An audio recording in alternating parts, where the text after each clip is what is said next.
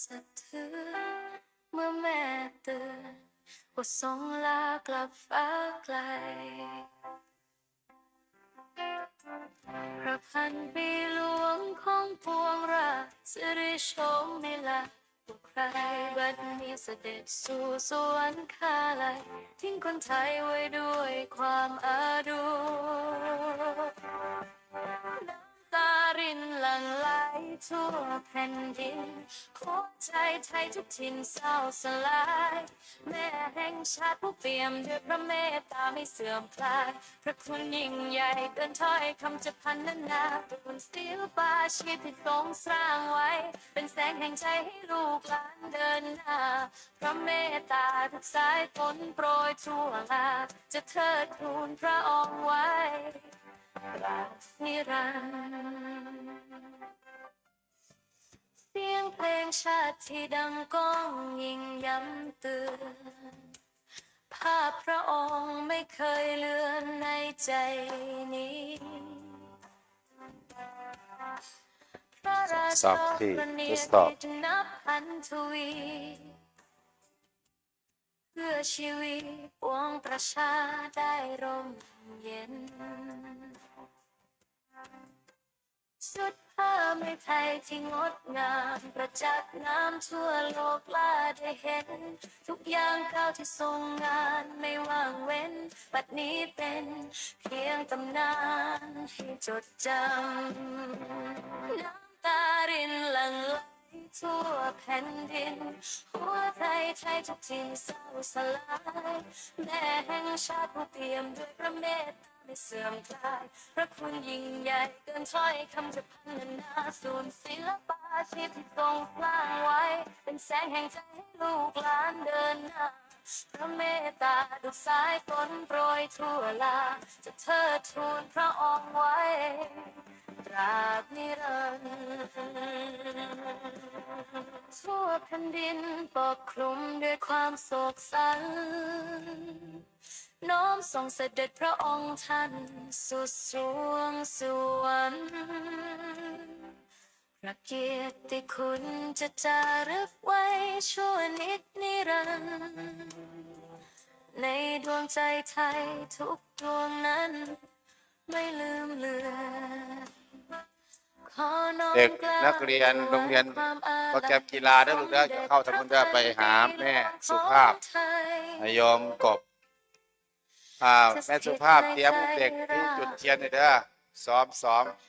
ชั่วนิรันดร์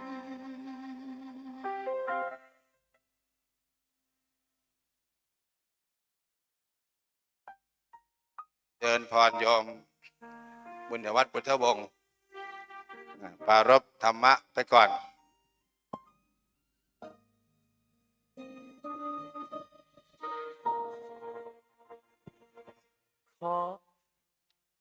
เกิดตายแต่ตั้งตนดีสูญชีพแต่ชื่อยังมีฝากไว้เถลิงเกียรติตระการสีสกุลเด่นโลกแห่เดชกุศลส่งให้สู่ห่วงสวงสวรรค์สรานกราบนมัสการพระคุณเจ้าท่านหัวหน้าส่วนราชการท่านพี่น้องประสบนิกรชาวจังหวัดเลยที่อยู่บริเวณลาน5 ธันวามหาราชของวัดศรีอุดมวงศ์วันนี้วันที่4 ธันวาคมพุทธศักราช 2568เป็นวันที่วัดศรีอุดมวงศ์พร้อมกับส่วนราชการต่างๆในจังหวัดเลยของเราได้ร่วมกันร่วมแรงร่วมใจร่วมรักร่วมสมัครสมานสามัคคีจัดงานปฏิบัติธรรมประจำปีฤดูหนาววันกตัญญูวันดินโลกและวันชาติไทยโดยเฉพาะอย่างยิ่งวันนี้และวันพรุ่งนี้นะครับจะมีพิธีการที่สำคัญก็คือวันพ่อแห่งชาติวันคล้ายวันพระบรมสมภพของพระบาทสมเด็จพระบรมชนกาธิเบศรมหาภูมิพลอดุลยเดชมหาราชบรมนาถบพิตรหรือในหลวงรัชกาลที่9 ครับที่พระองค์ท่านได้จากพระสงฆ์นิกรชาวไทยของเราไปปีนี้เป็นปีที่8ครับพระองค์ท่านจากพระสงฆ์นิกรชาวไทยไปตั้งแต่วันที่13ตุลาคมพุทธศักราช2559จนถึงปีนี้ก็8ปีนะครับ8ปีเต็มนะครับถึงพระองค์ท่านจะจากพวกเราไปเป็นเวลานานเกือบ10ปีแต่พระสงฆ์นิกรชาวไทยของเราไม่เคยลืมพระองค์ท่านนะครับพระมหากรุณาธิคุณที่ได้ทรงบำเพ็ญในขณะทรงครองราชสมบัติ70ปีแห่งการครองราชย์นะครับเพราะฉะนั้นวัดศรีอุดมวงศ์ท่านพระอาจารย์พระครูอุดมวรานุวัฒน์เจ้าคณะตำบลศรีสงครามเจ้าอาวาสวัดศรีอุดมวงศ์พร้อมหัวหน้าส่วนราชการต่างๆโดยเฉพาะอย่างยิ่งขณะนี้เห็นท่านวัฒนธรรมจังหวัดเลยพร้อมกับบุคลากรสำนักงานวัฒนธรรมจังหวัดเลยเดินทางมาถึงบริเวณพิธีเรียบร้อยแล้วครับมีท่านประเวศบุญหนักอดีตนายกองค์การบริหารส่วนตำบลวังสะพุงนะครับซึ่งหมดวาระไปเมื่ออาทิตย์ที่ผ่านมานะครับแล้วก็ท่านนายกพุทธสมาคมจังหวัดเลยครับท่านอาจารย์ดร.สิทธิกรอ้วนสิริเดินทางมาถึงบริเวณที่เรียบร้อยแล้วนะครับพร้อมกับหัวหน้าส่วนราชการต่างๆที่กำลังทยอยนะครับเดินทางมายังวัดศรีอุดมวงศ์ของเราในวันนี้นะครับขออนุญาตเรียนกำหนดการสิ่งที่จะเกิดขึ้นในเวลาตั้งแต่ 18 นาฬิกาเป็นต้นไปครับดังต่อไปนี้นะครับเวลา 18 นาฬิกาท่านประธานในพิธีจะเดินทางมาถึงบริเวณพิธีนะครับพี่น้องประสบนิกรที่อยู่ในสนามทั้งหมดที่เป็นคฤหัสถ์นะครับก็จะได้ร่วมกันร้องเพลงชาติไทยในเวลา 18 นาฬิกาพร้อมกับท่านประธานในพิธีนะครับวันนี้ท่านประธานในพิธีท่านผู้ว่าราชการจังหวัดเลยครับท่านชัยพจน์จรูนพงศ์ได้มอบหมายให้ท่านรองผู้ว่าราชการจังหวัดเลยครับท่านรองไพรินทร์ลิ่มเจริญปฏิบัติหน้าที่แทนท่านในพิธีเปิดงานนะครับปฏิบัติธรรมงานวันพ่อแห่งชาติซึ่งก็คือวันพรุ่งนี้นะครับแต่ว่าคืนนี้ก็จะมีพิธีเปิดงานแล้วหลังจากเปิดงานเรียบร้อยแล้วก็จะมีการแสดงพระธรรมเทศนามีการบรรยายธรรมทั้งคืนเลยจนกระทั่งพรุ่งนี้เช้า 7 นาฬิกาโดยประมาณพี่น้องประสบนิกรหัวหน้าส่วนราชการชาวอำเภอวังสะพุงก็จะมาทำบุญตักบาตรร่วมกันณบริเวณสถานที่แห่งนี้นะครับต่อจากนั้นราชการของอำเภอนาด้วงของเราทางนายอำเภอหัวหน้าส่วนราชการต่างๆก็จะไปประกอบพิธีเนื่องในวันคล้ายวันพระบรมราชสมภพของพระองค์ท่านที่หอประชุมโรงเรียนศรีสงครามวิทยานะครับในวันพรุ่งนี้ขออนุญาตเป็นแบบนี้นะครับหลังจากที่ท่านประธานในพิธีนำพี่น้องพระสงฆ์นิกรได้เชิญนะครับได้ร้องเพลงชาติไทยจบแล้วท่านประธานในพิธีก็จะจุดธูปเทียนบูชาจุดธูปเทียนที่โต๊ะหมู่บูชาพระรัตนตรัยบริเวณด้านหน้านะครับต่อจากนั้นท่านประธานในพิธีก็จะจุดเครื่องทองน้อยถวายราชสักการะพระบรมฉายาลักษณ์พระบาทสมเด็จพระบรมชนากาธิเบศรมหาภูมิพลอดุลยเดชมหาราชบรมนาถบพิตรและพระฉายาลักษณ์ของสมเด็จพระนางเจ้าสิริกิติ์พระบรมราชินีนาถพระบรมราชชนนีพันปีหลวงนะครับต่อจากนั้นท่านประธานในพิธีก็จะเปิดกลวยถวายสักการะหน้าพระบรมฉายาลักษณ์พระบาทสมเด็จพระเจ้าอยู่หัวและสมเด็จพระนางเจ้าพระบรมราชินีนะครับต่อจากนั้นท่านประธานในพิธีก็จะกลับเข้ามาอย่างที่รับรองนะครับต่อจากนั้นหัวหน้าส่วนราชการต่างๆจำนวน11หน่วยงานก็จะ เข้าไปหัวหน้าส่วนราชการและแขกผู้มีเกียรตินะครับร่วมกันจุดเทียนหน้าพระบรมฉายาสาธิสลักษณ์และพระบรมฉายาลักษณ์พระบาทสมเด็จพระบูรพมหากษัตริย์นะครับก็ตั้งแต่สมเด็จพระเจ้าตากสินมหาราชเป็นต้นมานะครับจนกระทั่งถึงพระบาทสมเด็จพระเจ้าอยู่หัวอานันทมหิดลรัชกาลที่8นะครับหัวหน้าหน่วยราชการหน่วยงานต่างๆทางคณะกรรมการเจ้าหน้าที่ของเราก็จะประสานท่านเอาไว้นะครับต่อจากนั้นก็จะเป็นพิธีนะครับสวดพระพุทธมนต์ขออภัยครับก่อนจะถึงตรงนั้นก็จะมีการกล่าวรายงานการจัดงานนะครับท่านประธานในพิธีจะเข้าประจำณแท่นกล่าวรายงานคือบริเวณด้านหน้าเวทีของเรานะครับแล้วก็ท่านประธานคณะกรรมการการจัดงานก็จะกล่าวรายงานวันนี้น่าจะเป็นท่านวัฒนธรรมจังหวัดเลยนะครับดร.นัทยามังคาริขออภัยนะครับมังคระคีรีนะครับท่านจะเป็นผู้กล่าวรายงานต่อท่านประธานในพิธีต่อจากนั้นเจ้าหน้าที่จะจุดเทียนส่องธรรม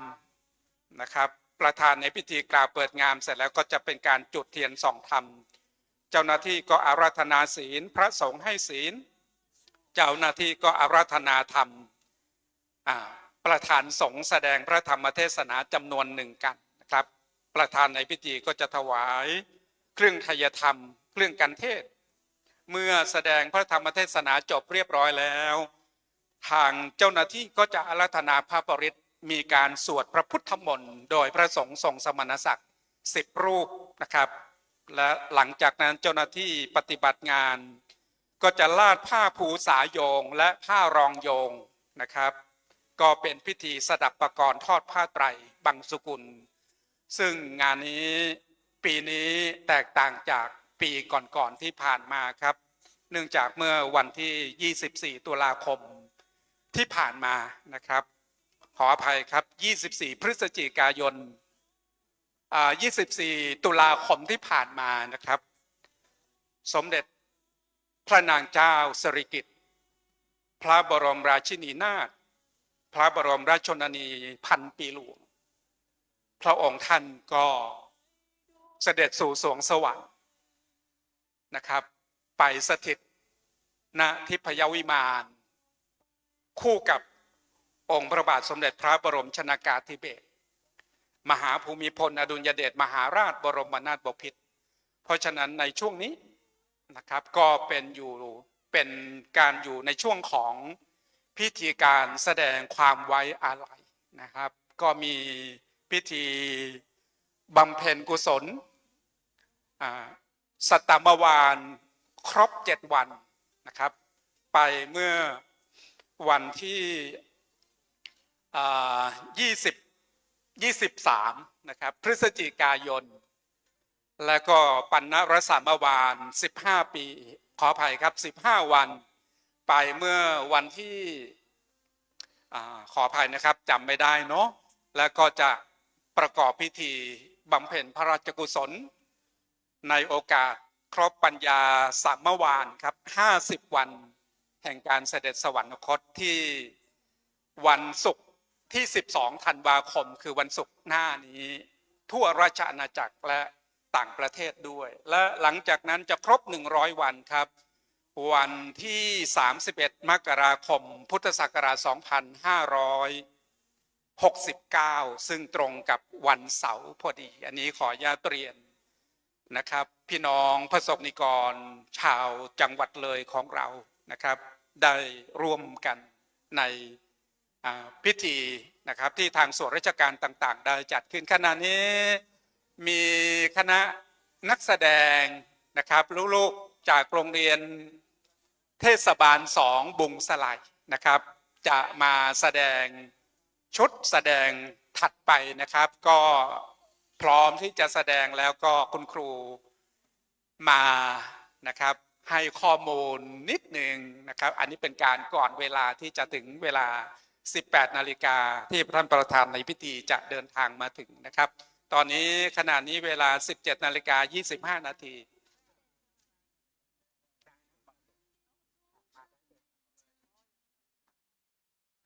ก็เป็นการแสดงชุดที่สองนะครับครับเป็นการแสดงชุดที่สองของโรงเรียนเทศบาล2 บุ่งสลัยนะครับคุณครูเขียนข้อมูลไว้ตรงนี้ได้เลยนะครับขณะนี้ท่านวัฒนธรรมจังหวัดเลยครับท่านดร.นัทยามังคระคิรีพร้อมกับบุคลากรของสำนักงานวัฒนธรรมจังหวัดเลยกำลังถ่ายรูปเป็นที่ระลึกนะครับก็เป็นสิ่งที่ทางวัดศรีอุดมวงศ์แล้วก็พี่น้องชาวจังหวัดเลยของเราได้เรียกว่าเห็นพิธีการที่เป็นขั้นเป็นตอนระเบียบเรียบร้อยศักดิ์สิทธิ์สมพระเกียรติก็เพราะได้รับความร่วมมือนะครับจากสำนักงานวัฒนธรรมจังหวัดเลยโดยเฉพาะอย่างยิ่งกองพิธีการงานศพที่ได้รับพระราชทานซึ่งมีท่านผอ.บรรจงสุวรรณศรีเป็นต้นเป็นประธานนะสนองงานทั่วทั้งจังหวัดนะครับก็เป็นภาพบรรยากาศที่ขออนุญาตเรียนเชิญพี่น้องพระสงฆ์นิกรชาวจังหวัดเลยของเราที่กำลังเดินทางมาและที่กำลังอยู่บริเวณโรงทานต่างๆเมื่อเมตตาตนเสร็จเรียบร้อยแล้วขอเชิญเข้ามาในบริเวณพิธีเลยนะครับตอนนี้คุณแม่ขาวนะครับคุณแม่ชีเรวดี จากวัดถ้ำผาใหญ่สวัสดีคุณแม่มาถึงเรียบร้อยพร้อมกับแม่ขาวเดินแม่ชีนงรักราชวงศ์เนาะวัดศรีอุดมวงศ์นะครับแม่ขาวนะครับนั่งบริเวณแถวหน้าทั้งหมดเลยเสร็จแล้วก็มีพี่น้องประสบนิกรชาวจังหวัดเลยของเราก็มานั่งอยู่บริเวณด้านหน้านะครับยังมีที่ว่างเยอะนะครับมานะครับเมื่อบริหารเมื่อเมตตาตนเสร็จเรียบร้อยแล้วก็มาที่บริเวณพิธีเนาะใกล้จะถึงเวลาเหลืออีกประมาณสัก30 นาทีนะครับ30 นาทีทุกอย่างก็จะเป็นไปตามที่กระผมเองนะครับได้เรียนให้ท่านพี่น้องประสบนิกรชาวจังหวัดเลยพี่น้องประสบนิกรชาวอำเภอนาด้วงพี่น้องประสบนิกรชาวไทยที่กำลังรับชมการไลฟ์สดนะครับของ Facebook วัดศรีอุดมวงศ์โดยในขณะนี้และขณะนี้ถ่ายทอดสัญญาณไปยัง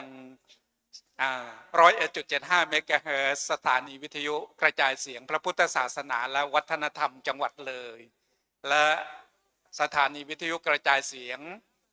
พระพุทธศาสนาแห่งชาติจังหวัดเลยครับวัดป่าจริยธรรม FM 96.50 เมกะเฮิรตซ์ถ่ายทอดสดและลิงก์สัญญาณไปตอนนี้ทั่วประเทศหลายสถานีหลายคลื่นความถี่นะครับขอถวายการต้อนรับท่านพระอาจารย์พระครูปริยัติสาธรขออภัยครับปริยัติยาธรนะครับรองเจ้าคณะจังหวัดเลยวัดศรีวิชัยวนารามท่านเดินทางมาถึงบริเวณพิธีเป็นที่เรียบร้อยแล้วท่านพระอาจารย์พระครูปริยัติวรวัฒน์เจ้าคณะอำเภอ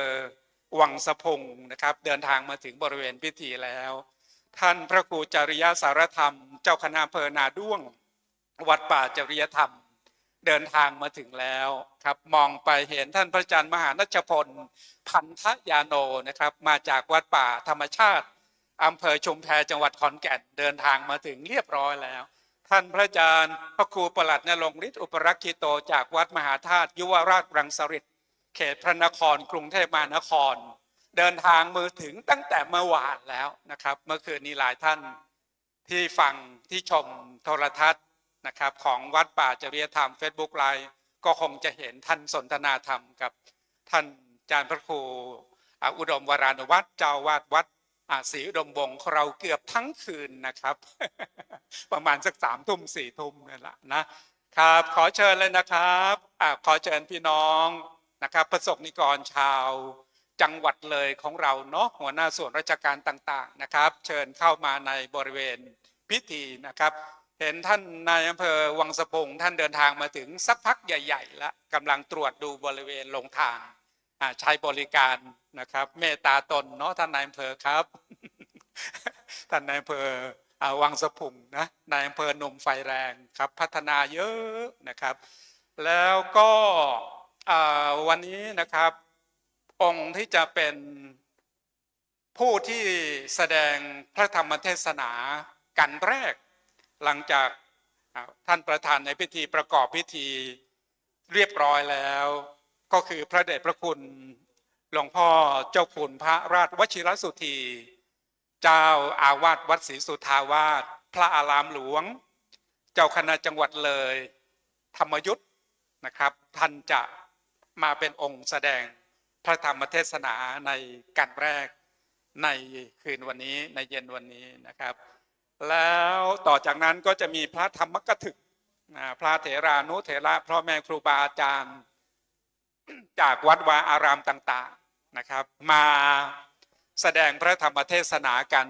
ทั้งคืนเลยนะครับทั้งคืนเลยนะครับขณะนี้คณะนักแสดงจากโรงเรียนเทศบาล2บุงสไลพร้อมที่จะทำการแสดงให้ท่านผู้มีเกียรติที่อยู่ณบริเวณลานท่านลาน5ธันวามหาราชและอยู่ทางบ้านที่กำลังรับชมรับฟังอยู่ในขณะนี้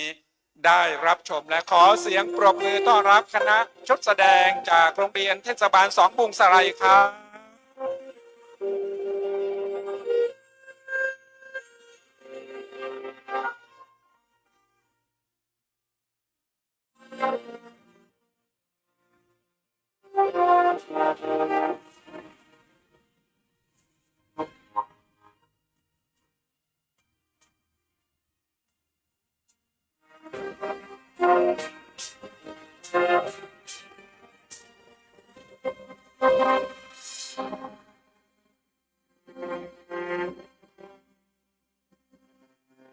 บ้านเมืองเรารุ่งเรืองร่มอยู่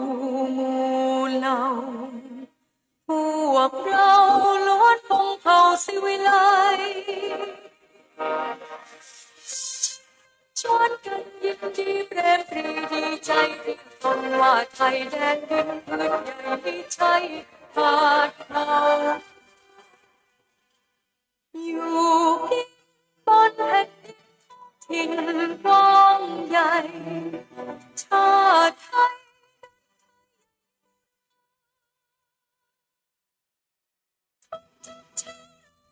ทงไทยใจจงปรีดาว่าไทยอยู่มาด้วยความผาสุกถาวรสดใส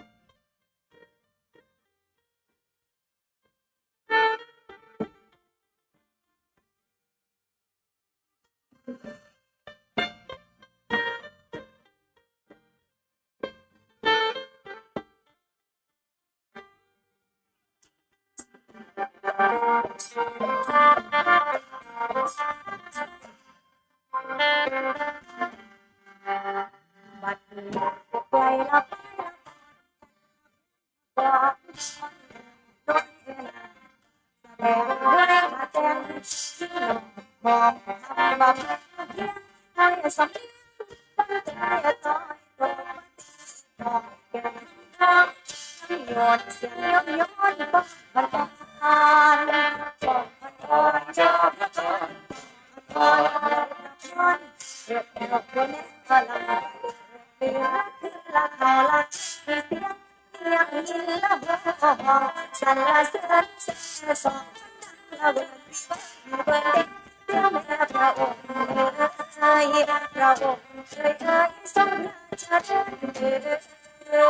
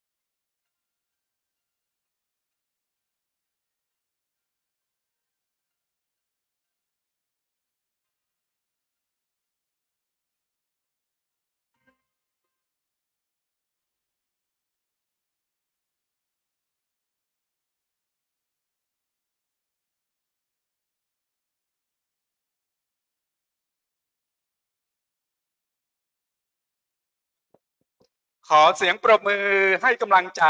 นะครับนักแสดงจากโรงเรียนเทศบาล2บุงสไลนะครับ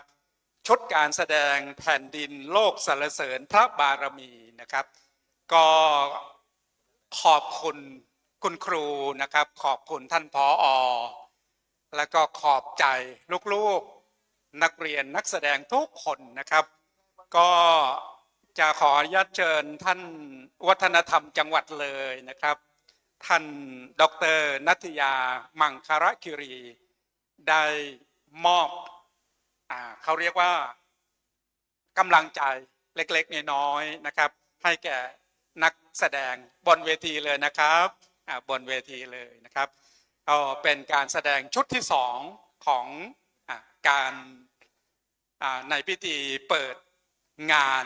ปฏิบัติธรรมประจำปีฤดูหนาววันกตัญญูวันดินโลกวันพ่อแห่งชาติซึ่งพี่น้องประสบนิกรชาวไทยของเรานะครับรับรู้รับทราบและก็รอกันมานะครับ1 ปีนะ1 ปีเราก็พบกันครั้งหนึ่งที่บริเวณลานธรรมนะครับลาน5 ธันวามหาราชของวัดศรีอุดมวงศ์ยกเว้นเมื่อปีที่ผ่านมานะครับปีที่ผ่านมานี่เนื่องจากวัดศรีอุดมวงศ์เตรียมงานฉลองอุโบสถนะครับตั้งแต่วันที่18ถึง28มกราคมงานเราก็ย้ายไปจัดในบริเวณลานธรรมนะครับปีนี้ก็กลับมาที่สถานที่เดิมตามปกติพร้อมกับบรรยากาศที่แสงสีเสียงนะครับฟ้าครึ้มนะครับอากาศที่เคยหนาวมาก่อนหน้านี้ประมาณสัก7-8 องศาขณะนี้ประมาณ18 19 20 องศากำลังพอดีเลยนะครับกำลังพอดีนะครับขอขอบคุณท่านผู้อำนวยการโรงเรียนเทศบาล2บุงสไลคุณครูนะครับที่ทำการฝึกซ้อมและนำนักเรียนได้มาแสดงชุดการแสดงแผ่นดินโลกสรรเสริญพระบารมีก็จบเป็น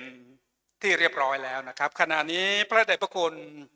หลวงพ่อท่านเจ้าคุณพระราชวชิรสุธีเจ้าอาวาสวัดศรีสุทธาวาสพระอารามหลวงเจ้าคณะจังหวัดเลยประธานสงฆ์ในคืนวันนี้ได้เดินทางมาถึงบริเวณพิธีเรียบร้อยแล้วนะครับแล้วก็ขออนุญาตประชาสัมพันธ์ว่าวันพรุ่งนี้วันที่5 ธันวาคมนะครับนอกจากเป็นวันคล้ายวันพระบรมราชสมภพของพระบาทสมเด็จพระเจ้าอยู่หัวรัชกาลที่9แล้วยังเป็นวันคล้ายวันเกิดของพระเดชพระคุณเพราะฉะนั้นศิษยานุศิษย์จัดงานทำบุญอายุวัฒนมงคล74 ปีในวันพรุ่งนี้ที่วัดศรีสุทธาวาสพระอารามหลวง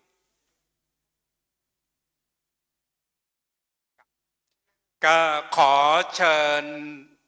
พี่น้องประสบนิกรทุกท่านนะครับที่ได้เดินทางมาร่วมในพิธีวันนี้เข้ามาบริเวณพิธีให้พร้อมนะครับตอนนี้ทราบว่าทางท่านประธานในพิธีฝ่ายคฤหัสถ์เดินทางมาใกล้จะถึงแล้วนะครับเพราะฉะนั้นขอถือโอกาสนี้คุณตาคุณยายคุณพ่อคุณแม่พี่น้องประสบนิกรที่อยู่บริเวณอื่นที่ไม่ใช่บริเวณลานธรรมแห่งนี้นะครับขออนุญาตเชิญชวนทุกท่านเข้ามาในบริเวณพิธีเลยนะครับเข้ามาในบริเวณพิธีเลยเมื่อถึงเวลา 18 นาฬิกาปุ๊บทุกท่านที่อยู่ในที่นี้ที่เป็นคฤหัสถ์ก็จะร่วมกันร้องเพลงชาติไทยนะครับเวลา 18 นาฬิกานะครับต่อจากนั้นก็จะเข้าสู่พิธีการนะครับท่านนายกเทศมนตรีเทศบาลเมืองวังสะพุงนะครับเดินทางมาถึงเรียบร้อยแล้วขอต้อนรับท่านครับพร้อมกับหัวหน้าส่วนราชการต่างๆนะครับขอเชิญด้านหน้าเลยนะครับแล้วก็มีพระคุณเจ้านะครับที่ทางวัดที่ทางคณะกรรมการได้กราบนิมนต์มาสวดพระพุทธมนต์ในคืนวันนี้จำนวน10 รูปขออนุญาตประกาศนะครับอ่านรายนามให้พระคุณเจ้าได้ทราบเพื่อที่จะได้เตรียมตัวเมื่อถึงเวลานะครับท่านแรกพระเดชพระคุณท่านเจ้าคุณพระสิริรัตนเมธีผู้ช่วยศาสตราจารย์ด็อกเตอร์เจ้าคณะจังหวัดเลยวัดพลชัยอำเภอด่านซ้ายจังหวัดเลยประธานสงฆ์ในพิธีเจริญพระพุทธมนต์นะครับรูปที่2พระครูศรีธีราพรรองเจ้าคณะจังหวัดเลยนะครับวัดวารีสารอำเภอภูเรือท่านที่3พระครูปริยัตยาธรรองเจ้าคณะจังหวัดเลยวัดศรีวิชัยวนารามอำเภอเมืองเลยนะครับรูปที่4พระครูจริยสารธรรมเจ้าคณะอำเภอนาด้วงวัดป่าจริยธรรมรูปที่5พระครูปริยัติกิจวรวัตรด็อกเตอร์นะครับเจ้าคณะอำเภอวังสะพุงวัดศรีบุญเรืองรูปที่6พระครูกิติวิสุทธิธรรม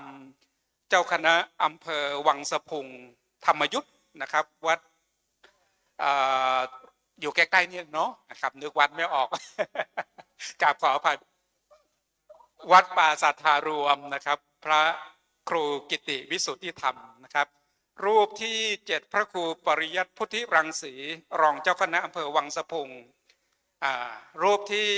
8ก็พระครูสุตะคุณวรากรด็อกเตอร์นะครับรองเจ้าคณะอำเภอวังสะพุงรูปที่9พระครูปริยัติสิทธิยานนะครับเจ้าคณะตำบลวังสะพุงนะครับวัดศรีบุญเรืองและรูปที่10ครับท่านพระครูปลัดอมรฤทธิ์อมโรเจ้าคณะตำบลเขาหลวงเขต2ทั้งขออภัยนะครับเขต3ทั้ง10รูปจะสวดพระพุทธมนต์นะครับสวดพุทธมนต์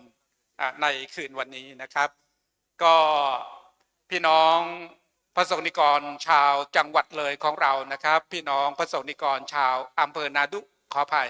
อำเภอวังสะพุงนะครับไปติดนาด้วงเลย พอเพิ่งกลับมาจากอำเภอนาด้วงเนาะวันนี้ห้องเรียนวัดวีรราชบำรุงครับบปส.หลักสูตรประกาศนียบัตรบริหารกิจการคณะสงฆ์ไปเรียนกันที่วัดถ้ำเสือนะครับอยู่ที่ตำบลนาดอกคำก็เพิ่งกลับกันมาสักพักใหญ่ๆโดยท่านเจ้าคณะอำเภอนาด้วงเป็นผู้นำ ก็เป็นห้องเรียนบปส.ของวิทยาลัยสงฆ์เลยนะครับเคลื่อนที่ไปเรียนกันที่วัดวิสุทธิรังสีวิสุทธิมุนีนะครับที่อำเภอนาด้วงนะครับนานี้ขออนุญาตนะครับก็เหลือเวลาอีกประมาณสัก15 นาทีนะครับขอเชิญทุกท่านเลยขอเชิญทุกท่านคงจะขออนุญาตใช้เสียงกราบนิมนต์ท่านอาจารย์พระครูให้สัญญาณให้อานัตแก่ญาติโยมก็แล้วกันเนาะนะครับอาจารย์พระครูอุดมวรานุวัฒน์ครับขอกราบนิมนต์ครับผม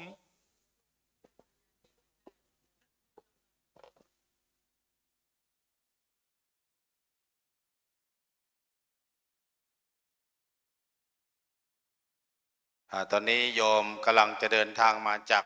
ทั่วสารทิศ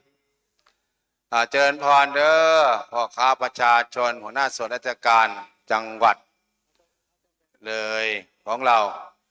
ลงทานนะเจริญพรลงทานช่วงนี้5 โมง 40แล้วปิดลงทานก่อนเด้อปิดลงทานแล้วหันเข้ามาทำพิธีในมณฑลพิธีก่อนเด้อ6 โมงเย็นตรงก็ทุกคนยืนขึ้นร้องเพลงชาติไทยพร้อมกันดังๆตามสาวเปิดแล้วก็เมื่อ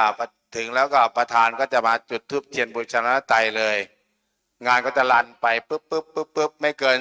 1 ทุ่ม 40กว่าก็เสร็จการเจริญพุทธมนต์แล้วก็จะมีการเสวนาธรรมการฟังเทศน์ฟังธรรมต่อเนื่องจนถึงสอดแจ้งสว่างเพราะฉะนั้นก็ช่วงนี้ให้ญาติโยมลงทานเด้อประกาศยาวๆปิดลงทานก่อนปิดประมาณสัก1 ชั่วโมงครึ่ง1 ชั่วโมง 40ก็เสร็จแล้วก็เปิดต่อเลยเปิดทั้งคืนเลยเปิดเขาจะเข้ากีก๋วยเตี๋ยวอะไรต่างๆว่ากันไปเพราะนั้นคือพื้นที่ยังเหลืออยู่คนยังไม่มานั่งเนี่ยผู้เฒ่าผู้แก่ยอมพ่อยอมแม่เข้ามานั่งข้างในก่อนเด้อชาวบ้านน้อยนาบุกมงสไลคณะแม่ครัวต่างๆโยมแม่สมหมายแม่ภาวนาต่างๆปิดโรงทานก่อนนะจ๊ะปิดโรงทานก่อนเดี๋ยวดูแล้วมันจะไม่ขังเพราะว่าเราไม่ให้ความเคารพสถาบันพระมหากษัตริย์ชาติพระศาสนาพระมหากษัตริย์ต้องอยู่เหนือสิ่งอื่นใดเหนือการกินพอทำพิธีเสร็จแล้วเราก็กินแบบแซ่บๆอย่างอร่อยเพราะนั้นก็ลงทานโรงเรียนเด้อปิดก่อนนะจ๊ะปิดก่อนพอปิดแล้วก็เปิดไงเปิดแบบให้เหมิดหม้อเหมิดได้เลยนักเรียนเห็นนักเรียนยังเดินอยู่นะกลับบ้านกับคุณพ่อคุณแม่เด้อเข้ามาเด้อญาติโยมเข้ามาที่กำลังเดินทางมาหัวหน้าส่วนราชการเจริญพรท่านใครเจ้าหน้าที่วัฒนธรรมดูว่าตำแหน่งใครท่านนายกเทศมนตรีเมืองวังสะพุงเนี่ยท่านนายอำเภอแม็กอำเภอวังสะพุงมาอย่างน้อเจริญพรเด้อมาแล้วก็เจริญพรนำทีมงานกำนันผู้ใหญ่บ้านเข้ามาจะได้6 โมงแล้ว6 โมงจะร้องเพลงชาติไทยเมื่อละจบละตั้งเลยการแสดงวันนี้2 ชุด3 ชุดเมื่อเช้าแสดงไปแล้วล่ะร้องเพลงชาติไทยสรรเสริญบารมีแล้วก็เพลงชาติไทยธงชาติไทยไม่ได้มี3 สีก็แสดงเด็กนักเรียนประมาณ200-300 คนช่วงประมาณสัก10 โมงเช้าโรงเรียนเทศบาล1แล้วก็ปีนี้ก็โรงเรียนต่างๆก็ยังไม่ได้ส่งเขาก็ยังตกใจเพราะว่างานถวายไปงานบำเพ็ญกุศลพระพันปีหลวงมันมีสำนักกระทรวงวัฒนธรรมกระทรวงศึกษาธิการสั่งห้ามเด็กก็ไม่กล้าแสดงครูก็ไม่กล้านำเด็กมาแสดงกลัวตำแหน่งหลุด จริงๆแล้วแสดงได้ในพระราชวังไม่เคยออกหนังสือเพิ่นให้เป็นซอฟต์พาวเวอร์ทั่วประเทศไทยให้คนทั้งโลกได้เห็นว่าคนทั้งประเทศรักพระพันปีหลวงแสดงแบบศิลปะวัฒนธรรมประเพณีอันดีงามสิ่งดีๆที่เทิดไทยแล้วก็เพลงต่างๆก็สยามเมืองยิ้มเอกลักษณ์ไทยล้นเกล้าเผ่าไทยเนี่ยร้องไปเลยอย่างน้องต้นข้าวเนี่ยร้องแล้วคนชอบงานทุกวันละ2 รอบจนไม่มีเวลาเรียนหนังสือเพราะนั้นก็แสดงแล้วก็จะได้ทำให้โลกตะลึงบางคนก็เพราะนั้นก็วันนี้ก็ให้เด็กและเยาวชนนี่มีทั้งนักร้องก็ดีนักบอลก็ดีสนามเราให้มันแตกนะโยมเด้ออย่าให้ปวดแตก เทียนเจ้าหน้าที่เด็กนักเรียนโปรแกรมกีฬาเทศบาล2เตรียมไปเด้อเด็กๆเด้อกี่คนส่วนหนึ่งก็เป็นเจ้าหน้าที่ของวัฒนธรรมจังหวัดจุดถวายพระแล้วก็ตรงหน้าเวทีแล้วก็ตรงโต๊ะบรมฉายาลักษณ์ของในหลวงรัชกาลที่10แล้วก็หัวหน้าส่วนราชการเหมือนกันส่วนญาติโยมประสงค์นิกรชาวไทยก็ให้เด็กนักเรียนโปรแกรมกีฬาได้มีส่วนร่วมจุดเทียนดำนึกถึง พระมหากรุณาพระกรุณาธิคุณของบูรพมหากษัตริย์ทุกพระองค์ที่ผ่านมาเราทำบุญถวายเป็นบูรพมหากษัตริย์เรานึกถึงพระเจ้าพระสมเด็จพระนเรศวรมหาราชพระเจ้าตากสินมหาราช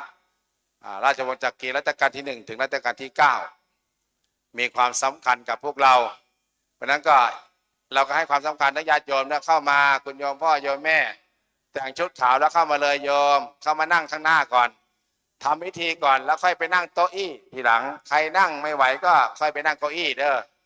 ส่วนหัวหน้าส่วนราชการก็เข้ามานั่งประจำที่เลยข้างหน้าต่อเลยต่อทางนายกสมาคมต่อทางเข้ามานั่งเลยโยมทางวัฒนธรรมก็จัดอยู่เด้อจัดให้เพื่อนนั่ง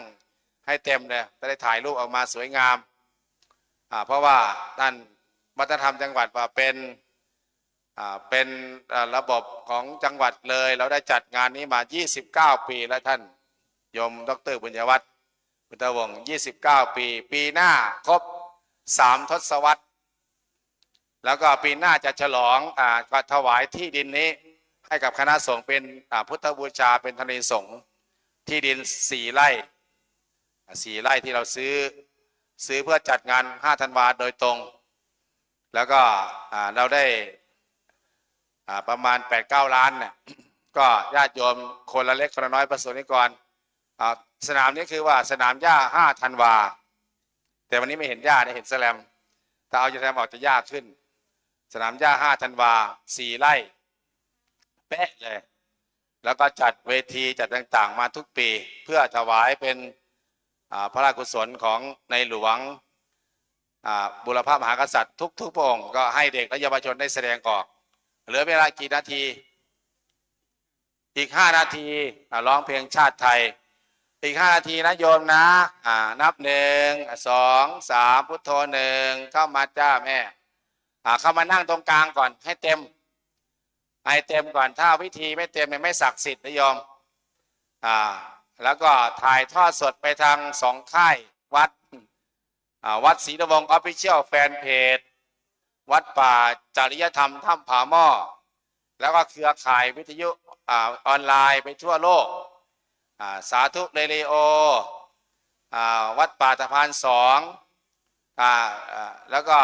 หลายจังหวัดที่รับสัญญาณพ่วงไปถ่ายทอดเจริญพรคุณโยมลงทานปิดก่อนนะจ๊ะปิดก่อนคุณโยมปิดประมาณสักชั่วโมงกว่าเมื่อพิธีรันเสร็จแล้วก็จะได้เมื่อหัวหน้าส่วนราชการกลับแล้วเราจะได้เปิดโรงทานจนถึงสวัสดิ์แจ้งท่านนายกอย่าลืมมาใส่พรุ่งนี้7 โมงเช้ามาใส่บาตรที่นี่แหละท่านนายอำเภอบอกว่าใส่ที่นี่พอใส่บาตรเสร็จ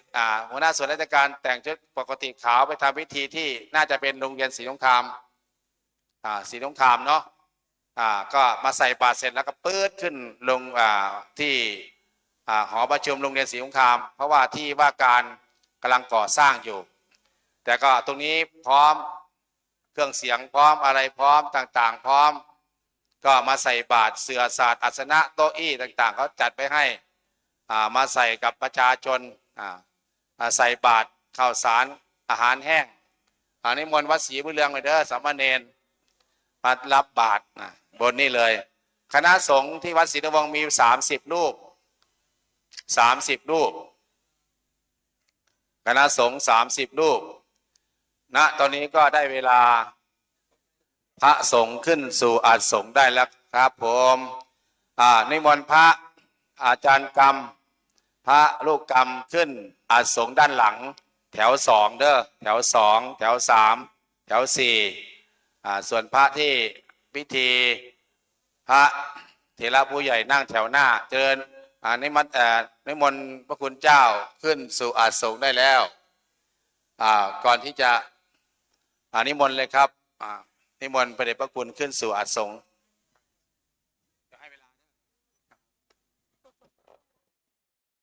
ครับขอกราบขอบพระคุณท่านพระอาจารย์พระครูอุดมวรานุวัฒน์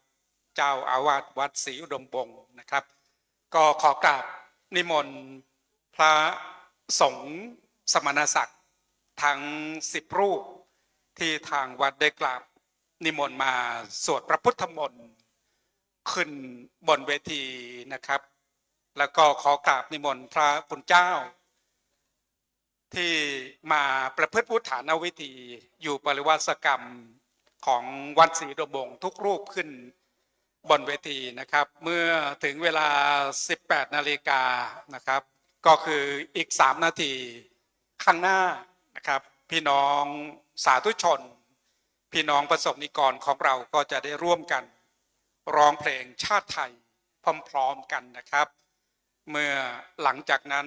ทางสำนักงานวัฒนธรรมจังหวัดเลยก็จะได้เริ่มพิธีนะครับโดยวันนี้นักวิชาการวัฒนธรรมชำนาญการจะมาเป็นพิธีกรในช่วงของพิธีการจนกระทั่งพิธีการสิ้นสุดนะครับขอกราบนิมนต์พระคุณเจ้าทุกรูปเลยครับขณะนี้ก็เมื่อถึงเวลา 18 นาฬิกานะครับเมื่อถึงเวลา 18 นาฬิกาก็ฝ่ายเครื่องเสียงนะครับฝ่ายโสดคงต้องเตรียมเพลงชาติไทยนะครับเคารพธงชาติพร้อมๆกันนะครับในช่วงของ 18 นาฬิกาครับ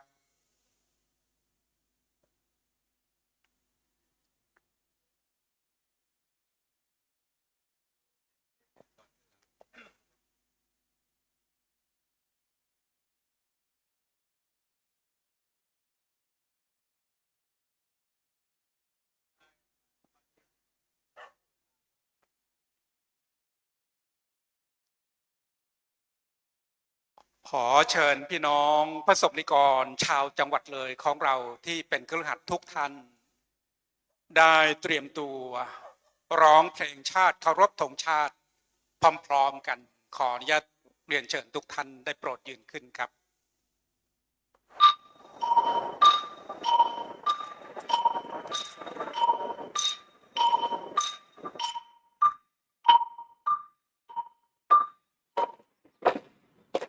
ธงชาติและเพลงชาติไทยเป็นสัญลักษณ์ของความเป็นไทย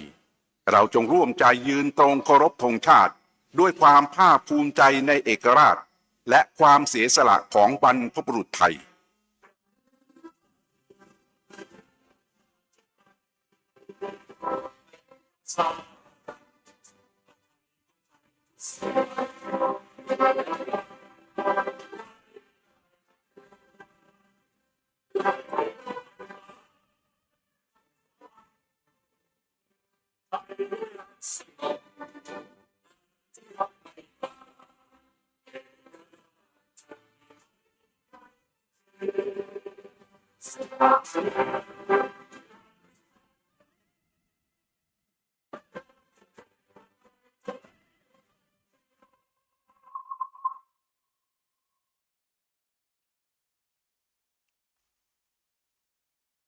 ขอเชิญทุกท่านนั่งลงได้นะครับ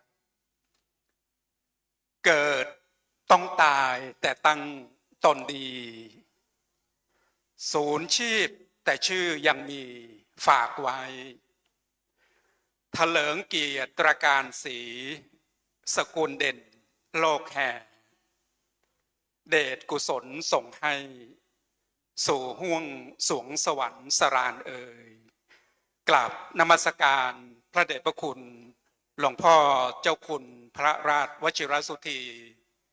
เจ้าคณะจังหวัดเลยเจ้าอาวาสวัดศรีสุทธาวาสพระอารามหลวงประธานสงฆ์เรียนพี่น้องประสบนิกรชาวจังหวัดเลยหัวหน้าส่วนราชการที่เคารพรักทุกท่านขออนุญาตต้อนรับท่านผู้มีเกียรติทุกท่านเข้าสู่งานปฏิบัติธรรมฤดูหนาววันกตัญญูวันดินโลกและวันชาติไทยวันพ่อแห่งชาติวันที่5 ธันวาคม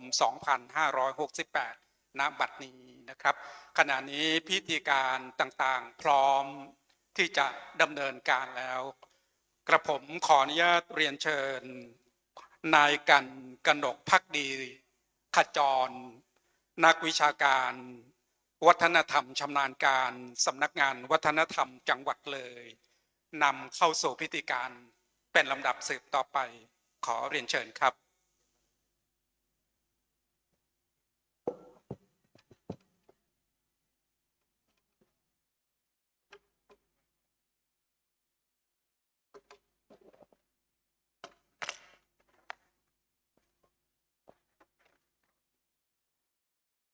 ครับขอกราบนมัสการพระคุณเจ้าที่เคารพอย่างสูงนะครับพระสิริรัตนเมธีดรประธานสงฆ์เจ้าคณะจังหวัดเลยนะครับท่านผู้มีเกียรติทุกท่านครับ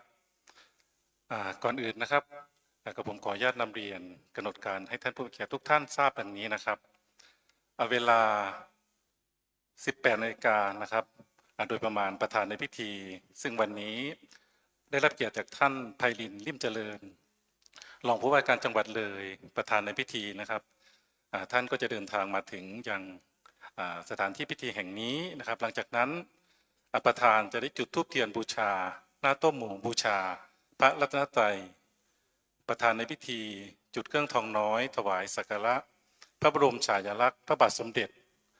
พระบรมชนกาธิเบศรมหาภูมิพลอดุลยเดชมหาราชบรมนาถบพิตร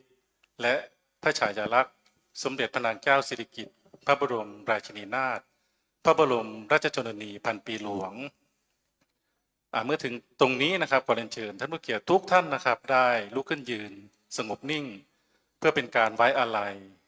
แด่สมเด็จพระนางเจ้าสิริกิติ์พระบรมราชินีนาถพระบรมราชชนนีพันปีหลวงสัก1 นาทีโดยประมาณนะครับ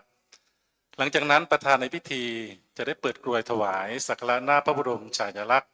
พระบาทสมเด็จพระเจ้าอยู่หัวและพระฉายาลักษณ์สมเด็จพระนางเจ้าสุธิดาพัชรสุธาพิมลรัตน์พระบรมราชินีเสร็จประธานในพิธีเข้าประจำอย่างที่นั่งรับรองนะครับหลังจากนั้นหัวหน้าส่วนราชการและแขกผู้มีเกียรติร่วมกันจุดเทียนหน้าพระบรมสาธิสลักษณ์และพระบรมฉายาลักษณ์สมเด็จพระบุรพมหากษัตริย์นะครับหลังจากนั้นประธานในพิธีเข้าประจำณแท่นกล่าวรายงานประธานจัดงานและคณะกรรมการเข้าประจำแท่นพิธีและกล่าวรายงานเสร็จนะครับประธานกล่าวเปิดงานประธานในพิธีจุดเทียนส่องธรรมเจ้าหน้าที่อาราธนาศีลพระสงฆ์ให้ศีลเสร็จนะครับเจ้าหน้าที่อาราธนาธรรมพระสงฆ์แสดงพระธรรมเทศนา1 กันหลังจากนั้นประธานในพิธีถวายเครื่องไทยธรรมกันเทศนะครับเจ้าหน้าที่อาราธนาพระปริตรพระสงฆ์10 รูปเจริญพระพุทธมนต์เจ้าหน้าที่ปฏิบัติงานพิธีลาดผ้าปูสายโยงและผ้ารองโยงประธานในพิธีทอดผ้าไตรบังสุกุลพระสงฆ์สดับปกรณ์ประธานสงฆ์นำคณะสงฆ์และพุทธศาสนิกชนร่วมกันเจริญจิตภาวนาเพื่อถวายพระราชกุศลเป็นเวลา9 นาทีเสร็จนะครับประธานในพิธีและหัวหน้าส่วนราชการถวายเครื่องไทยธรรมพระสงฆ์อนุโมทนาประธานในพิธีกรวดน้ำประธานในพิธีกราบลาพระรัตนตรัยกราบลาประธานสงฆ์และถวายความเคารพเบื้องหน้าพระบรมฉายาลักษณ์พระบาทสมเด็จพระเจ้าอยู่หัวและพระบรมฉายาลักษณ์สมเด็จพระนางเจ้าพระบรมราชินีก็จะเป็นเสร็จพิธีในส่วนของพิธีการนะครับหลังจากนั้นในเวลา 21 นาฬิกาโดยประมาณก็จะเป็น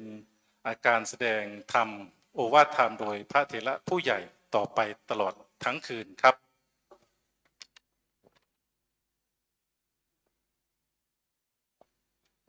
ครับซึ่งณขณะนี้นะครับท่านประธานในพิธีท่านไพรินทร์ลิ่มเจริญรองผู้ว่าการจังหวัดเลยเดินทางถึงยังมณฑลพิธีแห่งนี้เป็นที่เรียบร้อยนะครับเดี๋ยวเมื่อทุกอย่างพร้อมก็จะได้เข้าสู่พิธีการในระดับต่อไปครับ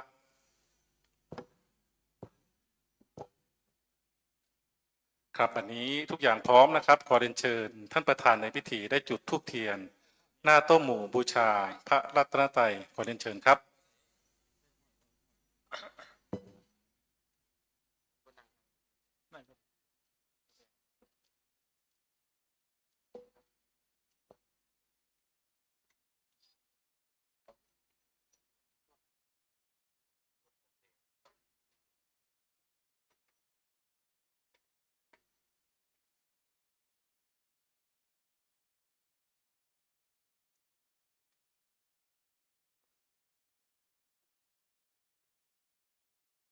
ครับขอเรียนเชิญท่านผู้เกียรติทุกท่านนะครับได้ร่วมกันพนมมือนะครับช่วงที่ท่านผู้ว่าท่านจุดธูปเทียนบูชาพระรัตนตรัยครับ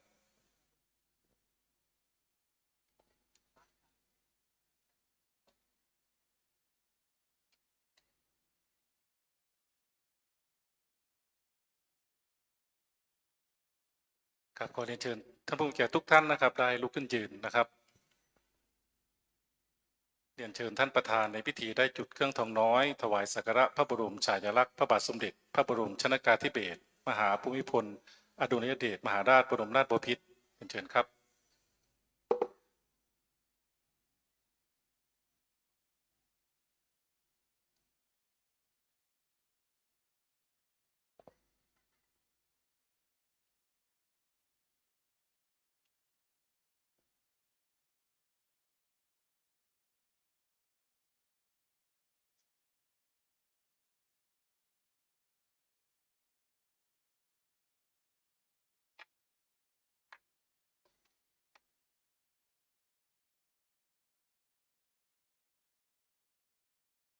ครับขอเรียนเชิญท่านประธานได้จุดเครื่องทองน้อยพระบรมฉายาลักษณ์นะครับสมเด็จพระนางเจ้าสิริกิติ์พระบรมราชินีนาถพระบรมราชชนนีพันปีหลวงได้ขอเรียนเชิญท่านผู้มีเกียรติทุกท่านนะครับได้ยืนสงบนิ่งเป็นเวลา1 นาทีหลังจากนั้นครับ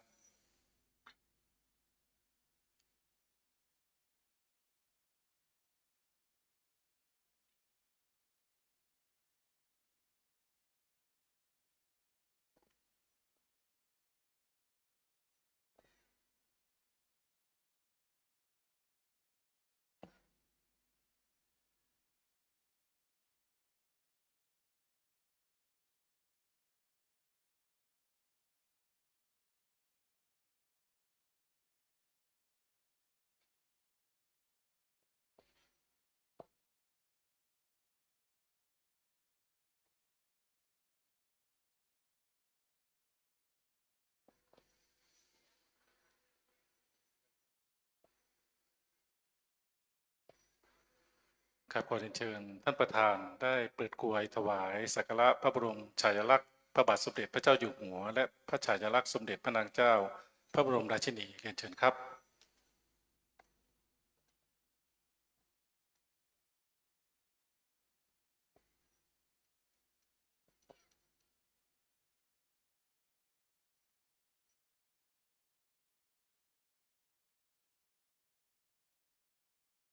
ครับขอเรียนเชิญท่านประธานในพิธีนะครับเข้าประจำณแท่น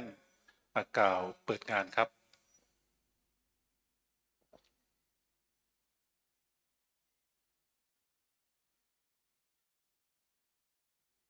ครับขอเรียนเชิญท่านนันทิยามังคลกีรีว่าทำจังหวัดเลยนะครับได้กล่าวรายงานต่อท่านประธานพิธีเรียนเชิญครับ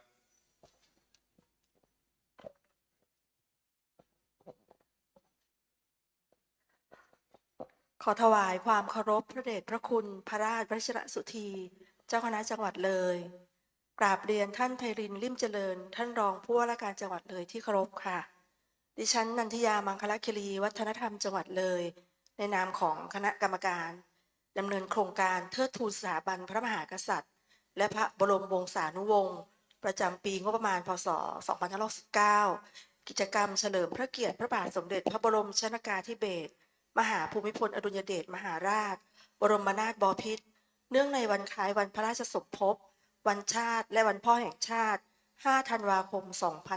2568ภายใต้งานปฏิบัติธรรมประจำปีฤดูหนาววันกตัญญูวันดินโลกและวันชาติไทย5 ธันวาวันพ่อแห่งชาติครั้งที่29ขอบพระคุณท่านเป็นอย่างสูงที่ได้กรุณาให้เกียรติมาเป็นประธานในพิธีเปิดโครงการและขอรายงานวัตถุประสงค์ของการจัดกิจกรรมดังนี้ค่ะสำนักงานวัฒนธรรมจังหวัดเลยร่วมกับวัดศรีรวมวงศ์ได้จัดกิจกรรมปฏิบัติธรรมประจำปีฤดูหนาววันกตัญญูวันดินโลกและวันชาติไทย5 ธันวาวันพ่อแห่งชาติครั้งที่29เพื่อนำหลักธรรมคำสอนทางศาสนาบ่มเพาะคุณธรรมจริยธรรมเสริมสร้างคนดีสังคมดีมุ่งเน้นเสริมสร้างศักยภาพให้เด็กเยาวชนผู้สูงอายุและประชาชนทั่วไปเป็นคนดีของสังคมมีทัศนคติที่ถูกต้องตามหลักธรรมยึดมั่นในหลักคำสอนทางศาสนาที่ตนเคารพนับถือน้อมนำหลักปรัชญาของเศรษฐกิจพอเพียงและร่วมสืบสานประเพณีวิถีวัฒนธรรมอันดีงามร่วมสร้างไทยให้เป็นสังคมคุณธรรมโดยมุ่งนำหลักธรรมคำสอนไปเผยแพร่ประชาสัมพันธ์ในช่องทางสื่อสารที่มีความหลากหลายยิ่งขึ้นเพื่อให้ประชาชนสามารถเข้าถึงได้โดยง่ายโดยจัดกิจกรรมเป็นเวลา2 วันในระหว่างวันที่ 4-5 ธันวาคม 2568 ณสำนักปฏิบัติธรรมวัดศรีอุดมวงศ์บ้านบุ่งสไลตำบลศรีสงครามอำเภอวังสะพุงจังหวัดเลย กิจกรรมประกอบไปด้วยการปฏิบัติวิปัสสนากรรมฐาน นั่งสมาธิเดินจงกรม ฟังบรรยายธรรมะ การทำวัดเช้าเย็น และการทำบุญตักบาตรโดยมีผู้เข้าร่วมกิจกรรมจำนวนประมาณ 590 คน การจัดกิจกรรมปฏิบัติธรรมในครั้งนี้ได้รับความร่วมมือจากหน่วยงานต่างๆ ได้แก่ที่ทำการปกครองอำเภอวังสะพุง เทศบาลเมืองวังสะพุง สำนักงานเขตพื้นที่การศึกษาประถมศึกษาเลยเขต 2 สถานศึกษาองค์กรปกครองส่วนท้องถิ่น ส่วนราชการกำนันผู้ใหญ่บ้านในเขตพื้นที่อำเภอวังสะพุง สำนักงานวัฒนธรรมจังหวัดเลยสำนักงานพุทธศาสนาจังหวัดเลย และผู้ศาสนิกชนทั่วไป และในครั้งนี้ขอกราบขอบพระคุณพระอุดมวรานุวัตรเจ้าอาวาสวัดศรีอุดมวงศ์ที่ให้ความอนุเคราะห์ด้านสถานที่ โดยการจัดงานได้ดำเนินการถ่ายทอดสดผ่านสถานีธรรมะสำนักปฏิบัติธรรมวัดศรีอุดมวงศ์ FM 101.75 เมกะเฮิรตซ์และระบบออนไลน์ ผ่านเพจ Facebook ธรรมะอากาลิโกวัดศรีอุดมวงศ์เพื่อให้ผู้สนใจได้เข้าร่วมรับชม บัดนี้ได้เวลาเป็นมงคลแล้ว ดิฉันขอกราบเรียนเชิญท่านไพลิน ลิ่มเจริญ ท่านรองผู้ว่าราชการจังหวัดเลย ได้กรุณากล่าวเปิดโครงการเทิดทูนสถาบันพระมหากษัตริย์ และพระบรมวงศานุวงศ์ประจำปีงบประมาณพุทธศักราช 2519 กิจกรรมเฉลิมพระเกียรติ พระบาทสมเด็จพระบรมชนกาธิเบศรมหาภูมิพลอดุลยเดชมหาราช บรมนาถบพิตรเนื่องในวันคล้ายวันพระราชสมภพ วันชาติ วันพ่อแห่งชาติ 5 ธันวาคม 2518 ภายใต้งานปฏิบัติธรรมประจำปีฤดูหนาว วันกตัญญูวันดินโลก และวันชาติไทย 5 ธันวา วันพ่อแห่งชาติครั้งที่ 29 ขอกราบเรียนเชิญค่ะ กราบนมัสการพระเดชพระคุณพระราชวชิรสุธีเจ้าคณะจังหวัดเลยธรรมยุทธพระสิริรัตนเมธีเจ้าคณะจังหวัดเลยท่านหัวหน้าศาลผู้พิพากษาศาลจังหวัดเลยท่านผู้แทนผู้พิพากษาหัวหน้าศาลเยาวชนท่านผู้แทนผู้บังคับการตำรวจภูธรจังหวัดเลยท่านนายอำเภอวังสะพุงท่านนายกเทศมนตรีวังสะพุงท่านสสท่านวัฒนธรรมจังหวัดเลยขนส่งจังหวัดเลยผู้แทนกรมน.ท่านปลัดจังหวัดท่านวัฒนธรรมจังหวัดหัวหน้าส่วนราชการผู้เข้าร่วมกิจกรรมปฏิบัติธรรม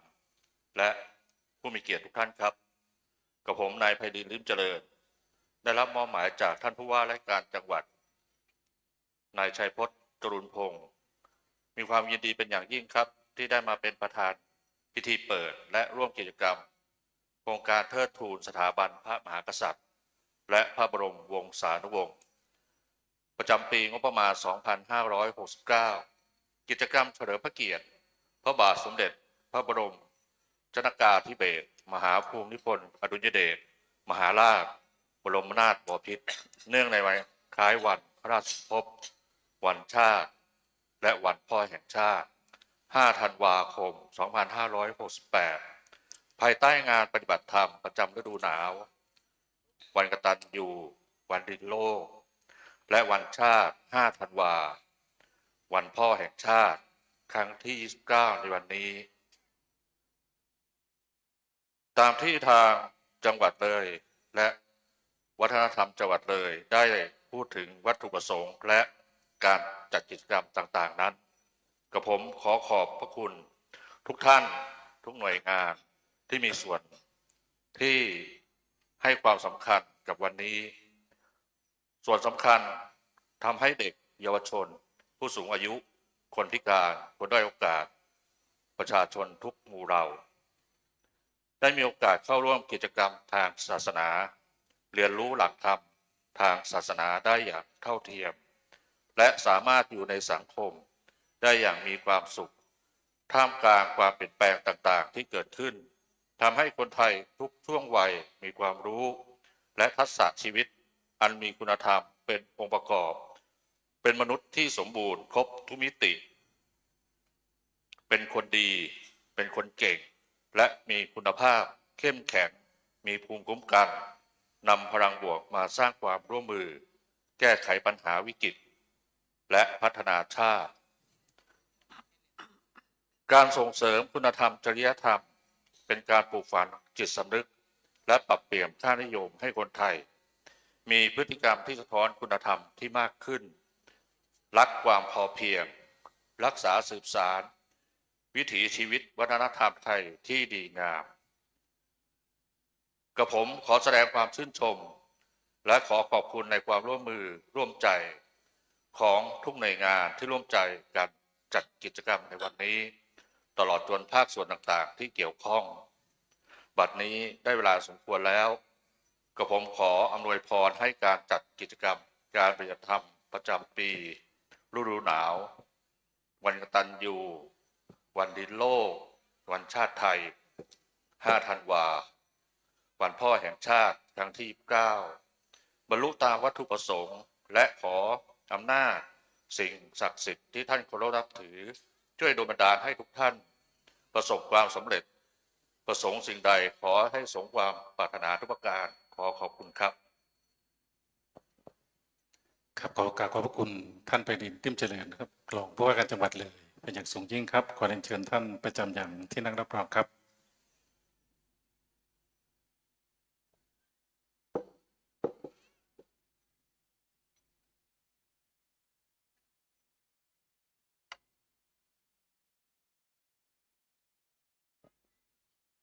ครับในระดับต่อไปนะครับขอเรียนเชิญท่านหัวหน้าส่วนราชการและท่านผู้มีเกียรตินะครับที่ทางจังหวัดได้เรียนเชิญไว้แล้วนะครับอย่างแท่นจุดเทียนหน้าพระบรมสารีริกลักษณ์และพระบรมฉายาลักษณ์สมเด็จพระบูรพมหากษัตริย์เรียนเชิญครับ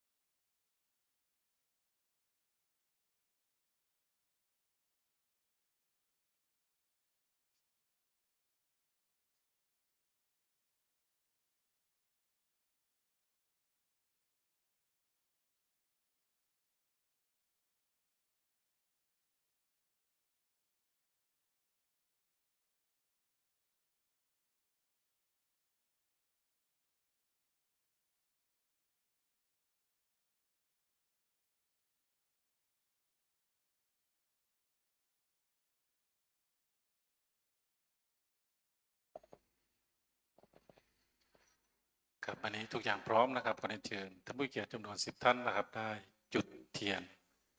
พร้อมกันครับเรียนเชิญครับ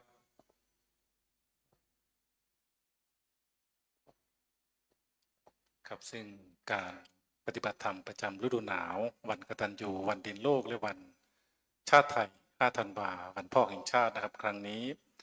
เป็นการจัดครั้งที่29นะครับณสำนักปฏิบัติธรรมวัดศรีอุดมวงศ์ตำบลศรีสงครามอำเภอวังสะพุงจังหวัดเลยนะครับ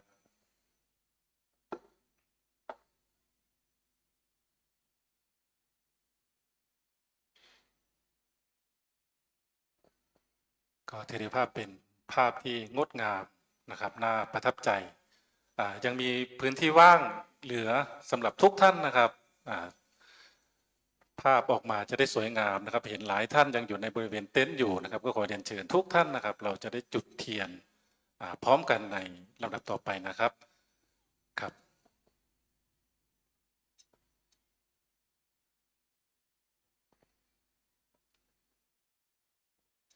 ครับในระดับต่อไปนะครับขอเรียนเชิญท่านไพรินทร์ ลิ่มเจริญรองผู้ว่าการจังหวัดเลยนะครับได้จุดเทียน2 ธรรมขอเรียนเชิญครับ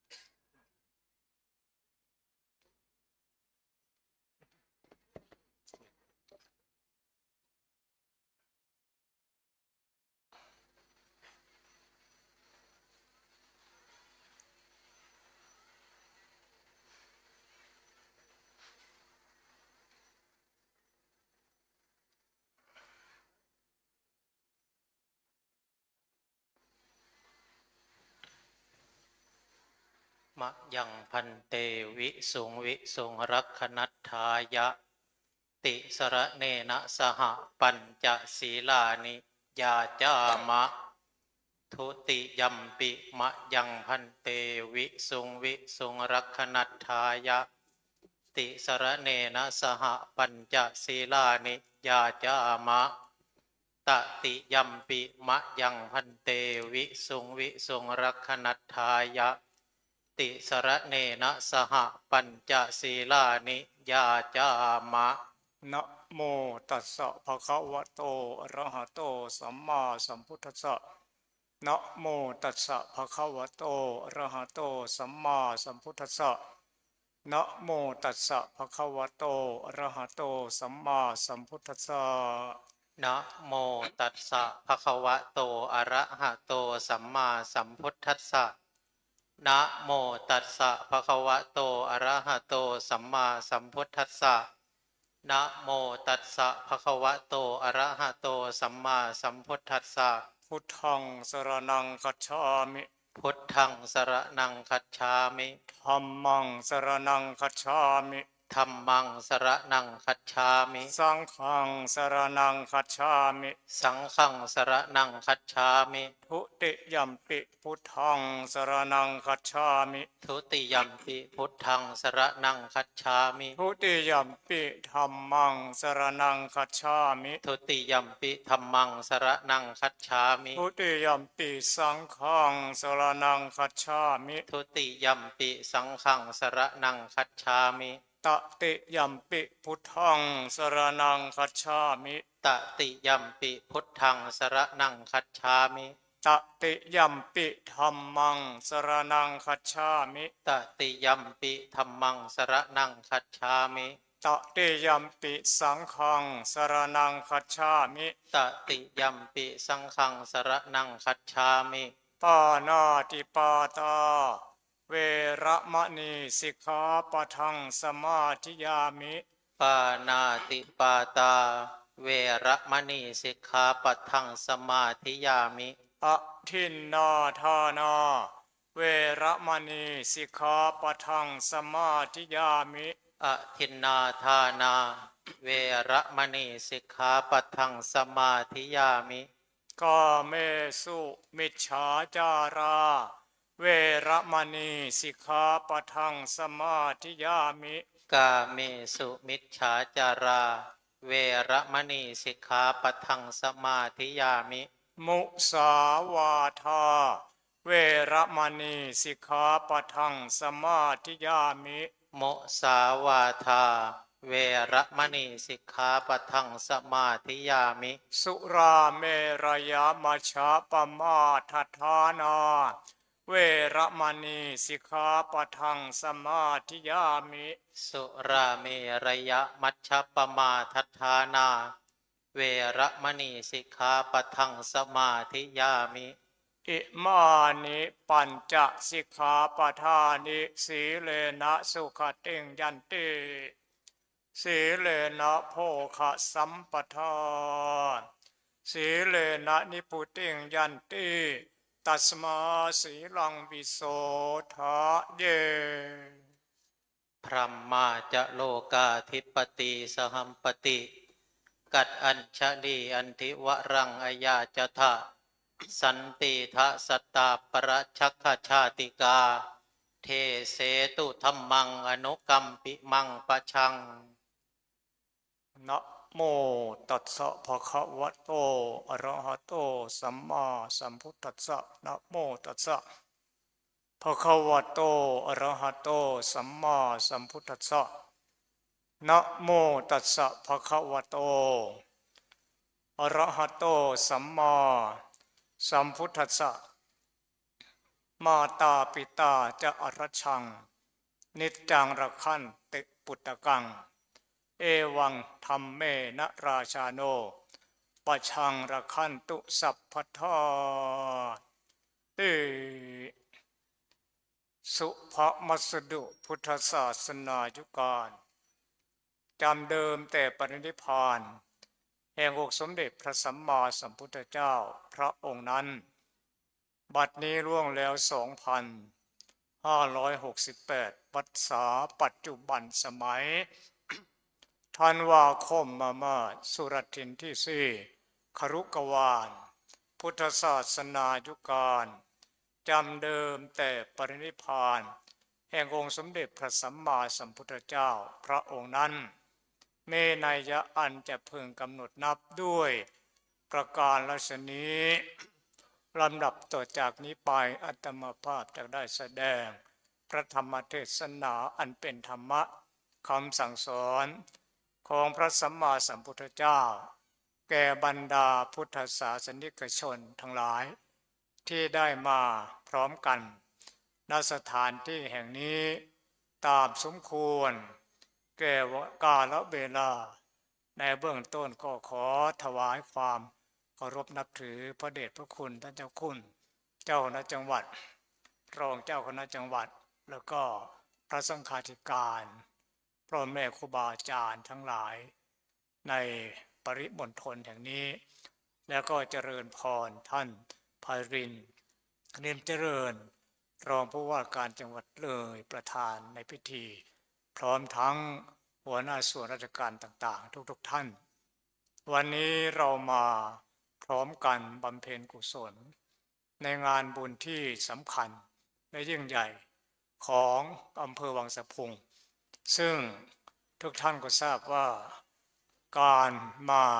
บำเพ็ญกุศลในครั้งนี้เป็นวาระโอกาสใดทั้งจากการกล่าวรายงานของท่านวัฒนธรรมจังหวัดและการพูดถึงของท่านประธาน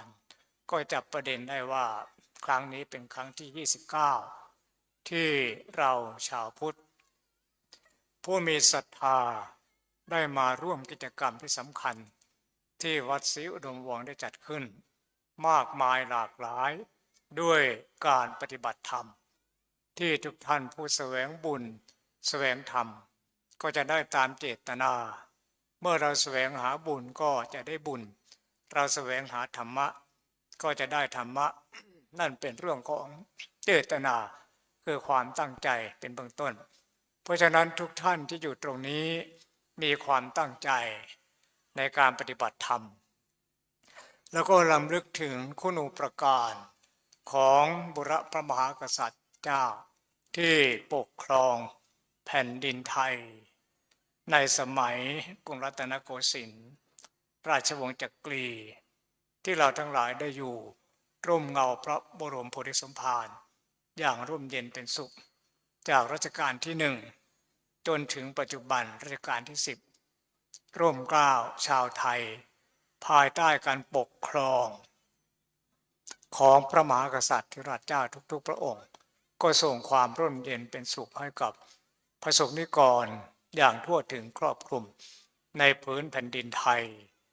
และในขณะเดียวกันเราก็รำลึกถึงพระบรมศาสดาสัมมาสัมพุทธเจ้าที่ได้ทรงประทานพระพุทธศาสนาแก่พุทธศาสนิกชนทั้งหลายด้วยการเวลาที่ผ่านมาเนิ่นนาน 2,568 ปีที่พระองค์เสด็จดับขันธปรินิพพานแล้วก็ได้ตั้งปีพุทธศักราชที่1ขึ้นมาจึงนับได้ว่าหลังพุทธปรินิพพานนั้นบัดนี้ 2,568 เป็นปีพุทธศักราชที่ยาวไกลห่างไกลจากพุทธกาลแต่ด้วยความศรัทธาตั้งใจของพี่น้องชาวพุทธโดยเฉพาะอย่างยิ่งก็ชาวไทยมีความมุ่งมั่นซึ่งจะห่างไกลด้วยการเวลาแต่ถ้าว่าจิตใจของเราก็ใกล้พระพุทธศาสนาใกล้พุทธคุณธรรมคุณสังฆคุณของพระบรมศาสดาก็ยังแผ่คลุมจิตใจของพวกเราให้ยึดถือปฏิบัติโดยมีพระสงฆ์พุทธสาวกนำพาปฏิบัติสืบสารในฐานะที่เป็นศาสนทายาทจึงทำเมืองไทยของเราให้มีความร่มเย็นเป็นสุขภายใต้ร่มเงาพระพุทธศาสนาจนได้รับสดุดีว่าประเทศไทยมีชาวพุทธมากที่สุดในโลกถึง90กว่า%การฉลองกึ่งพุทธกาลหรือฉลอง25พุทธศตวรรษเมื่อปีพุทธศักราช 2500ที่ท้องสนามหลวงประชาชนชาวพุทธทั่วโลกก็มอบหมายให้เมืองไทยเป็นเจ้าภาพเพราะมองเห็นความสำคัญมองเห็นความมั่นคงหนักแน่นของชาวพุทธพี่น้องชาวไทยเราจึงได้จัดงานฉลองกึ่งพุทธกาลขึ้นที่ท้องสนามหลวงแล้วก็จะมีประจักษ์พยานเป็นหลักฐานมาถึงปัจจุบันคือรัฐบาลไทยสมัยนั้นได้สร้างพุทธมณฑลจำนวน 2,500 ไร่ที่อำเภอสามพรานจังหวัดนครปฐมปัจจุบันก็คืออำเภอพุทธมณฑลนี่ก็เป็นประจักษ์หลักฐานของการที่พุทธศาสนาของเราได้เข้าถึงพื้นแผ่นดินไทยมาโดยตลอดแผ่นดินไทยของเราจึงสงบ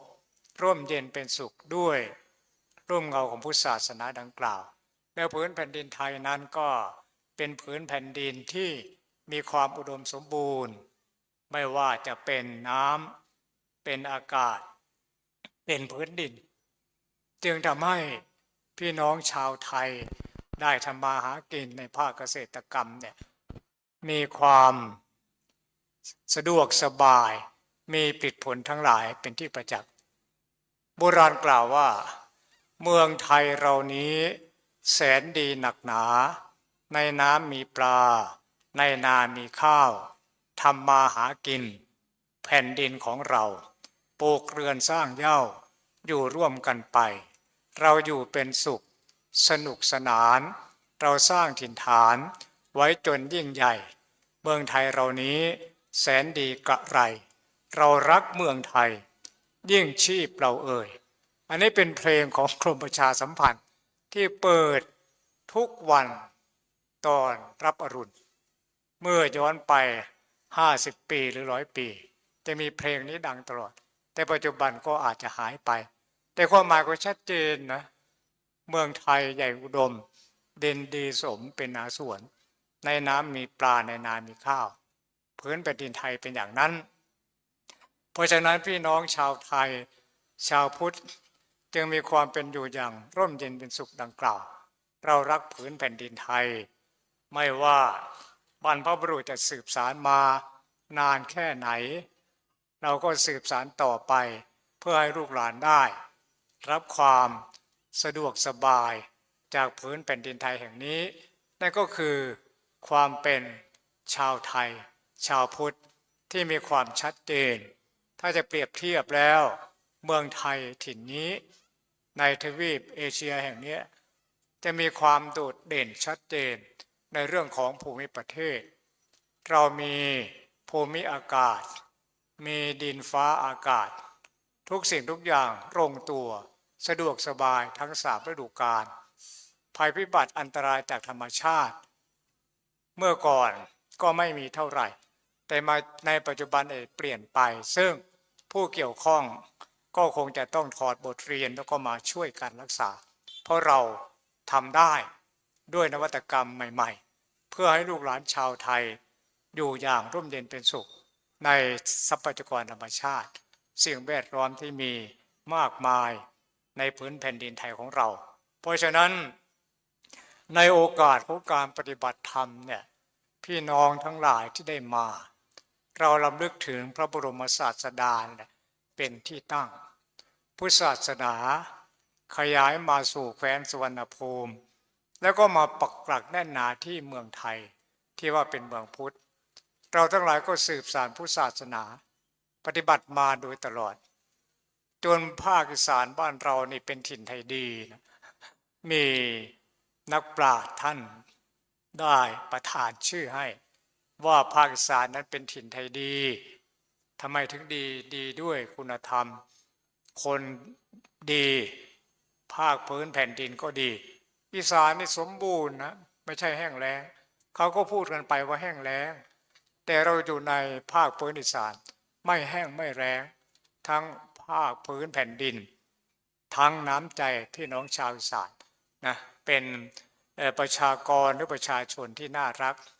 มีรอยยิ้มมีเสียงหัวเราะรับแขกบ้านแขกเมืองอย่างบริสุทธิ์ใจอีสานบ้านเราเป็นอย่างนั้นเราจึงเป็นถิ่นไทยดีถิ่นไทยดี ดีด้วยคุณธรรมบรรพบุรุษชักนำฝากไว้พุทธศาสตร์ทรงจำจารีตประเพณีลูกหลานรุ่นหลังได้เรียนรู้พุทธธรรมภูมิภาคพื้นถิ่นนี้อีสานพระเกจิอาจารย์มากพร้อมถิ่นไทยดีเรียกขานถิ่นฐานอีสานเอ่ยชาวอีสานอ่อนน้อมเด่นด้วยจริยธรรมนั่นคือความชัดเจนเมืองอีสานบ้านเราเป็นเมืองพระพระแม่ครูบาอาจารย์วัดป่าวิปัสสนาในมากมายในทางปฏิบัติเคร่งครัดชัดเจนเห็นธรรมบรรลุธรรมจนเป็นที่เคารพนับถือของพี่น้องประชาชนชาวพุทธทั่วไทยหรือทั่วโลกก็ว่าได้นี่ก็คือความชัดเจนแจ่มแจ้งของพุทธบริษัทโดยเฉพาะอย่างยิ่งก็พ่อแม่ครูบาอาจารย์นะสายปฏิบัติสายปริยัติก็ชัดเจนในเรื่องของการศึกษานักธรรมหรือบาลีเพราะฉะนั้นพี่น้องชาวอีสานชาวไทยในภาคพื้นนี้มีความร่มเย็นเป็นสุขลูกหลานก็เป็นคนดีนะเพราะว่าบรรพบุรุษพ่อแม่ปู่ย่าตายายชักนำพาเป็นไปในทางที่ดีรู้จักเข้าวัดฟังธรรมถึงแม้ว่าเขาไม่เข้ามาเพื่อฟังธรรมแต่เขาก็เข้ามาดูแลอย่างเช่นพ่อแม่ปู่ย่าตายายบอกลูกหลานว่าไปส่งยายส่งย่าส่งปู่ส่งตาที่วัดหน่อยเขาก็มาส่งเมื่อมาส่งแล้วก็มาเห็นบรรยากาศถึงจะไม่มีความศรัทธาเลื่อมใสอะไรมากมาย แต่เขาก็ได้เห็นการปฏิบัติของผู้หลักผู้ใหญ่ก็จะค่อยๆซึมซับไปเพราะฉะนั้นพ่อแม่ปู่ย่าตายายอย่าลืมนะชวนลูกหลานมาเถอะถึงไม่มาเพื่อจะนั่งฟังธรรมปฏิบัติธรรมแต่ก็ชวนมาให้ช่วยถือสิ่งของหรือบางทีนั่งรถมาส่งนั่งมอเตอร์ไซค์อย่างเงี้ยก็มาง่ายๆนะเราก็จะได้เห็นลูกหลานของเราเข้ามาอย่างตัวนี้ก็มีเสียงเจียวจ้าวมากมายลูกหลานของเราก็เข้ามานะด้วยบรรยากาศเขาอาจจะไม่ทราบว่าอะไรเป็นอะไรหรอกแต่เขาบอกว่านี่คือการปฏิบัติธรรมเราก็จะซึมลึกไปโดยลำดับนั่นเป็นขั้นตอนของธรรมชาติเพราะฉะนั้นพี่น้องชาวไทยชาวพุทธชาวอีสานนะได้มีจารีตประเพณีที่ดีงามมาอย่างนี้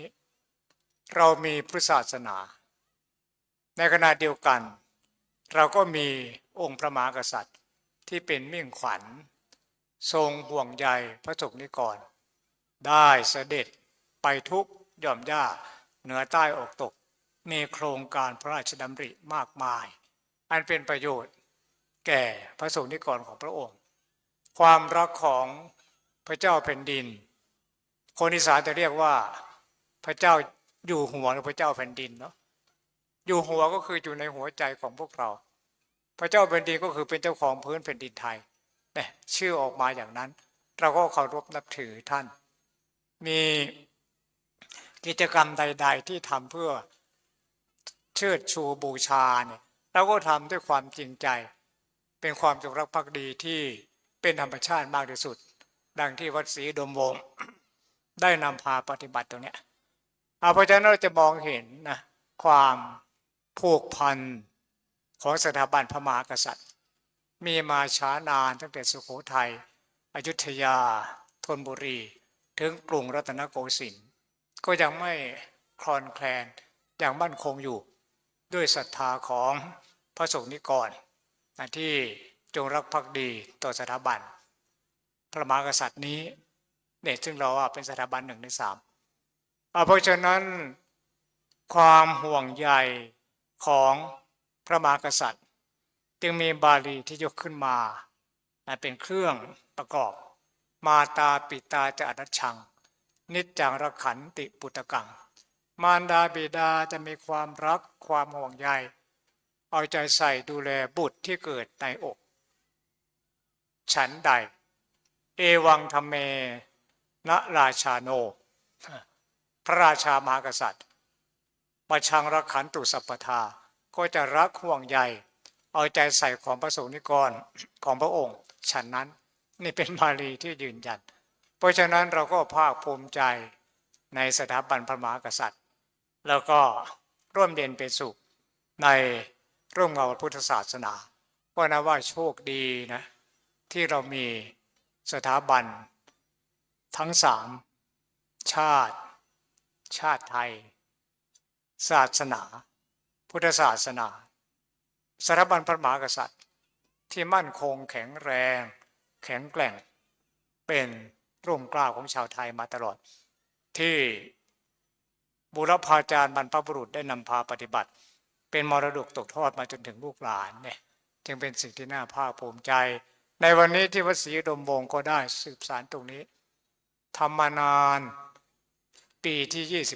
29ถ้าถามว่านานขนาดไหน29ปี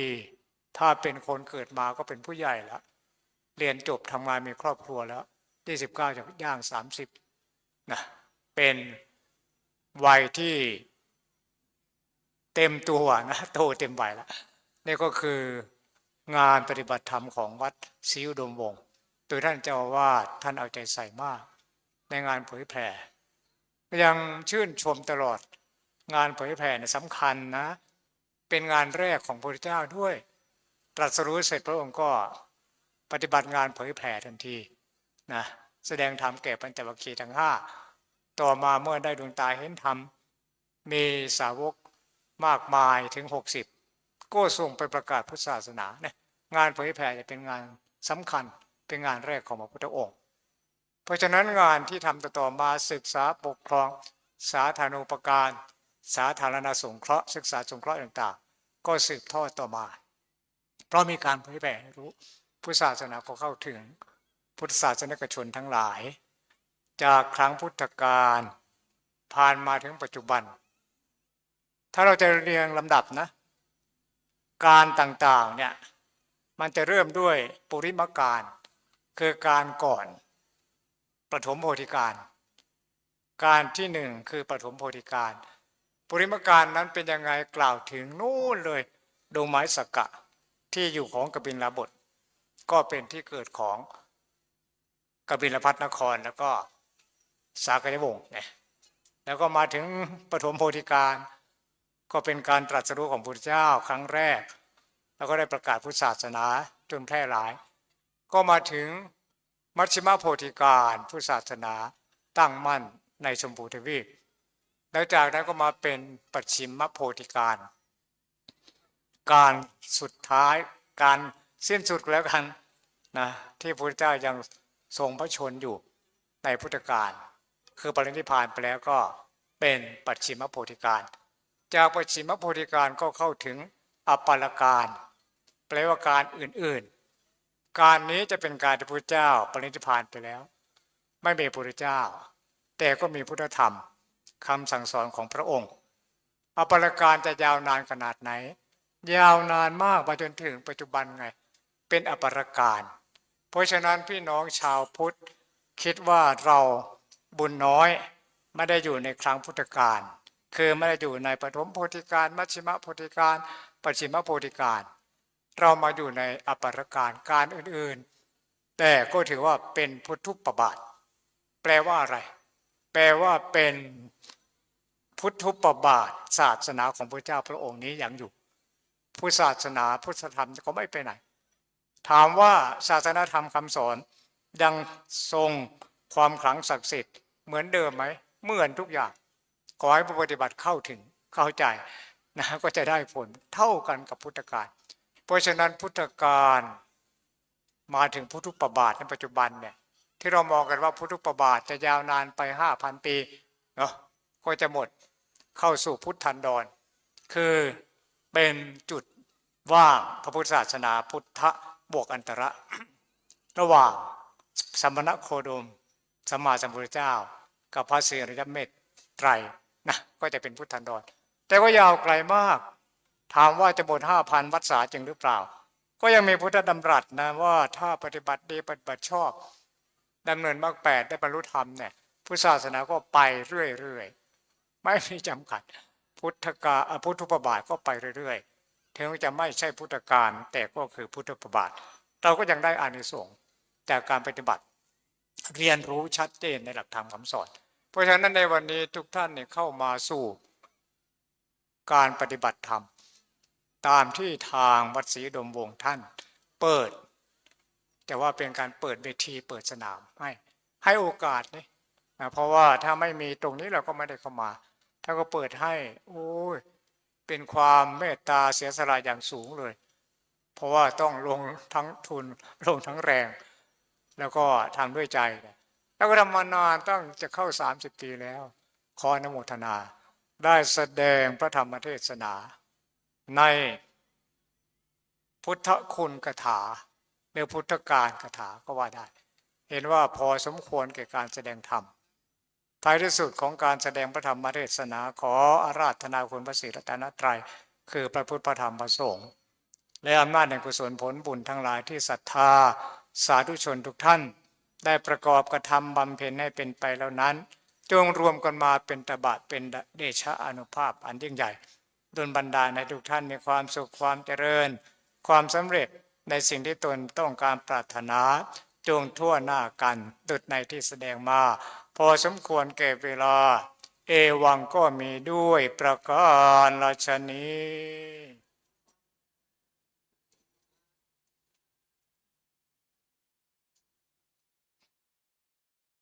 ในลำดับต่อไปนะครับขอเรียนเชิญท่านไพลินลิ่มเจริญรองผู้ว่าราชการจังหวัดเลยนะครับได้ถวายเครื่องไทยธรรมกันเทศแด่องค์แสดงธรรมขอเรียนเชิญครับ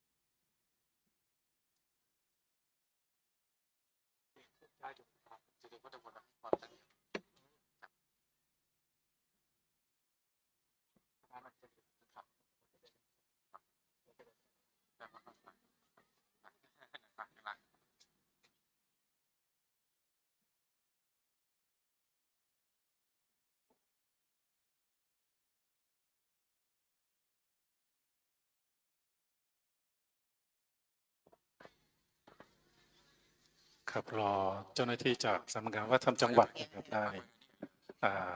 เคลียร์พื้นที่จัดเตรียมสถานที่สักครู่หนึ่งนะครับ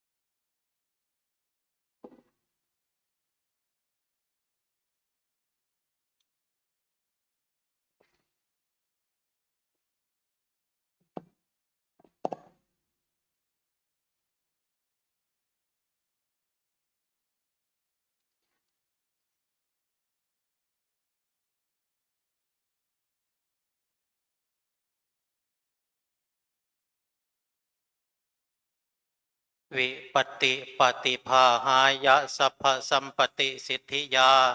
สัพพทุกขวินาศายะปริตังพรูทะมังคลังวิปติปฏิภาหายะสัพพสัมปติสิทธิยาสัพพพยวินาศายะปริตังพรูทะมังคลังวิปติปฏิภาหายะสัพพสัมปติสิทธิยาสัพพโรคะวินาศายะปริตังพรูทะมังคลังสรัจฉังสเสนังสพันธุงนรินตานุภาโวสทารักขตุติสักเคกาเมจรูเปคิริสิขรัตเตจันตริเควิมาเนทีเปรัตเทจักขาเมตรุวนาคหเนเคหะวัตถุมิเคตเตภุมมาจายันตุเทวาชละทละวิสเมยขะคันทัพพนาคาติทันตาสันติเกยังมุนิวรวจนังสาทโวเมสุนันตุธรรมัสสาวนาคาโลอยัมปทันตาธรรมัสสาวนาคาโลอยัมปทันตาธรรมัสสาวนาคาโลอยัมปทันตานะโมตัสสะภะคะวะโตอะระหะโตสัมมาสัมพุทธัสสะนะโมตัสสะภะคะวะโตอะระหะโตสัมมาสัมพุทธัสสะนะโมตัสสะภะคะวะโตอะระหะโตสัมมาสัมพุทธัสสะสรณังกัจฉามิธัมมังสรณังกัจฉามิสังฆังสรณังกัจฉามิตุติยามปิพุทธังสรณังกัจฉามิตุติยามปิธัมมังสรณังกัจฉามิติยามปิสังฆังสรณังกัจฉามิตติยามปิพุทธังสรณังกัจฉามิตติยามปิธัมมังสรณังกัจฉามิตติยามปิสังฆังสรณังกัจฉามิ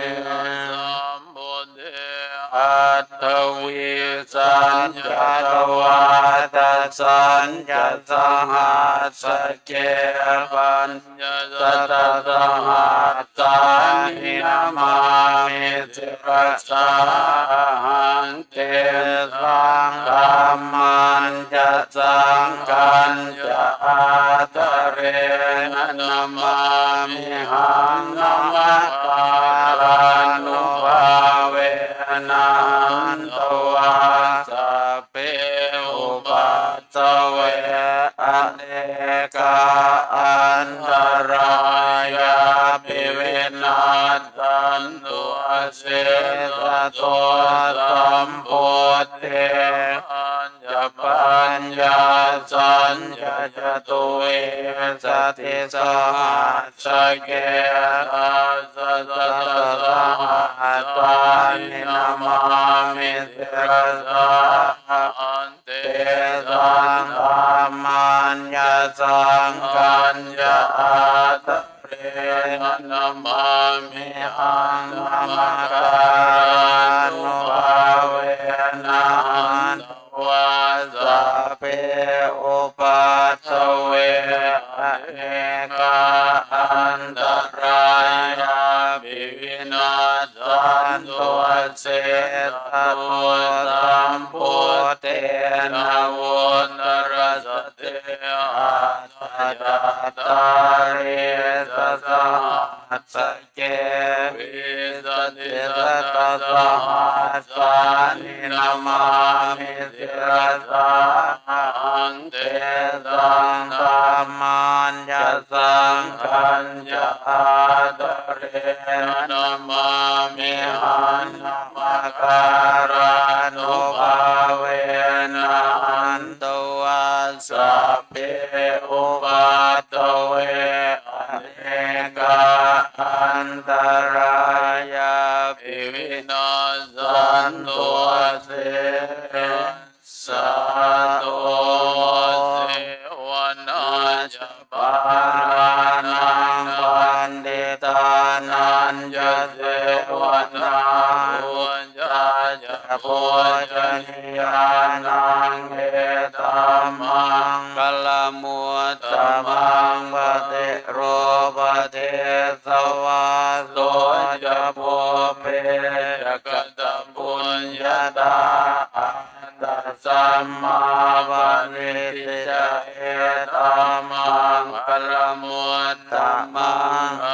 อุสัจจันจะสิปัญญาวินโยจะสุสิกิโตสุภาเนตาวาจาเอตัมมังกลมุตตมังมาตาปิตุปัฏฐานังพุทธทารัสสะสังฆโหอนาคุลาจกัมมันตาเอตัมมังกลมุตตมังทานัญญารัมมจริยาจริยาตการจะสังฆโหอนวาจานิอามานิเอตัมมังกลมุตตมังอารติเวรติปาปามาสปานาจะสัญญโมอาปมาโทจะธรรมเมสุเอตัมมังกลมุตตมังละโวจะนิวาโตจะสันโตติจะกัตตัญญูตาภาเลนะธัมมาตวานังเอตัมมังกลมุตตมังคันติโสจะสตาสมนานัญญาตัสสะนังกาเลนะธัมมาสักกะตาเอตัมมังกลมุตตมังตะโพ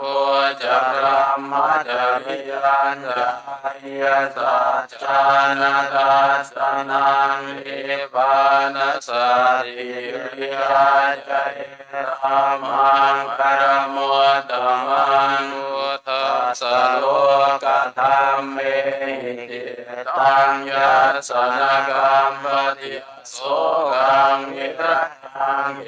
มังเอตัมมังกลมุตตมังเอตาดิสานิตวานัสสะปะธรรมปรานิตาสัพพะตตุทิงกัจจันติตันเตสัมมังกลมุตตมันติอังเกณจิวิทังอิตวาหุรังวาสักเกตุอายังรัตนังปณิตังนาโนสมังอาทิตตังนะอิทัมปิโพเทรัตนังปณิตังเอเตนะสัจเจนะตุวาติโหตุยังวิราคังอมตังปณิตังยะตาชะกาสักกายมุนีสมาหิโตนะเตนะธัมเมนะสมาธิกินจิตัมมิตัมเมรัตนังปณิตังเอเตนะสัจเจนะตุวัตติโหตุยังพุทธเสโตปริวันเยสุจิงสมาธิมานันตริกัญญมาอุสมาธินาเตนะสมโมนวิชติธรรมิธรรมเมรัตนังปณิตังเอ เตนะสัจเจนะสุวัติโหตุเยบุคลาตัสตังปัสสัทธาจัตตาริเอตานิยุคานิโหติเตทังกินายาสุขตัสสะสาวกาเอเตสุทินานิมหาบาลานิอิรัมปิสังเขรัตนังวะหิตังเอเตนะสัจเจนะสุวัติโหตุเยสุปโยตามนัสสะทานเทนะเนกามิโนโคตมัสสะสนามิเดปฏิปตาอมตังวิกายอาราธามุตานิปุติงกุจมานาอิธัมมิสังเกรัตนังวณิตังเอเตนะสัจเจนะสุวัติโห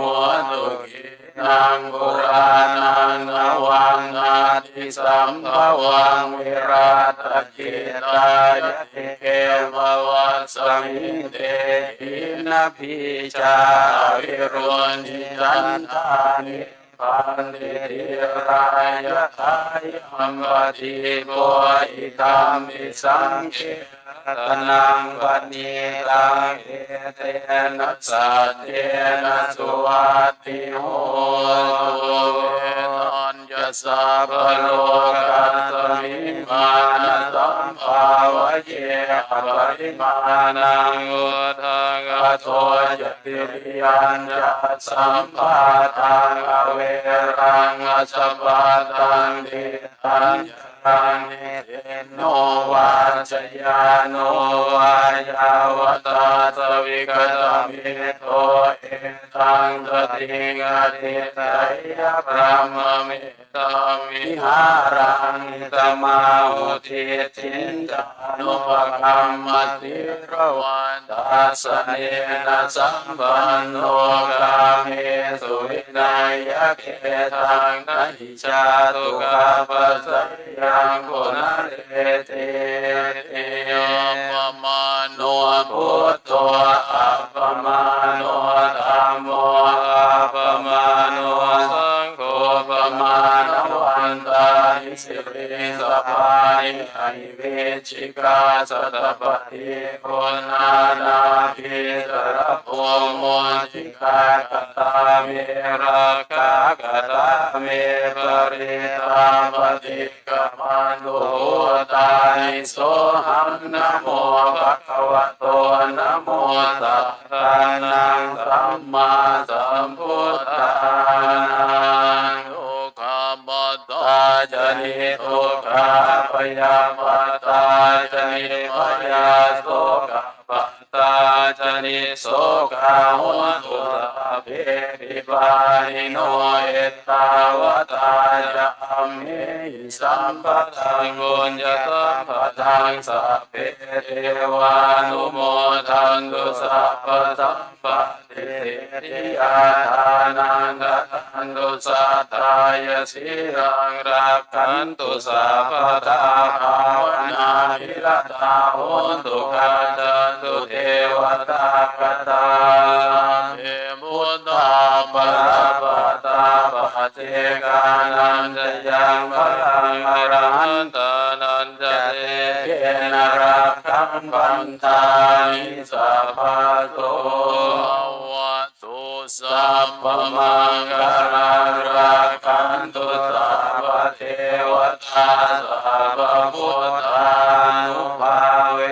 นัสสะตุติภวันตุเตภวตุสัพพมังคลังรักขันตุสัพพะเทวตาสัพพะธรรมานุภาเวนัสสะตุติภวันตุเตภวตุสัพพมังคลังรักขันตุสัพพะเทวตาสัพพะธรรมานุภาเวนัสสะตุติภวันตุเต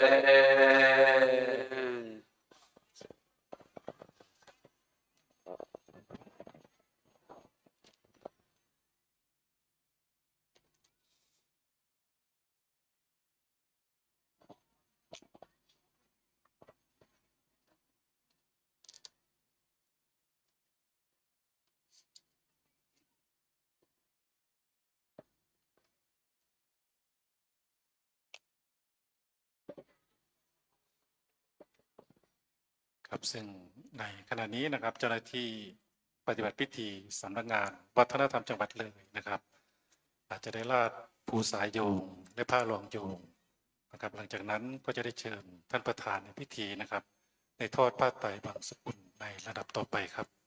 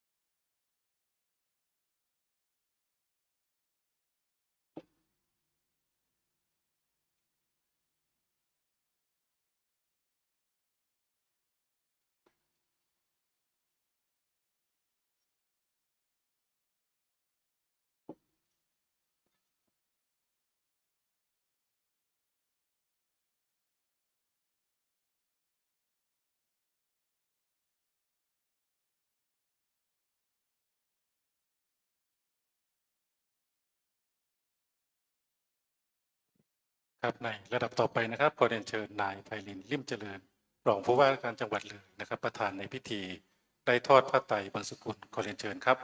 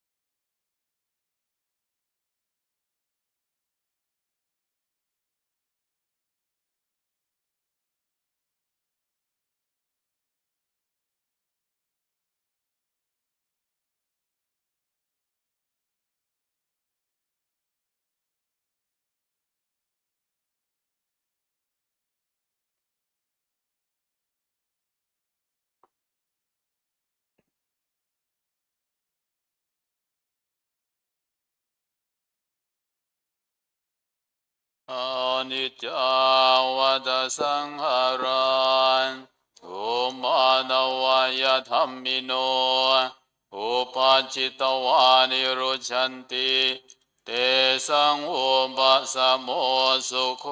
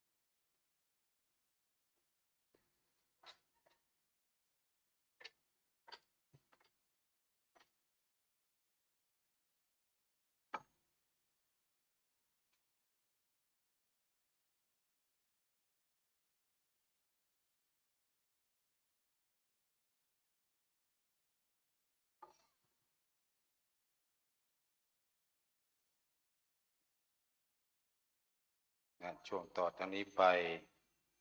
เจริญพรญาติโยมพนมมือขึ้นนิดหนึ่งเราจะขึ้นกรรมฐานนั่งสมาธินับ9 นาที อุกาสะอุกาสะ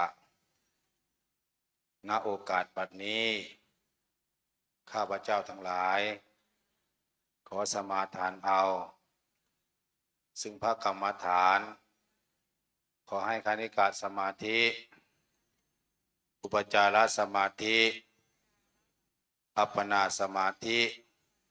และวิปัสสนาญาณจงบังเกิดขึ้นมี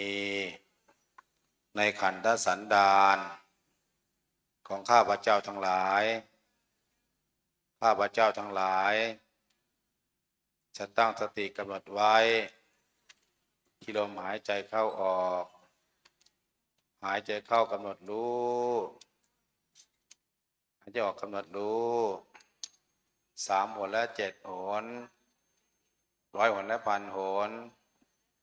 ตั้งแต่บัดนี้เป็นต้นไปเถิดขอเชิญหัวหน้าส่วนราชการญาติโยมอุปสมบทศิกาประสบนิกรชาวไทยตั้งใจนิมนต์พระคุณเจ้าขัดสมาธินั่งสมาธิสัก9 นาทีเพื่อน้อมถวายบูรพมหากษัตริย์แล้วก็จุดเทียนนึกถึงบูรพมหากษัตริย์ทุกพระองค์เจริญพรหลับตาให้สนิททำจิตให้สงบหายใจลึกๆเข้าไปไม่ต้องลืมตาเจ้าหน้าที่เทียนก็จะได้ทำหน้าที่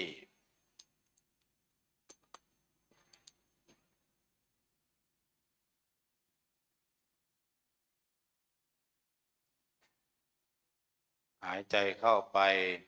ลึกๆนับลมหายใจพุทโธ1พุทโธ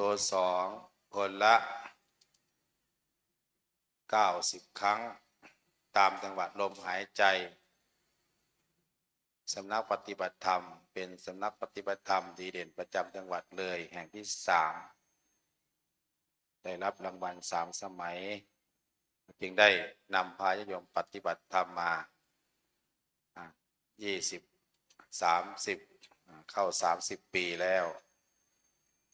ขอญาติโยมตั้งใจประพฤติปฏิบัติ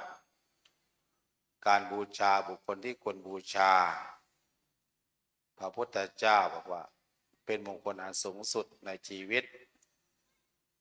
เราได้บูชาพระพุทธเจ้าบูชาพระธรรมบูชาพระสงฆ์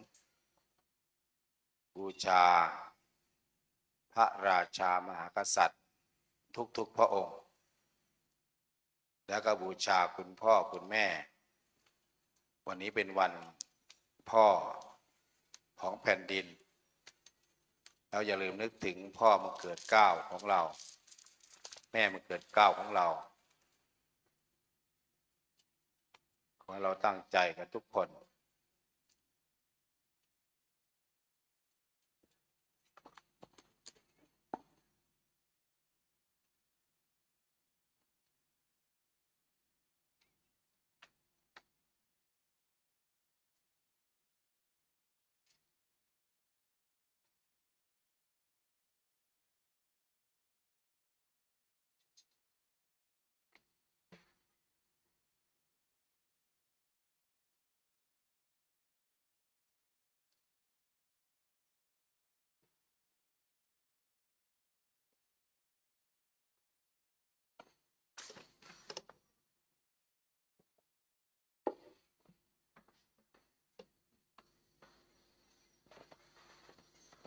หน้าที่ของเรานำเทียนชนวนก่อนจุดถวายพระคุณเจ้าแล้วก็จุดหน้าอาสงฆ์เด็กนักเรียนโปรแกรมก็จุดเทียนแสงสว่างแล้วนึกถึงบูรพมหากษัตริย์เจริญพรเด็กๆจุดให้โยมเลยเจ้าหน้าที่เรา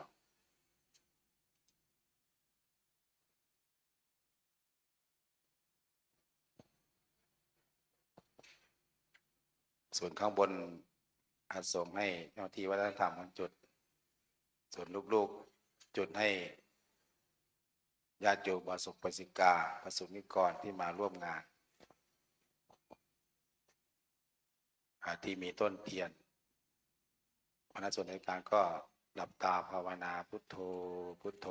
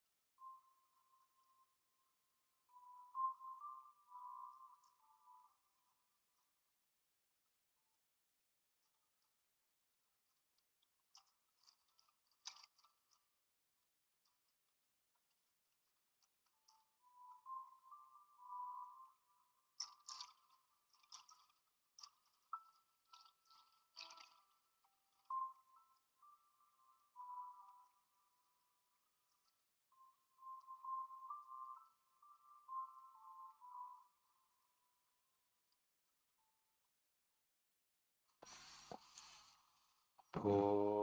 ทโธพุทโธสติรู้กายรู้ลมหายใจรู้ความคิดในขณะนั่งเราก็ส่งกระแสจิตนำนึกถึงบูรพมหากษัตริย์ทุกๆพระองค์ที่ผ่านมาประเทศชาติบ้านเมืองต้องอาศัยบารมีพระสยามเทวทิราชอาศัยบารมีในหลวงทุกพระองค์ได้ดูแลพระสงฆ์นิกรนั้นเราบูชาพระองค์ท่านด้วยการคิดดีทำดีพูดดีบ้านเมืองก็จะเกิดสันติสุขนั่นคือความสงบร่มเย็นพระพุทธเจ้านัตติสันติพลังสุขขังสุขอื่นในความสงบไม่มีนั้นก็ญาติโยมตั้งใจอีกนิดหนึ่ง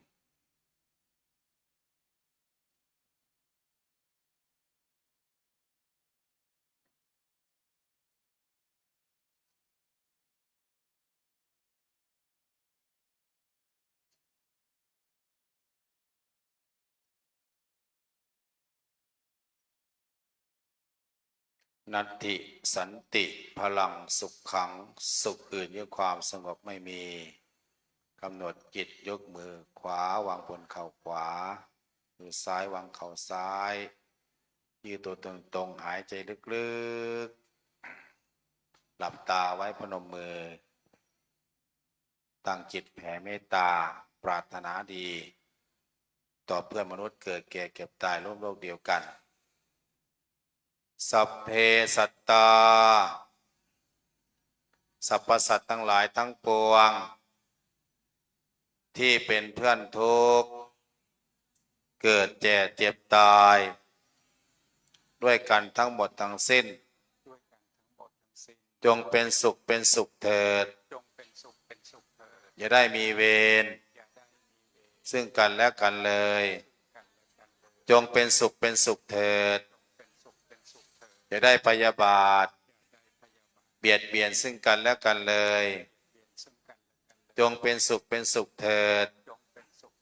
อย่าได้มีความทุกข์กายทุกข์ใจเลย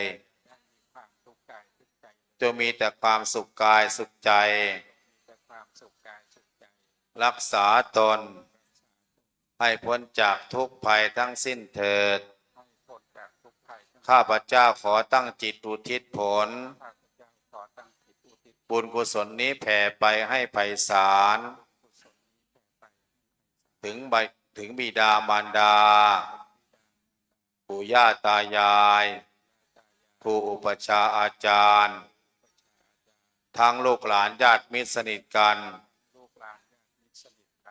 ทั้งคนเคยร่วมรักสมัครใคร่ขอให้มีส่วนได้ในกุศลผลบุญของฉันทั้งพระราชาพระราชินีพระราชโอรสพระธิดาคณะรัฐบาลทหารตำรวจและสาธุชนทั้งหลายที่ช่วยบำรุงพระพุทธศาสนาขอให้มีส่วนได้ในกุศลผลบุญของฉันทั้งเจ้ากรรมนายเวรและเทพเทวันขอให้ท่านได้กุศลผลบุญนี้เทินสาธุสาธุสาธุอนุโมทามิเดินพรเปิดไฟ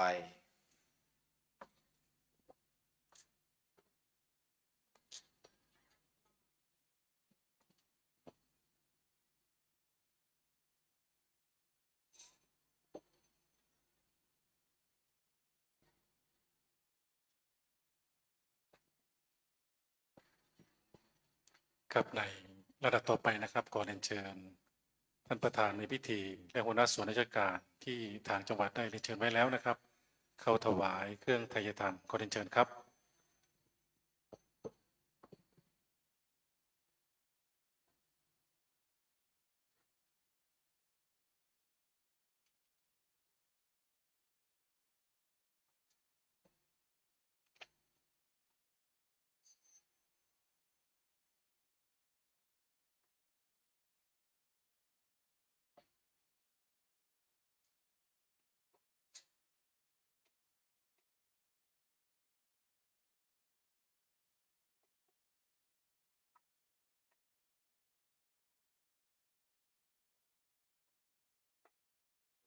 อันลองว่าไปไหนเนาะ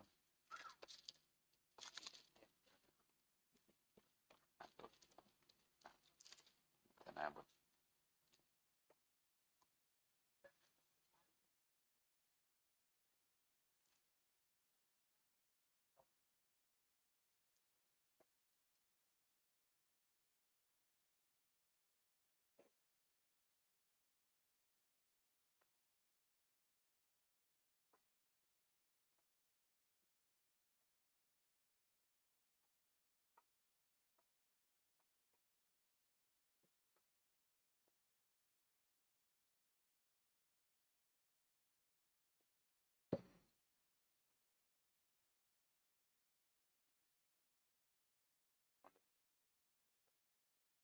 ครับในระดับต่อไปนะครับขอกราบนิมนต์พระสงฆ์ได้อนุโมทนาครับประธานก็กดน้ำรับพรครับขอกราบนิมนต์ด้วยความเคารพอย่างสูงครับ ยะถาวาริวะหาปุราปาริปุเรนติสาคารังเอวะเมวะอิโตทินังเปตานังอุปกปปติอิชิตังปัฏฐิตังตุมหังคิปะเมวะสมิจจตุสัพเพปุเรนตุสังกปา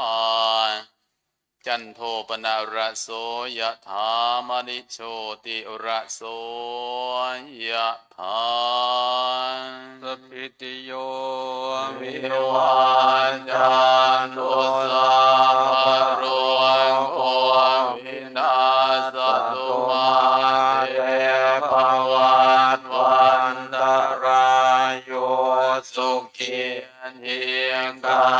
ยุโกภวสัพพิติโยวิวัชชันตุสัพพะโรวินาศตุมาเตภวัตวันตรายโยสุขีทีกายุโกภวสัพพิติโยวิวัชชันตุสัพพะโรวินาศตุมาเตภวันตรายโยสุขีทีกายุโกภวะภิวาทนาสิริสเนจังวุฒาปัจจายโนจัตตารโอธรรมาวันทันติอายุวันโนสุขังอาคาโตเวปัสสนานังอาคังธัมมังวิธานตังอาเกพุทเทปัสสนานันทาคิราเยอนุตตเรอาเกธัมเมปัสสนานังวิราโก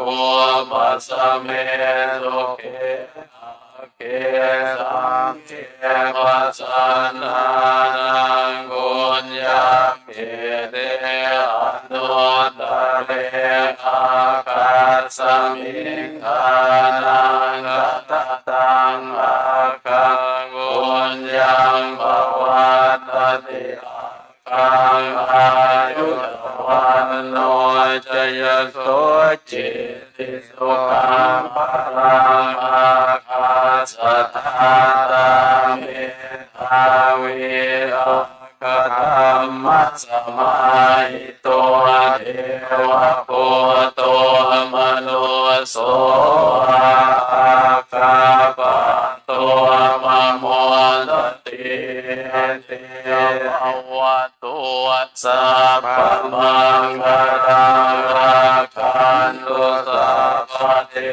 วตาสัพพพุทธานุภาเวนะทาโตทิภวันตุเตภวะตุสัพพมังคลังราคันตุสัพพเทวตาสัพพมานุภาเวนะทาโตทิภวันตุเตภวะตุสัพพมังคลังราคันตุสัพพเทวตาสัพพสังฆานุภาเวนะทาโตทิภวันตุเต ครับเดี๋ยวก่อนที่จะกราบพระรัตนตรัยนะครับ ทุกท่านครับเรามาให้กำลังใจลูกหลานชาวอำเภอวังสะพุงกันนะครับวันนี้นะครับน้องๆจากโรงเรียนชุมชนวังสะพุงนะครับจะได้นำชุดการแสดงสวยๆนะครับชื่อชุดธิดาฟ้าหยาดอาลัยนะครับซึ่งเป็นนักเรียนชั้นประถมศึกษาปีที่ 6จำนวน11คนนะครับผู้ฝึกสอนนำโดยนางพัทยากรจริมานะครับตำแหน่งครูชำนาญการพิเศษโรงเรียนชุมชนวังสะพุงอำนวยการแสดงโดยนางจงกิจบุตรเตนะครับผู้อำนวยการโรงเรียนชุมชนวังสะพุงลูกๆพร้อมหรือยังลูกชุดการแสดงเราจะแสดงข้างล่างนะครับ ถ้าพร้อมนะครับเครื่องเสียงพร้อมทุกอย่างพร้อมก็เชิญรับชมรับฟังขอเสียงปรบมือเป็นกำลังใจให้กับลูกๆชาวอำเภอวังสะพุงของเราครับ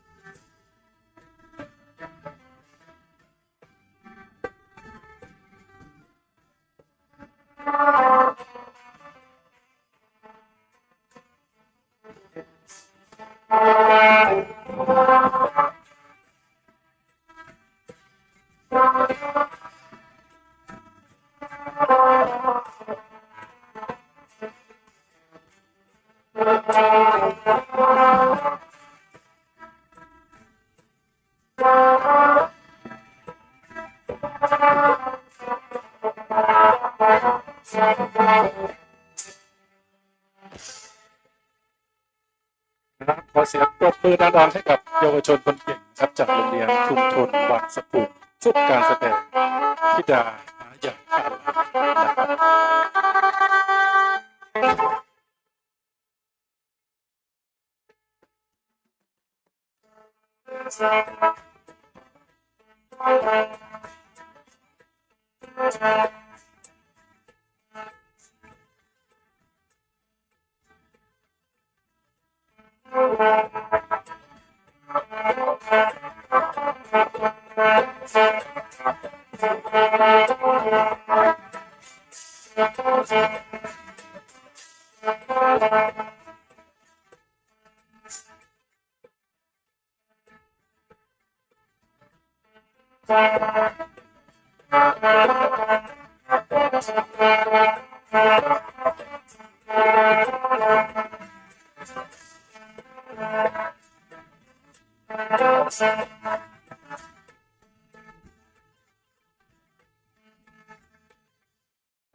ครับสวยงามทีเดียวปรบมือดังๆอีกครั้งครับ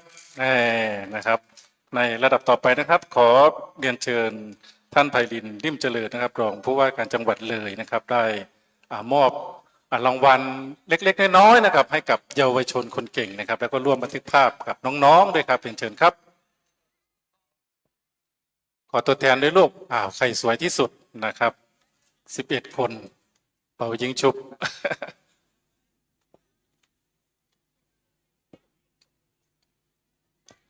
ครับสวยงามทีเดียวนะครับโรงเรียนใหญ่นะครับจากชุมชนวังสะพุงนะครับอำนวยการฝึกซ้อมโดยอาจารย์พัทยากรจริมานะครับตำแหน่งครูชำนาญการพิเศษโรงเรียนชุมชนวังสะพุงอำนวยการแสดงโดยนางจงกิจนะครับบุตรเตผู้อำนวยการโรงเรียนชุมชนวังสะพุงต้องขอบพระคุณเป็นอย่างสูงนะครับปีหน้ามาอีกครั้งนะครับ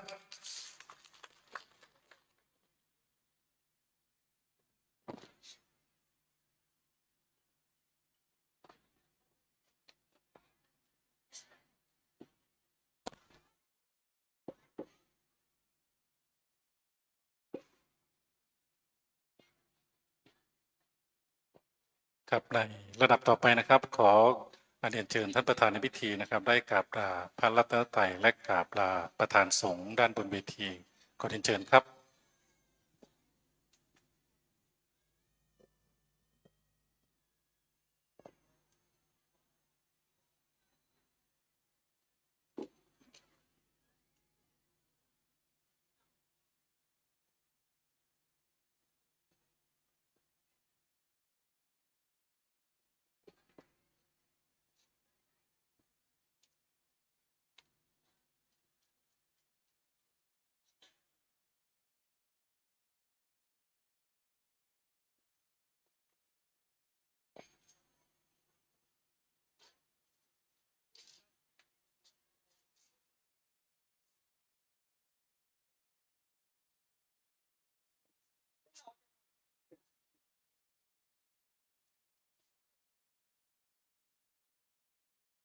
หลังจากนั้นนะครับขอเรียนเชิญท่านประธานในพิธี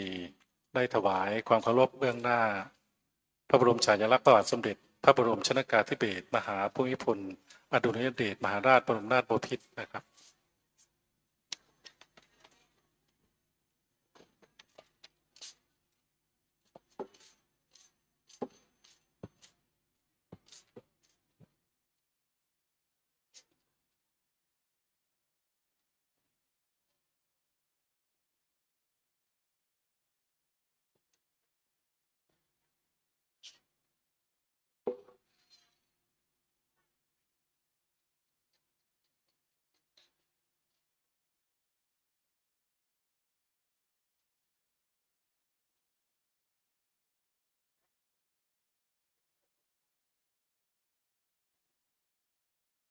ครับและขอเรียนเชิญท่านประธานได้ถวายความเคารพเบื้องหน้าพระบรมฉายาลักษณ์พระบาทสมเด็จพระเจ้าอยู่หัวและพระฉายาลักษณ์สมเด็จพระนางเจ้าพระบรมราชินีเรียนเชิญครับ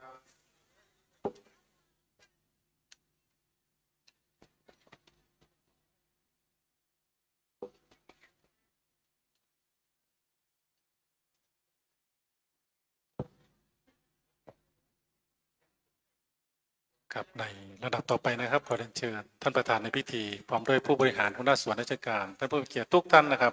ได้ร่วมบันทึกภาพร่วมกันบริเวณด้านหน้าเวทีนะครับขอเรียนเชิญครับ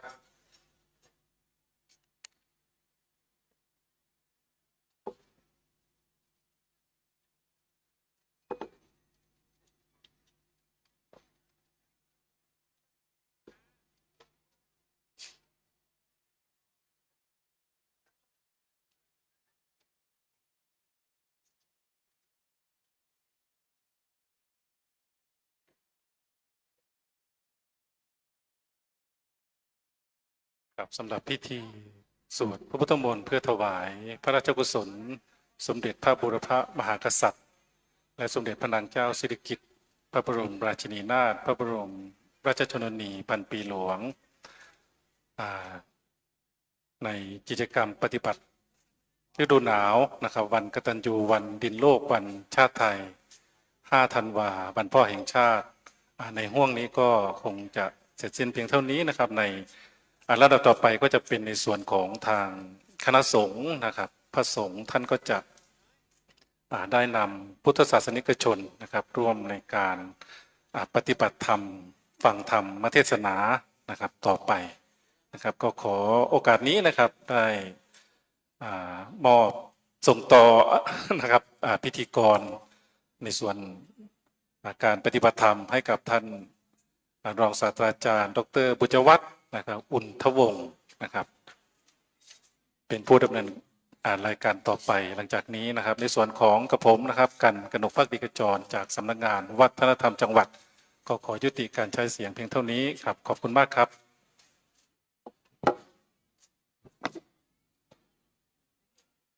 ครับขอบคุณ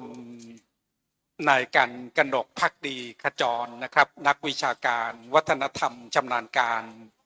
สำนักงานวัฒนธรรมจังหวัดเลยนะครับที่ได้มา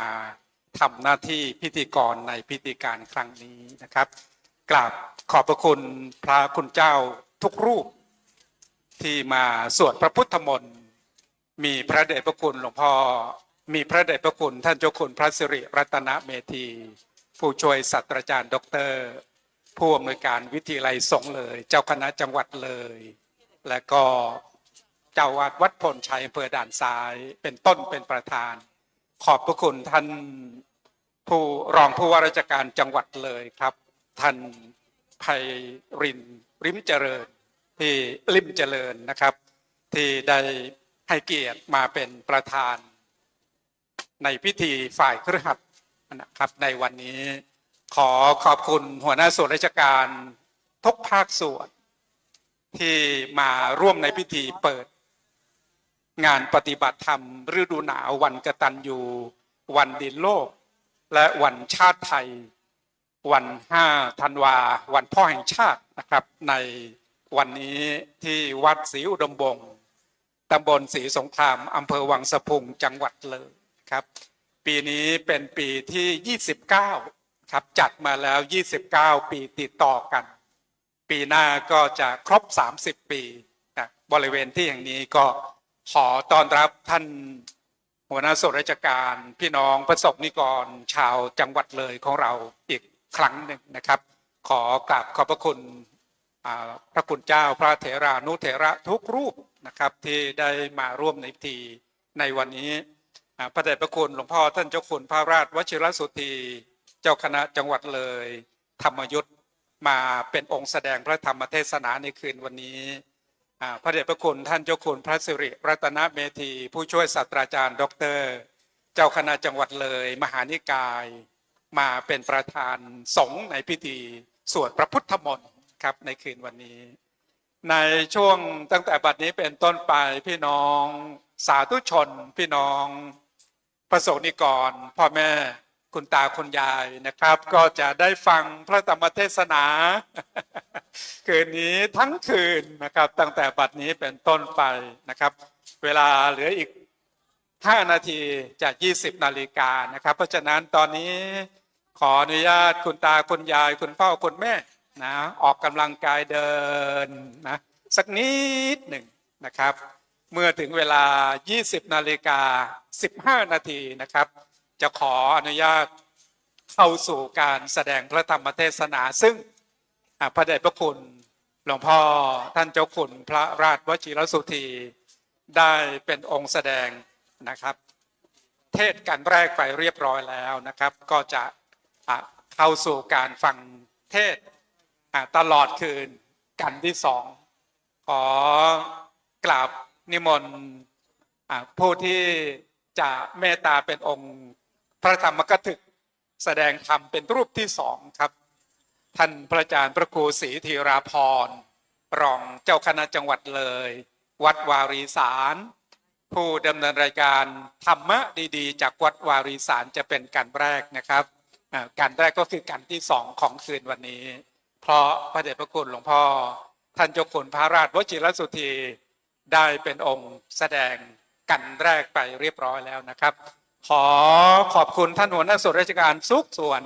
ขอขอบคุณพี่น้องประสบนิกรชาวจังหวัดเลยของเราทุกท่านทุกคนโดยเฉพาะอย่างยิ่งพี่น้องประสบนิกรชาวอำเภอวังสะพุงขอขอบคุณท่านนายกเทศมนตรีเมืองวังสะพุงทีมงานนะครับหัวหน้าส่วนราชการทุกภาคส่วนก่อนจะกลับก็แวะโรงทานก่อนนะครับวันนี้มีโรงทานมาบริการตั้งแต่กลางวันตั้งแต่บ่ายๆนะก็พูดถึงว่ามีรายชื่อโรงทานไหนบ้างนี่ทางกองอำนวยการก็นำรายชื่อนะโรงทานต่างๆที่มานะครับบริการให้พี่น้องที่เดินทางมาร่วมในพิธีนะครับในคืนวันนี้แล้วก็ขณะนี้ที่ Facebook Live ของวัดป่าจริยธรรมวัดศรีอุดมวงศ์นะก็ธรรมะอากาลิโกขึ้นบัญชีนะครับที่ท่านผู้ฟังพี่น้องสาธุชนที่กำลังชมการถ่ายทอดสดอยู่ในขณะนี้อยากจะร่วมทำบุญสนับสนุนการจัดกิจกรรมการจัดงานที่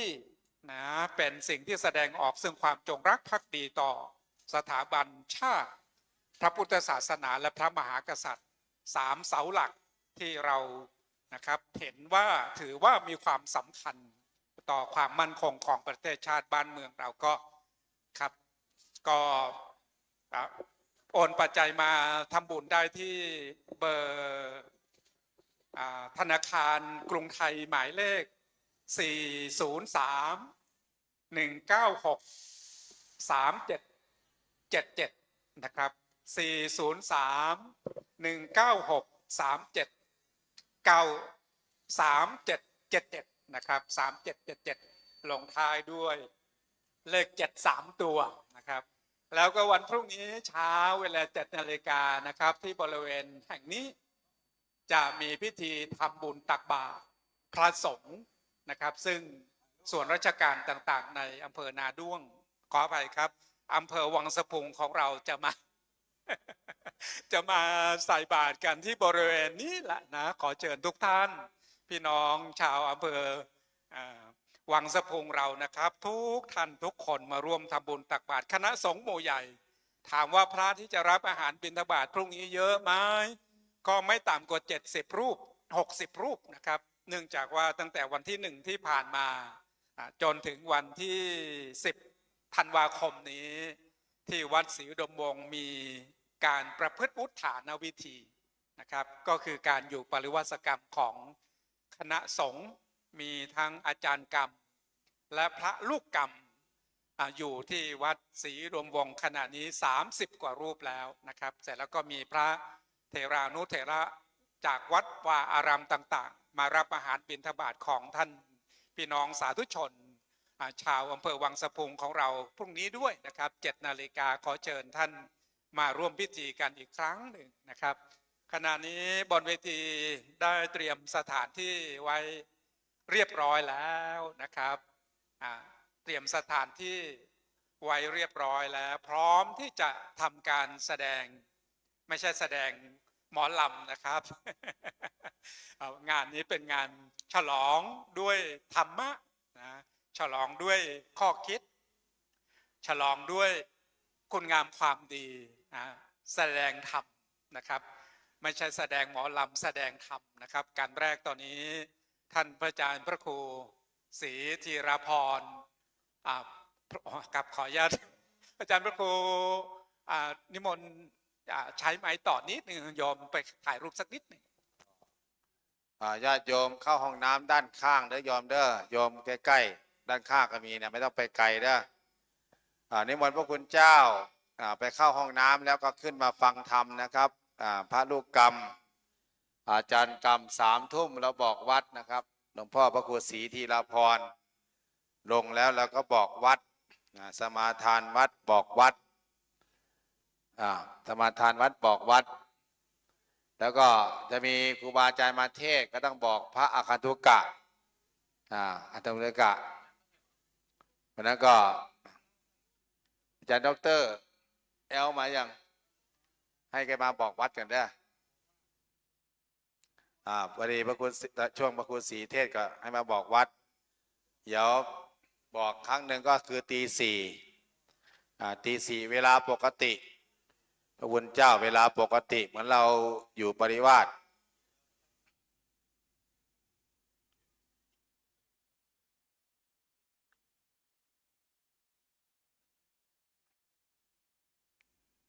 เจริญพรขอบคุณขอบใจ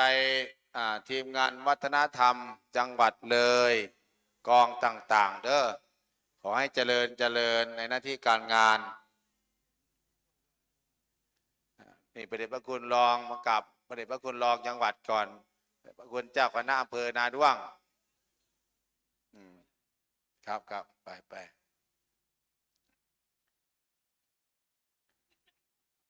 วัฒนธรรมจังหวัดอาจจะเก็บเข่าหน่อยหินแห่สาธุ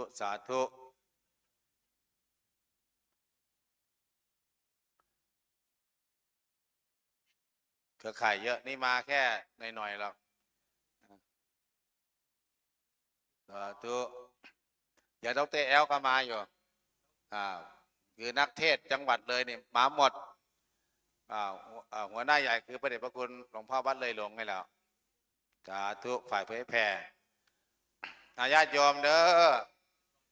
พระคุณเจ้าพระลูกกรรมนะครับช่วงทยอยขึ้นมาเรื่อยๆนะครับ3 ทุ่มพอพระเดชพระคุณเทศเสร็จก็คือบอกวัดเลย บางทีไม่ได้ตีระฆังนะครับ ต้องรู้จักเวลาเสิร์ฟเลยนะเสิร์ฟไปเลยเสิร์ฟน้ำเต้าหู้ใครไม่ออกใครยังนั่งโชว์ฟาก็นั่งได้เด้อฝั่งนี้เนี่ยโชว์ฟาตัวละ5-6 พันเด้อนั่ง ญาติโยมดูจากคุณแม่ครูแม่หมอมานั่งโชว์ฟาฝั่งนี้เด้อเทียนไม่ต้องดับนะโยมนะเทียนให้เขาดับไปเองเลยนี่แหละจุดแสงเทียนส่องธรรมแสงเทียนส่องธรรมอาราธนาธรรมเด้อพระมาจาโลกาใครจะโลกา ไม่ออกห้องน้ำซ้ายมือก็เข้าได้ขวามือก็เข้าได้เด้อต่อไปจะเข้าขวาเข้าซ้ายเลยเดี๋ยว3 ทุ่มบอกวัด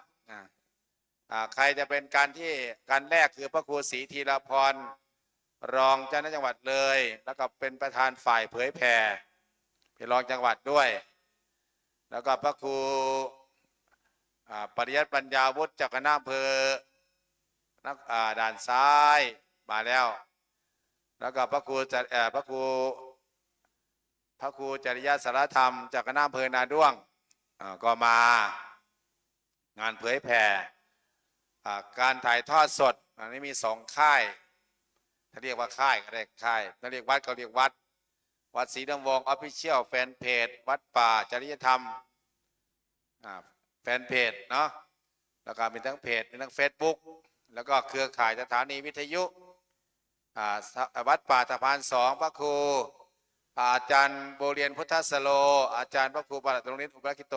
เทศคู่กันวันนี้วันนั้นยังไม่คักใจวันนี้เอาอีกแต่เทศเรื่องข้าวปุ้นนี่แหละหรืออาจจะเล่นเรื่องก๋วยเตี๋ยวเส้นก๋วยเตี๋ยวก็ได้รับรองก๋วยเตี๋ยวพรุ่งนี้ขายไม่ออก ใครจะนั่งโชว์ฟาได้ไหมนั่งข้างหน้าเลยคุณแม่ชีนั่งข้างหน้าเลยจ้า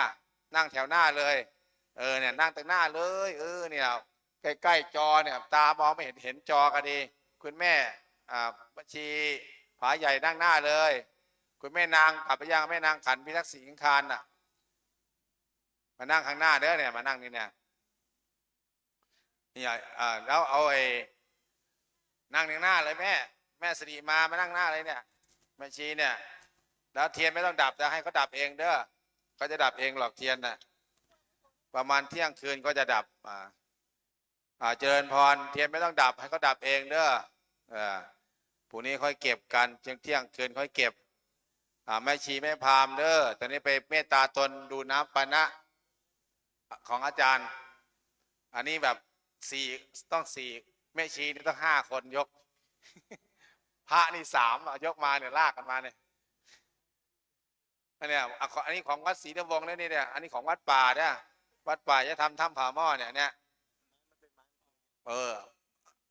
มาอย่างดีหนักมาก โอ้ยพระยกขึ้นมานี่ไม้ขี้เหล็กจะไม่ว่าพยุงนะไม้ขี้เหล็กนะอย่างดีขี้เหล็กปวกไม่เจาะอันนี้ขี้เหล็กครับขี้เหล็กได้เอามาเลยขี้เหล็กสะเดาได้ขี้เหล็กมันอายุ12 ปีก็หมดอายุแล้วต้องโค่นออกมันจะเป็นพงเป็นอะไรต่างล้มปุ๊บ12 14 20ก็พอดีถ้าเกินนั้นมันจะละลายไปเองใครจะนั่งโชว์ฟาเด้อเนี่ยมานั่งให้วัดป่าเนี่ยวัดป่าจะให้ทำเนี่ย2 ตัวเนี่ยของวัดป่าได้น่ะมานั่งข้างหน้าเนี่ยแม่นั่งพิงอย่างดีเลยเดี๋ยวพระครูศรีก็จะเอาไปถวายไปที่ลานธรรม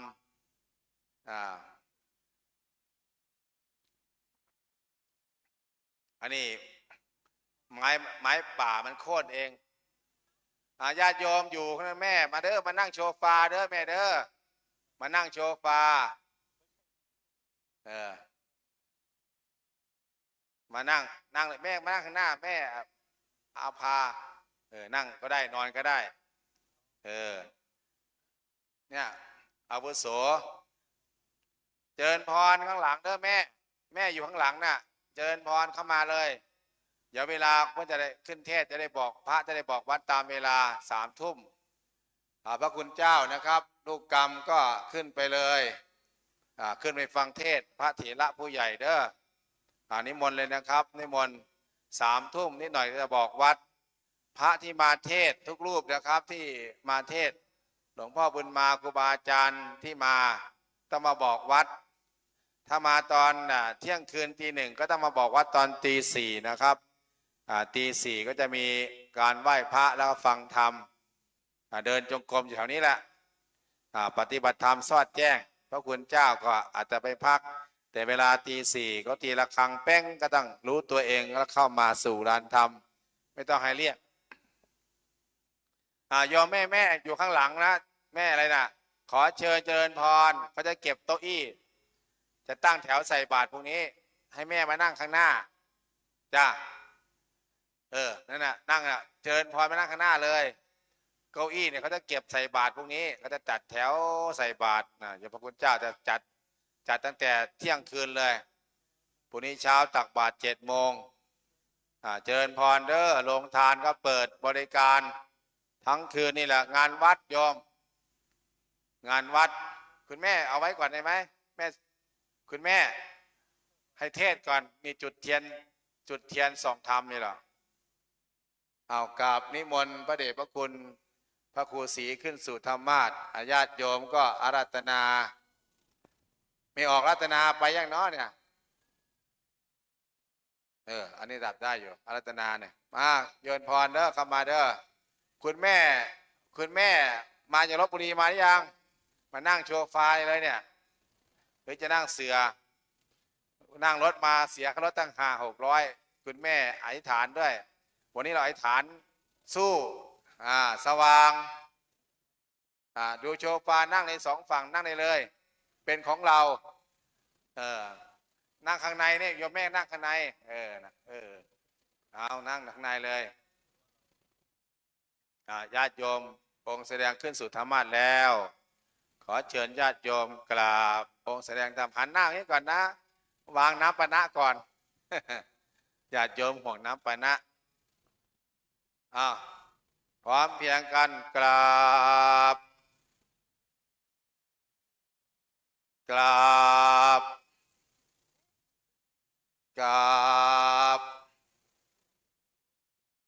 อาราธนาธรรมพร้อมกันไม่ชีพระมาจาโลกาปฏิสัมปติกาตอันนาทิวารังอาญาจัตถาสันติตัสสัน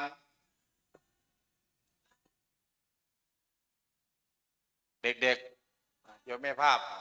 ให้รถเย็นก่อนค่อยเก็บให้เด็กก็เอาไปนอนเลยเราเก็บเองก็ได้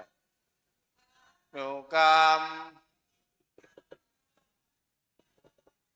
กราบนิมนต์เจ้าข้าพร้อมกัน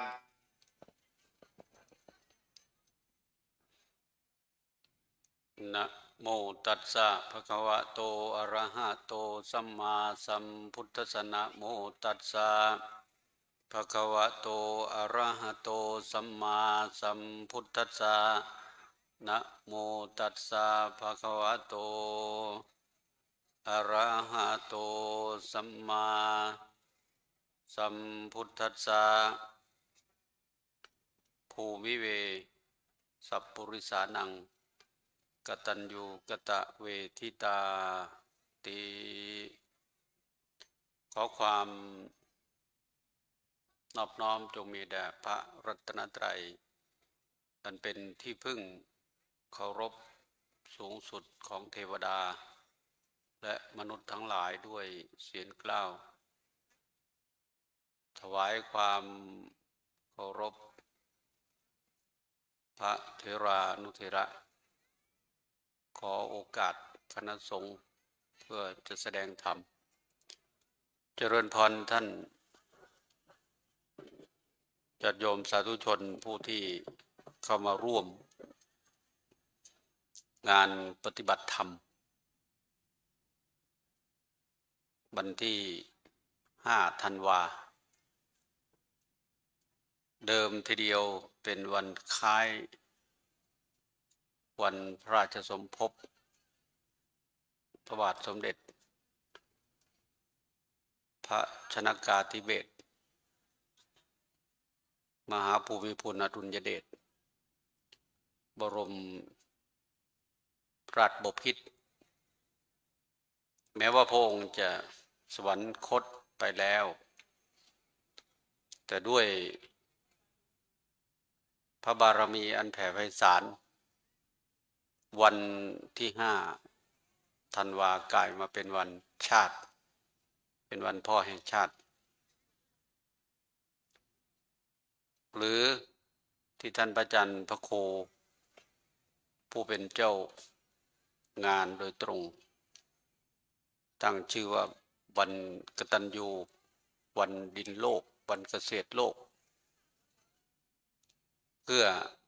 น้อมลำลึกนึกถึงพระมหากรุณาธิคุณที่พระองค์ได้ทรงงานมาเป็นเวลาช้านานนะถ้ามาถึงวันนี้ก็พระองค์สวรรคตวันที่13 ตุลาคม 2559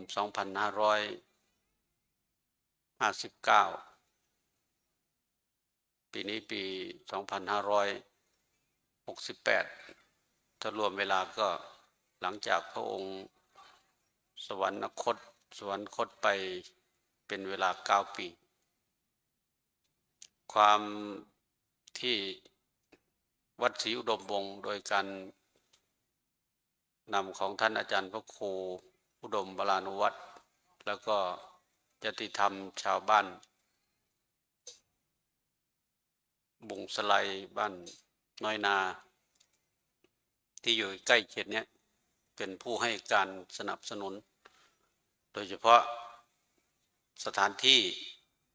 ที่มีภาพออกไปในสื่อโซเชียลนะก่อนที่จะเป็นแบบเนี้ยวางงานมาเป็นเดือนนะเต็นท์เวทีอะไรต่างๆเนี่ยแต่ว่าเสียดายว่าตอนหลังมาเนี่ยตั้งแต่หลังโควิดมาปรากฏว่าคนหายเพราะว่าจากนั้นมามันมีสื่อนะเมื่อก่อนเราจัดรายการทำรายการวิทยุทำทางไลน์ไม่ได้ทำทางFacebook ไม่ได้ YouTube ยังไม่มีสมัยนั้นก็อาศัยวิทยุอย่างเดียวอยากเห็นหน้าก็ต้องมาเจอแต่ทุกวันเนี่ยไม่เห็นหน้าแต่ต้องมีราคาหมายความว่าอยากเห็นหน้าต้องเป็นเพื่อนมีเฟซมีโทรศัพท์แล้วก็ขยันดูถึงจะได้ดูแต่ถ้าไม่ขยันดูหรือไม่ทำเฟซไม่เป็นก็จะไม่เห็นเพราะนั้นสื่อปัจจุบันเนี่ยแม้ว่าคนในเนื้องานจริงๆจะไม่เหมือนเมื่อก่อนก็จริงแต่ว่างานพวกนี้ไปทาง YouTube ไปทางไลน์ไปทาง Facebook เยอะมากเมื่อสื่ออย่างนี้ออกไปพูดง่ายๆว่ามันไปอยู่ในมือของคนที่สนใจอยู่ต่างประเทศอยู่ต่างจังหวัดก็ยังบอกได้ว่าโยมกำลังทำอยู่เมื่อวานมีโอกาสได้ดูท่านอาจารย์พระครูประหลัดณรงค์ฤทธิ์อุปลักขิโต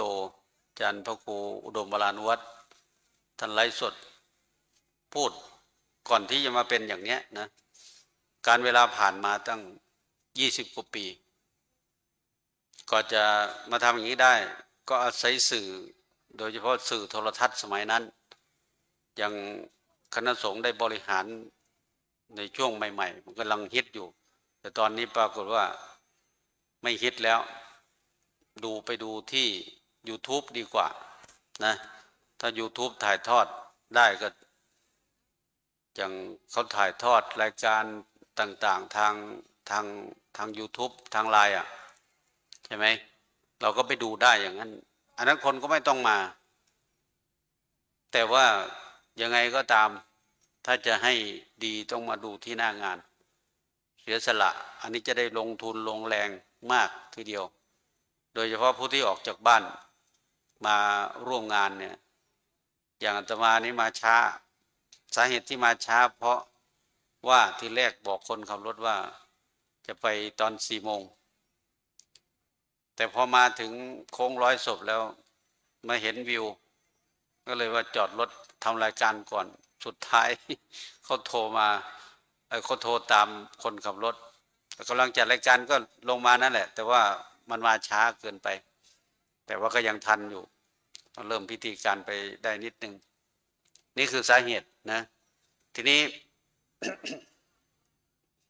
ก็พูดเรื่องเนื้องานทีนี้เนื้องานก็คือว่าเจ้าภาพหลักๆก็คือท่านพระอาจารย์พระครูอุดมวรานุวัฒน์เป็นผู้ที่ค้ำวอร์ดพูดภาษานั้นว่าค้ำวอร์ดในการจัดงานตั้งแต่แรกเริ่มตั้งแต่เป็นเจ้าวาดเป็นนู่นแหละตั้งคืองานเผยแผ่มาตั้งแต่พระ4-5 พรรษาแล้วล่ะเป็นคอนวอยยกอะไรต่างๆจนมาถึงเป็นผู้บริหารระดับวัดระดับตำบลอันนี้ก็ไม่ใช่ง่ายเพราะฉะนั้นงานอย่างนี้เกิดขึ้นก็ต้องให้นึกถึงโดยเฉพาะผู้ที่สร้างวัดแล้วก็พื้นที่ที่เรานั่งอยู่เนี่ยว่าครูบาอาจารย์คิดยังไงถึงได้ที่มาจัดงานแล้วทีนี้คนที่เข้ามาร่วมงานตั้งแต่ท่านผู้ว่านะท่านผู้ว่าท่านสำนักงานวัฒนธรรมหน่วยงานของรัฐเข้ามาร่วมงานแล้วก็ได้ภาพได้เนื้องานของจังหวัดแล้วจะมีจังหวัดไหนบ้างที่ทำแบบนี้ได้โดยเฉพาะหลวงพ่อเจ้าคณะจังหวัดพระราชวชิรสุธีเป็นองค์แสดงธรรมท่านอาจารย์เจ้าคุณพระจุริรัตนเมธีเจ้าคณะจังหวัดแล้วก็รองจังหวัดมาเจ้าอำเภอพระสังฆาธิการมาร่วมถ้าจะใช้เงินลงทุนนะอาตมาว่าเป็นแสนไม่พอนะไม่พอเฉพาะ2 วันเนี่ยนะแต่ทีเนี้ยอาจารย์พระครูอุดมท่านเอางานชำระศีลก็คือเอาปริวาส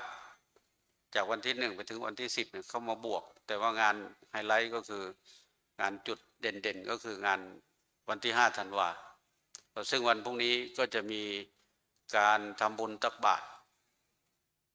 ทั่วทุกอำเภอเนี่ยอาตมาเพิ่งได้รับหนังสือเมื่อตอนบ่ายเนี่ยเห็นทางเลขาอำเภอเขาส่งเข้าไลน์กลุ่มว่าเพิ่งได้รับจดหมายได้รับหนังสือว่ามีการทำบุญตักบาตรที่หอประชุมอำเภอนะมีระเบียบปฏิบัติออกมาท่านทั้งหลายที่เห็นพิธีการให้เอาไปใช้ในบ้านให้เอาไปใช้ในบ้านหมายความว่ายังไงเพราะว่าอาตมาขึ้นภาษิตที่ว่าภูมิเวสัพปุริสานังกตัญญูกตเวทิตาแปลเป็นภาษาไทยว่าภูมิเวเนี่ยแปลว่าเป็นพื้นฐานนะส่วนคำว่ากตัญญูกตเวทีอันนี้แปลทับศัพท์ความกตัญญูกตเวทีเป็นพื้นฐานสัพปุริสานังแปลว่าคนดีหรือบัณฑิตทีนี้บัณฑิตจะเอาขนาดไหนเพราะถ้าพูดถึงเรื่องความกตัญญูทุกวันนี้มันกำลังจะจางหายไปพอดีที่วัดที่บ้าน2 หมู่บ้านมันตายซ้อนกันตายวันเดียวกัน2 คนแล้ววันต่อมาตายอีกก็เลยเผาศพแล้วก็เลยมาที่เนี่ยทีนี้เมื่อเช้าไปก็เลยไปเห็นคลิปหนึ่งฟังแล้วน่าตกใจมากโดยเฉพาะผู้ใดเป็นแม่ระวังไว้จะมีเรื่องกับลูกเขยยุ่งยากเลยเจ้า ไป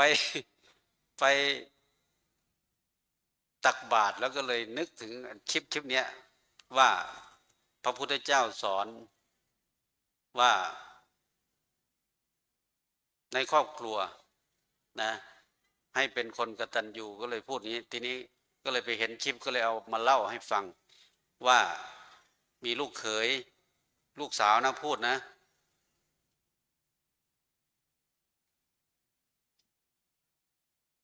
ว่า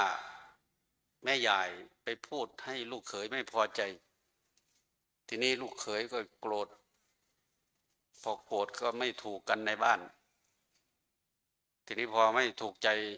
ผู้เป็นลูกสาวก็ไม่สบายใจจะทำยังไงแต่ว่าเขาพูดในคลิปว่าถ้ามันหนักถึงกับจะหย่ากันถ้าภรรยากับสามีหย่ากันเนี่ยมันจะเป็นเรื่องใหญ่ทีนี้ก็เลยมาคิดว่าถ้าตอนนี้แม่แก่แล้วแม่จะอยู่กับเราอีกไม่นานเขาคิดอย่างนี้นะ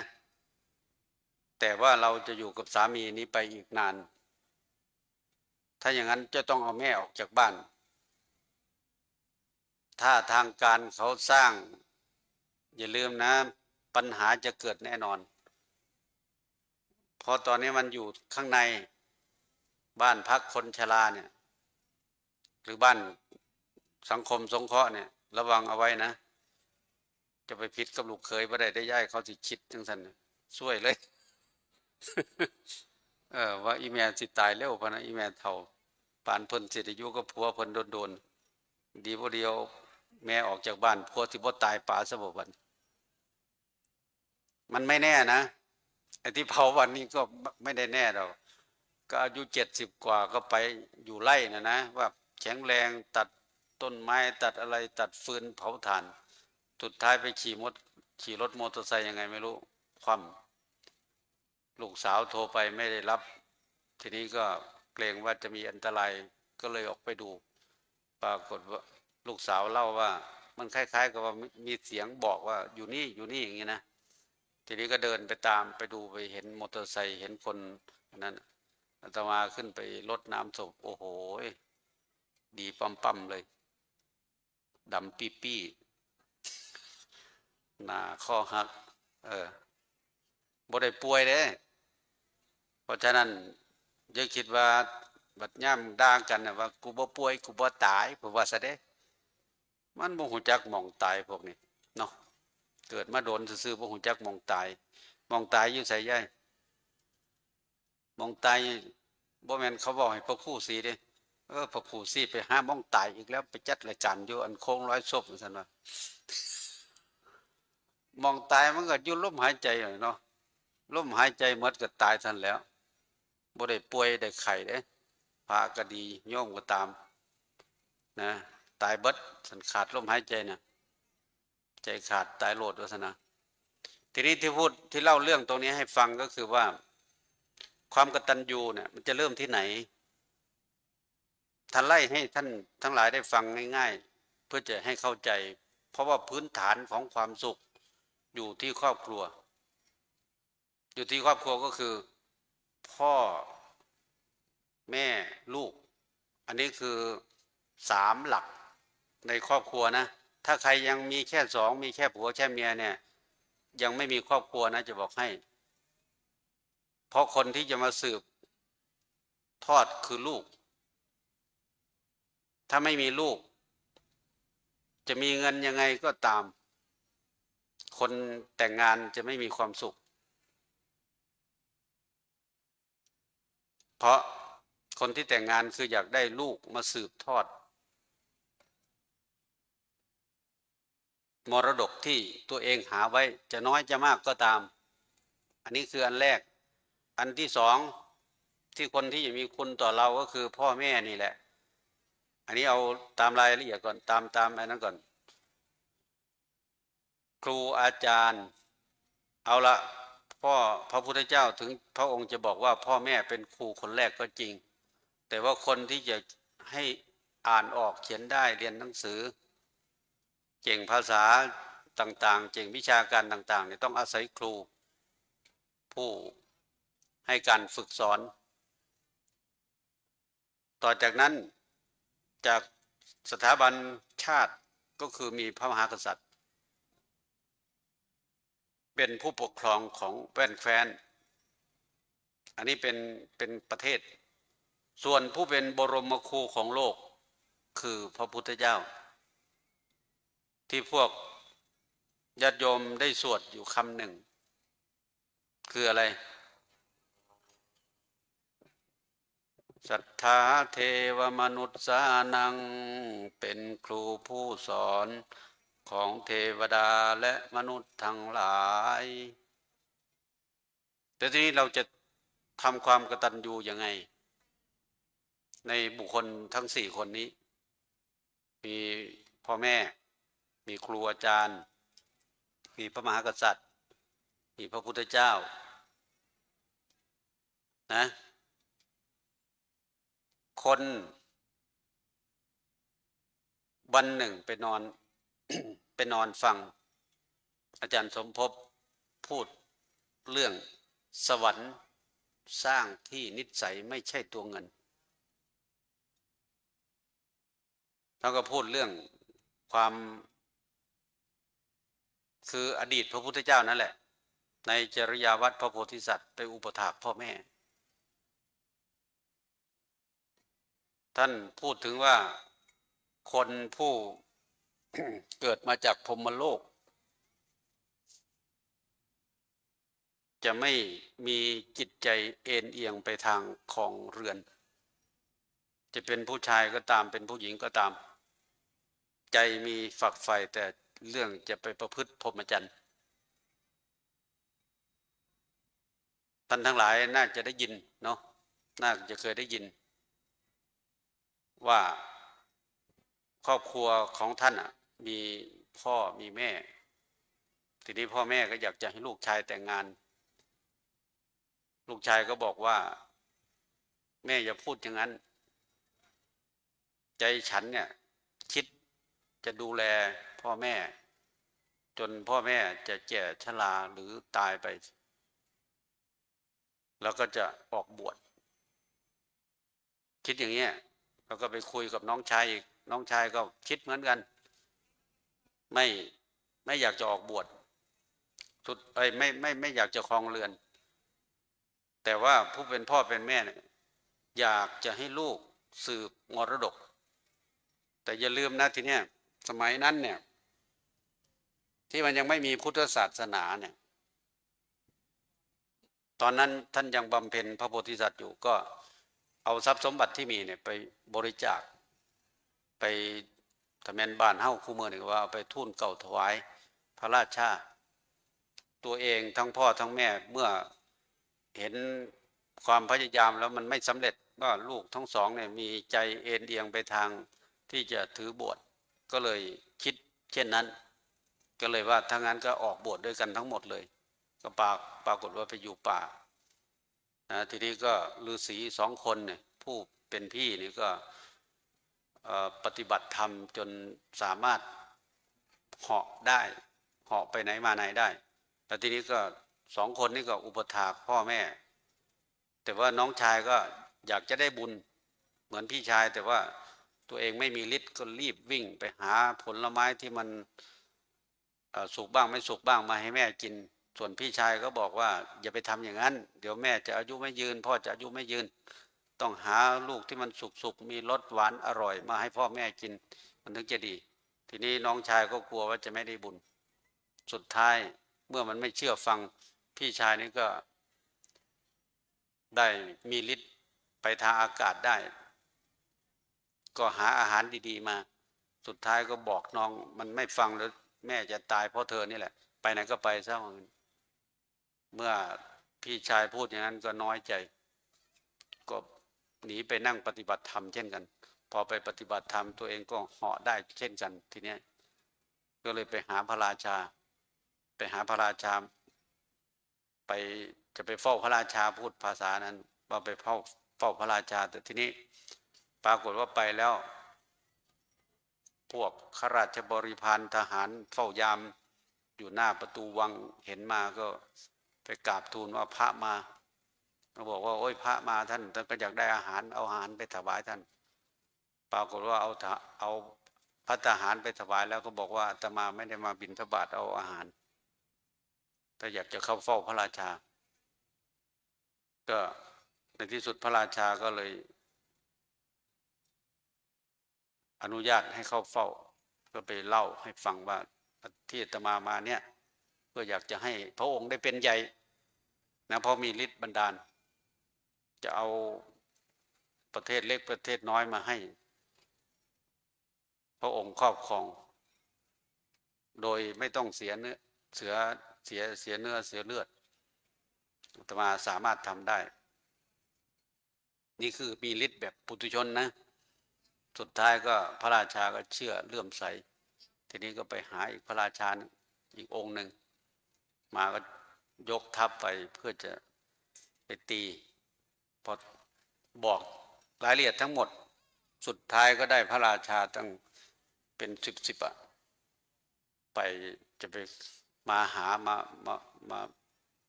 าพี่ชายแม่น้องชายที่ถูกพี่ชายไล่หนีก็คิดถึงแต่แม่นอนฝันก็ฝันเห็นแต่ลูกชายคิดถึงลูกชายนอนฝันไปพอตื่นขึ้นมาก็ไม่เห็นอีกก็อยากจะนอนอีกเพื่อจะได้เห็นหน้าลูกชายสุดท้ายเขาก็เอาพระราชาเข้ามากันนึกว่าที่พระราชาเนี่ยเอามาทำไมสุดท้ายก็บอกว่ามาเพื่อจะมาบอกกับฤาษีผู้เป็นพี่เนี่ยว่าให้ดูแลแม่บ้างดูแลพ่อบ้างเพื่อจะได้บุญแต่ว่าตอนเนี้ยพี่เอาบุญคนเดียวไม่ได้อุปถากที่เล่าอันนี้ให้ฟังคือแค่อยากจะให้รู้ว่าเขากตัญญูต่อพ่อต่อแม่ถ้าพ่อแม่แก่เฒ่าต้องดูแลให้ดีแต่รายละเอียดเยอะมากท่านทั้งหลายอาตมาได้ยินเขาเล่านะได้ยินเขาเล่าเท็จจริงยังไงฟังไว้ก่อนว่าลูกจะคนโตหรือคนเล็กก็ตามที่อยู่บ้านทำอาหารให้ทุกวันนะให้กินทุกวันทีนี้คนที่อยู่ไกลก็ปรากฏว่าตัวเองไม่มีโอกาสได้อุปถัมภ์พ่อแม่มาวันสองวันก็เลยไปนั่งออดนั่งอ้อนแม่อยากกินอะไรแม่อยากทานอะไรแต่มันไม่เหมือนปัจจุบันนี้นะถ้าเป็นบ้านนอกก็ยิ่งอันนั้นแต่ปัจจุบันนี้เขาทำไงรู้ไหมเขาจะเอาไปเลี้ยงที่ร้านอาหารพาแม่ไปทานอาหารที่นั่นที่นี่แต่สมัยเมื่อก่อนที่มันยังไม่เจริญเหมือนปัจจุบันเนี้ยเขาก็จะไปคุยกับแม่ทำอาหารให้แม่แต่ปรากฏว่าพอถามความต้องการที่แม่ต้องการแล้วทำอาหารที่แม่ต้องการทานอาจจะไม่ใช่ของดีทั้งหมดนะหรือสำหรับผู้ไม่แฉวสิว่าเนียนบักเชียหันละแต่ว่ามันเห็ดแซ่บ แต่ว่าที่มันพิษกันมาเนี่ยปรากฏว่าลูกสาวคนที่ไปอยู่ทางไกลกลับมาก็พูดความถามถ่ายแม่ว่าแม่ต้องการอะไรเพราะอยู่ด้วยกันทุกวันไม่ถามใช่ไหมทำอาหารตามใจเลยอยากกินทอดสิ้นก็ทอดสิ้นนึกสินะมันบ่มีแฉวกูที่เป็นหยำจังไดจิดาเขาก็บ่ได้พอเขาเห็นให้กินสุดท้ายก็เลยเพราะถ้าเขาไปแล้วก็ย่องอันผู้มาอยู่2-3 มื้อต่อหน้าผู้อยู่ตลอดนะบ้านนี้ก็เลยถูกผู้อยู่ตลอดด่าบัดนี้พิษกันเขามาอยู่2-3 มื้อแล้วจมหาแล้วเขาคนอยู่ตลอดบ่เฝ้าหาจักเที่ยเฉียดบักใหญ่เลยบัดนี้เอาไปมากก็เฮี้ยนบ่ถือกันนี่นะเพราะมันติดรถนะจะบอกให้นะผู้ใดเฒ่าแล้วยกมือขึ้นจะไปยกเขาสิว่าเฮาเฒ่าสันเฒ่าก็เอาไว้หันล่ะจะไปให้เขาเห็นมือแนวบ่คือจะไปยกเขาเบิ่งเขาสิว่าเฮาเฒ่าสายตาเหลียวมาเบิ่งแต่เฮาเท่าไรก็ดอกก็เดียใหญ่เนี้ยทำกับเรื่องของกูมึงจะมาเกี่ยวอย่างกับกูเท่าเอาไปมาผู้เฒ่าตีกันมัน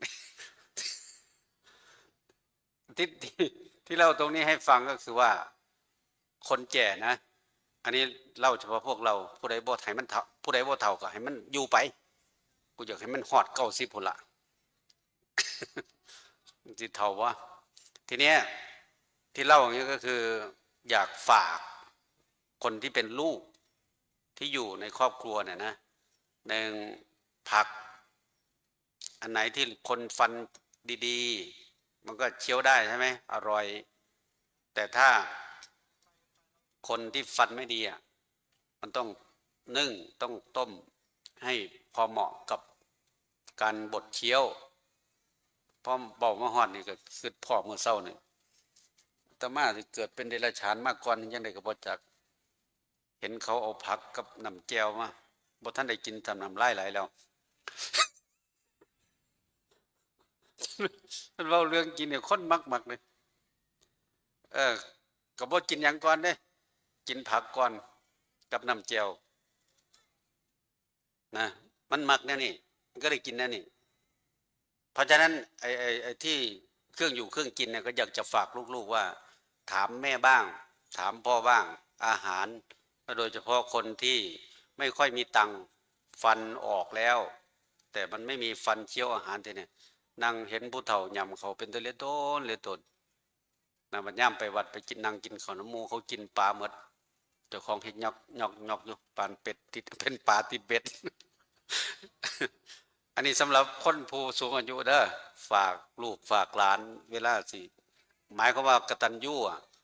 กตัญญูก็คือหาข้าวหาน้ำหาเสื้อผ้าหาที่รับที่นอนให้อยู่ให้กินย่ำเป็นไข้ป่วยก็ถามไทยบีบนวดธรรมดาอันนี้เป็นเรื่องธรรมดาปกติเลยเพราะพ่อแม่ผู้ที่เลี้ยงเรามามันเป็นตะสร้างเด็กๆหน่อยผู้ชายก็ได้ว่าปวดเหี่ยวพะนะลุกขึ้นจับ เหี่ยวมาทางภาคเขาได้บ่เนี่ยสมัยผู้อื่นมันถีบวะเนาะแต่นี่มันลุก มันเลยเฮ็ดมันเลยเป็นหน้าหักไปเลยนะแม่กับพ่อแม่หาลังเถือกำลังกินข้าวอยู่ลูกบ่ทายจังซี่นะแต่ยังคู่มือก็ยังใครแน่มันมีแพมเพิร์สอันสมัยก่อนเนี่ยโอ้ยบ่ได้พ่อแม่ก็ต้องกอบต้องไฟอยู่หั่นแล้วนี่คือเลี้ยงดูเด้เลี้ยงดูเป็นแบบเนี้ยเพราะนั้นพระพุทธเจ้าก็เลยบอกว่าให้กตัญญูรู้คุณของเนี่ยคำว่ากตัญญูแปลว่ากตะนี่แปลว่ากระทำนะยูนี่แปลว่ารู้สิ่งที่ท่านกระทำแล้วโดยเฉพาะผู้ที่เป็นพ่อเป็นแม่นี่อันดับหนึ่งเลยรักที่สุดคือลูกจะอยู่ในสภาพไหนก็คือรักไม่เสื่อมคลายไอ้ที่อาตมาเล่านะผัวเมียจะมีกี่คนก็ได้คนนี้ตายเอาคนใหม่คนนี้หย่าจากคนนี้ไปเอาคนนี้แต่สายเลือดขาดไปได้แม่มีคนเดียวพ่อมีคนเดียวให้คิดตรงนี้จะไปคิดว่าเราจะอยู่กับสามีไปอีกนานแม่แก่แล้วเอาไปไว้บ้านพักคนชราอย่างเงี้ยอันนี้มันคิดอารมณ์เดียวขนาดเพิ่นสวดมาติกาเพิ่นยังบอกว่าตีตาละมนังวาอนาคตาละมนังวาปัจจุปันนังวามึงสิมาวายังนี่มันบ่คิดอารมณ์มันคิดถึงแต่ปัจจุบันว่าผัวมันยังหนุ่มจังซี่นะมันบ่คิดว่าสันต่อไปผัวเฒ่าเฮาเฒ่าแล้วเขาป่าเฮาไปเอาปืนเฮาสิอยู่กับไผบ่คิดเด้อย่าลืมนะลูก5คน6คนมันก็ป่าเด้มันเป็นหยังได้ยินเขาเราว่าอายุ70สิไปขอยากับเมียเคยได้ยินบ่อยู่ในเฟซนะแต่บัดนี้หมู่ลูกสาวนี่ก็ว่าพี่พ่อนี่ไปมีเมียน้อยถือเมียน้อยกอมหัวถูกเมียน้อยปั้นหัวว่าซั่นว่า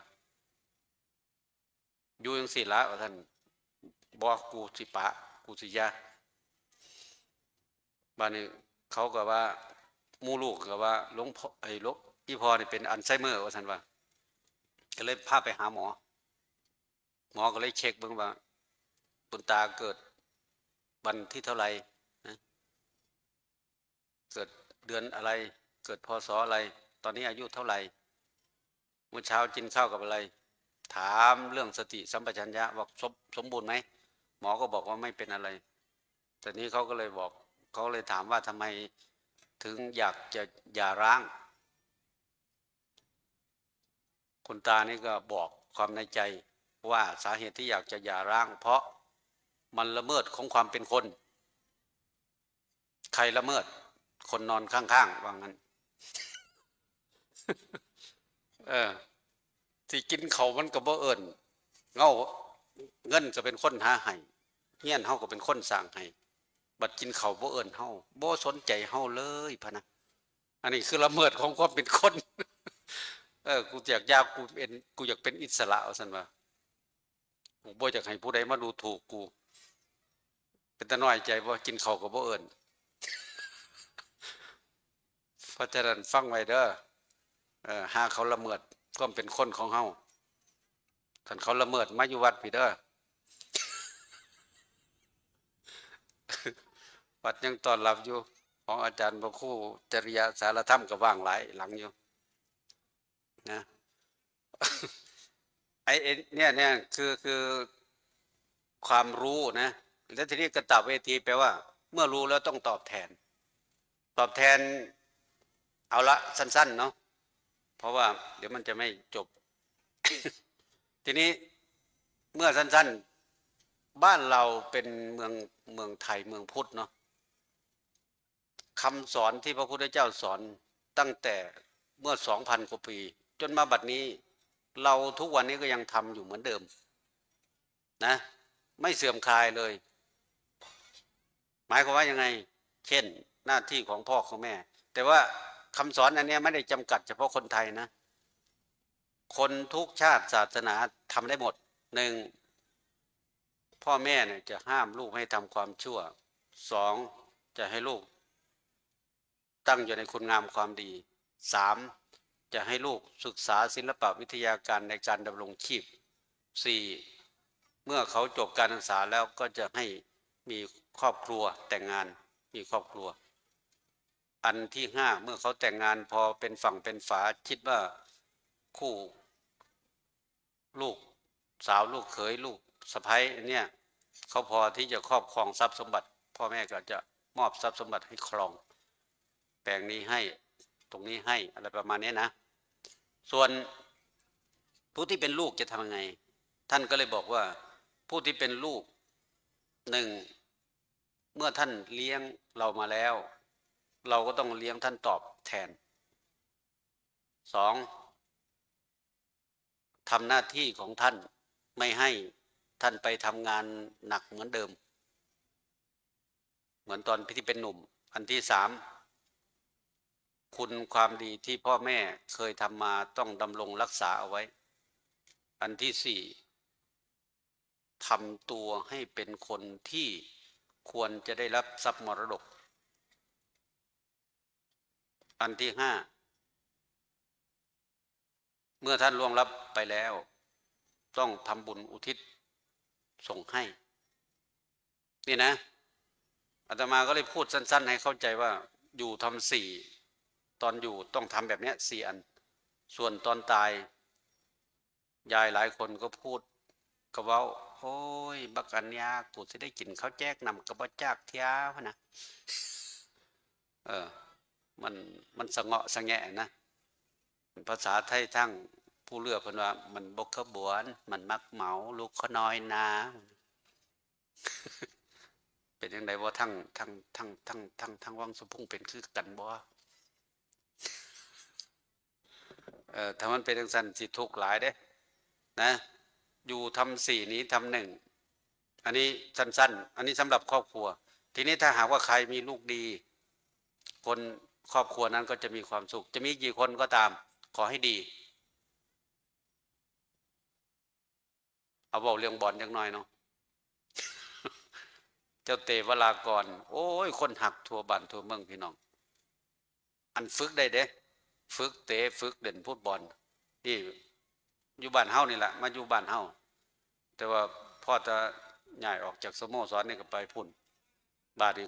ครูบาอาจารย์เอาไปฝึกได้บัดนี้ฝึกแล้วบัดนี้เอาไปโอ้ยว่ามันสิพัน30ทีมบ่ได้มันจะทีมล่ะอาตมาก็บ่เห็นดอกเห็นมือไปเปิดเบิ่งในคลิป เอ้าไปเห็นรถเขาแล่นคือจังสิให้นี่ไหมเขาเว้าบรรยายไปว่ารถขนฝันว่าซั่นเบิ่งย่ำได้สิให้ย่ำนั้นก็เลยบ่อันนั้นอันนี้คือการฝึกเด่นการฝึกแต่บัดนี้มีคนหักถ้าฝึกได้แล้วจากที่มันบ่ดีอ่ะเขาไล่หนีบอกภาษาบ้านเฮาว่าเขาไล่หนีสุดท้ายมาฟังครูอาจารย์เนี่ยคือถ้ามีลูกดีเฮ็ดดีให้พ่อให้แม่ได้สมใจสิมีเจ้าคนครอบครัวนั้นก็มีความสุขแต่ในทางตรงข้ามสิมีเจ้าคนก็ตามแต่มันบ่ดีทุกอย่างนอนบ่หลับเลยล่ะนี่คือสุขของครอบครัวเรื่องเบื้องแรกพระพุทธเจ้าก็เลยสอนเรื่องกตัญญูอันนี้ส่วนอันที่สามส่วนอันที่สองก็คือครูอาจารย์ครูเขาส่งเราจนเป็นด็อกเตอร์จนเป็นศาสตราจารย์อะไรก็แล้วแต่แหละที่เขาปลูกฝังให้เราสุดท้ายผอ.ต้องมากราบคุณครูเด้คุณครูที่เขาเคยสอนตั้งแต่นั้นลูกศิษย์ลูกหา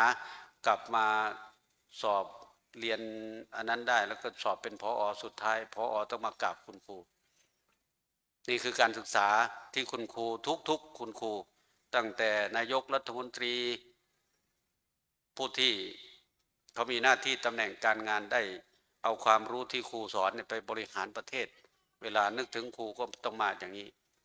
อันนี้คือสั้นๆแต่ว่ายังไงก็พื้นฐานก็อยู่ที่ครอบครัวนี่แหละส่วนพระมหากษัตริย์ท่านจะดำรงในฐานะเมื่อพระบาทสมเด็จพระเจ้าอยู่หัวรัชกาลที่9พระองค์ทรงใช้จริยวัตรคือจริยธรรม10ประการหรือเรียกว่าทศพิธราชธรรมคนที่จะเป็นพระราชาจะต้องดำเนินตามแนวนี้สูงสุดจนเป็นพระเจ้าจักรพรรดิอันนี้ความเป็นมนุษย์ผู้ที่เป็นพระเจ้าจักรพรรดิถ้าท่านทั้งหลายที่เป็นผู้ที่สนใจในเรื่องนี้นะเรื่องพระเจ้าจักรพรรดิตอนแก้ว7ประการมันจะเสื่อมเพราะเสื่อมศีลเสื่อมธรรมนะพ่อก็บอกว่าอันเนี้ยไม่ใช่สมบัติที่จะต้องสืบทอดกันสมบัติอันนี้เกิดมาจากคุณงามความดีถ้าลูกอยากให้แก้ว7ประการยังคงอยู่ต้องรักษาอุโบสถศีลในวันพระ8 ค่ำ15 ค่ำ14 ค่ำลูกก็ไปทำตามสุดท้ายมันไม่ได้เจริญรอยตามปรากฏว่าแก้ว7ประการหายจ้อยเลยทีนี้เพราะฉะนั้นที่จะมาพูดอยู่บ่อยๆหลายครั้งว่าพระพุทธเจ้าบอกว่าถ้ากายกรรมตรงวจีกรรมตรงมโนกรรมตรงการไปก็ตรงเมื่อการไปตรงการเกิดก็ตรงเมื่อการเกิดตรงเขาจะมีคติเป็น1เอกันตะสุขาสุขโดยส่วนเดียวคือเป็นเทวดาต่ำลงมาคือเป็นคนเกิดในตระกูลสูงคือขัตติยมหาศาละเกิดในตระกูลกษัตริย์ผู้มหาศาลพราหมณมหาศาละเกิดในตระกูลพราหมณ์ผู้มหาศาลขหปฏิมหาศาละต่ำจากนั้นลงมาเกิดเป็นเศรษฐีผู้มหาศาลนี่พอบุญเท่านั้นถึงได้เป็นพระราชา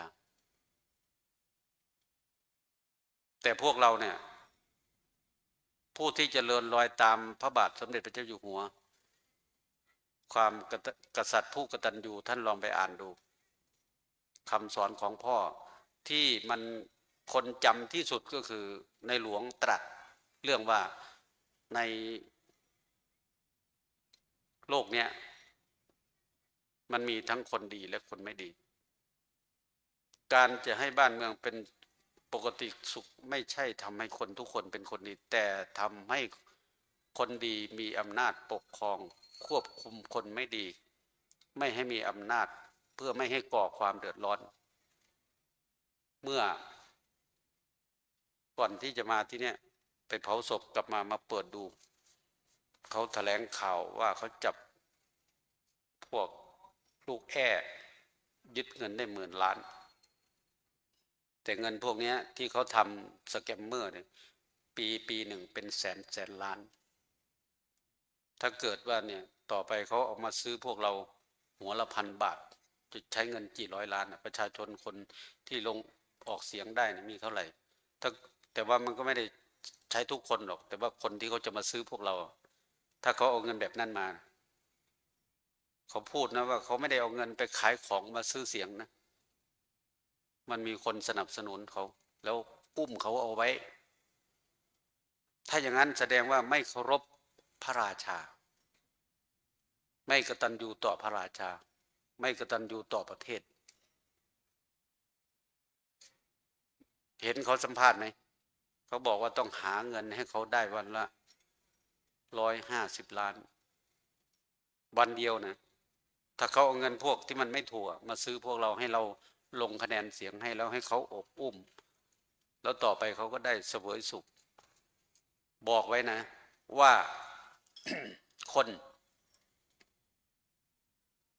จะอยู่ในสถานะใดก็ตามการงานสะอาดไม่ใช่ที่ตำแหน่งสูงนะแต่ถ้าตำแหน่งสูงแล้วการงานสะอาดก็ยิ่งทำประโยชน์ได้กับให้กับชาติบ้านเมืองได้มากยิ่งขึ้นคนอยู่ตามไร่ตามสวนถ้าเป็นกายสะอาดวาจาสะอาดใจสะอาดก็เกิดในที่สูงได้เหมือนกันนี้เพราะฉะนั้นพระราชาพระองค์ทรงพูดอันนี้แหละพระองค์ทรงตรัสอันนี้ให้พระสงฆ์นิกรของพระองค์แล้วก็ไปติดพระราชดำรัสพระราโชวาทของพระบาทสมเด็จพระเจ้าอยู่หัวในประธานในโอกาสต่างๆที่มีคนเข้าเฝ้าหรือบางทีรับปริญญาก็ฝากให้คนในชาติได้ประพฤติสุจริตอันนี้คือกตัญญูต่อพระราชามหากษัตริย์ต้องเคารพกฎหมายบ้านเมืองส่วนกตัญญูต่อพระพุทธเจ้าก็เชื่อฟังคำสอนศรัทธาในพระรัตนตรัยพระพุทธพระธรรมพระสงฆ์เอาสั้นๆเนี่ยถ้าเราได้อย่างเงี้ยไม่ใช่ว่าตายแล้วมันค่อยจะไปสู่สุคตินะจะไปสู่สุคติในตอนที่อาตมาสร้างแห้งก็คือจังไดเนี่ยสร้างงานศพเนี่ยถ่ายรูปแชะวันนี้ไปส่งคุณยายไปเป็นนางฟ้า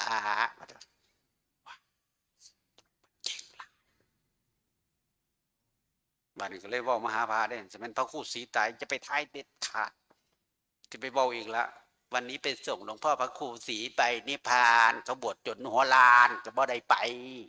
มันก็ที่มาเจงกระดอกกระเดียแท้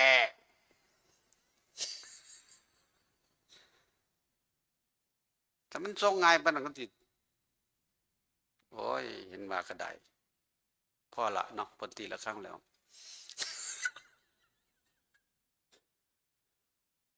สุดท้ายเลยสุดท้ายนี่ละเป็นนั่นนี่เพราะว่าคนมันมักอยากทรงนะมันอยากให้ผู้อื่นทรงโอ้ยสันทรงง่ายปานนั้นก็ที่ซึกมืออื่นนี่แหละเนาะ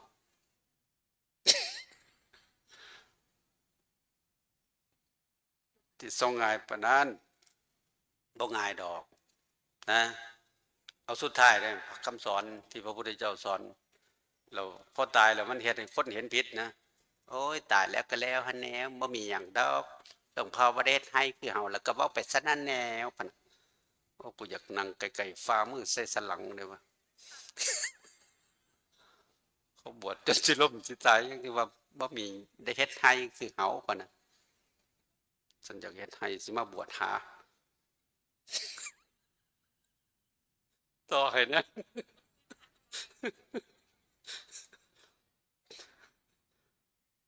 แม่นบ่ต้องเป็นนั่นเมื่อมันเป็นอย่างนี้ก็ต้องกตัญญูต่อหลักคำสอนโดยเฉพาะเราเป็นชาวพุทธใช่ไหมเอาละมันก็อย่างที่ในหลวงบ้านน่ะในโลกเนี้ยมันไม่มีใครทำให้ใครเป็นคนดีทุกคนได้ดอกแต่พระพุทธเจ้าก็พูดงานศพพูดทุกงานนะพระก็ไปพูดตามพระพุทธเจ้าแหละกุศลธรรมะกุศลธรรมะมันก็อยู่อย่างนี้แหละขนาดมันไปเผาศพมันไปงานศพกันยังแล้วว่าจะเทศโดนเลยเด้อยังบอกเป็นคำอยู่กูเข้าใจแล้วล่ะพอแล้วเนี่ยสำเร็จนะก็ยุ่งสั่นทั้งที่พ่อก็ตายเบิ่งแม่ก็ตายเห็นอยู่แต่หังบ่เฮ็ดนำทำตามโอ้ยลูกเขาน้อยนะมันเป็นเช่นนี้นะหลวงพ่ออย่าไปถือสามันเด้อบ่ถือสาแล้วกูอยากเตะมัน เป็นอย่างนั้นเนาะสุดท้ายที่พระพุทธเจ้าพูดไว้ไม่ใช่ตายแล้วตายเลยนะบอกว่าอุโภปุญญัญจะปาปัญจะยังมัจโจปุรเตทะตันหิตัสสะสกังโหติตันจะอาทายกจติตันจัสสะอนุคังโหติฉายาวะอนุปายนีว่าสัตว์ผู้เกิดมาในโลกนี้ทำบุญและบาปทั้งสองอย่างไว้ในโลกนี้บุญและบาปนั้นจะเป็นสมบัติของเขาเขาจะพาเอาสมบัตินั้นแหละไปด้วยบุญและบาปนั้นจะติดตามเขาไปยากจนพระพุทธเจ้าต้องอุปมาว่าเปรียบเหมือนเงาตามตัวนะถ้านั่งอยู่มองเนี่ยมันบ่เห็นเงาเด้เพราะแสงมันบ่พอสิให้เห็นเงาแต่ย่ามมื้อเช้าตะเว้นขึ้นไปเบิ่งโลดสูง150 160ยาว20 เมตรพุ่นน่ะนั่นเพราะแสงมันพอก็เลยเห็นแต่ตอนเนี้ยอาตมานั่งอยู่นี่ก็บ่ทันเห็นพอล่างๆพอแสงมันบ่ประกอบคนบ่มีปัญญาก็สิบ่เห็นบุญเห็นบาปนะเพราะฉะนั้นก็ถือโอกาสอนุโมทนาว่าวันกตัญญู4 คน1กตัญญูต่อพ่อต่อแม่ผู้มีพระกคุณต่อคุณครูผู้ให้ความรู้ต่อพระมหากษัตริย์ผู้ปกครองบ้านเมืองต่อพระพุทธเจ้าผู้เป็นศาสดาของโลกเพราะฉะนั้นพวกเราได้มาร่วมงานวันนี้ธรรมภาพในนามวงแสดงธรรมก็ถือโอกาสอนุโมทนาในกุศลศรัทธาที่ได้สละความสุขส่วนตัวออกมาร่วมงานในครั้งนี้ขออนุภาพแห่งทานที่ท่านทำศีลที่ท่านรักษาภาวนาที่ท่านเจริญจนครบถ้วนบริบูรณ์พร้อมมูลจงเป็นสิ่งเกื้อกูลให้ชีวิตและครอบครัวของท่านทั้งหลายมีแต่ความสุขกายสุขใจปราศจากทุกโศกโรคภัยเจริญด้วยอายุวรรณะสุขภละโดยทั่วกันดังแสดงมาพอสมควรเจเวลาเอวังก็มีด้วยประการฉนี้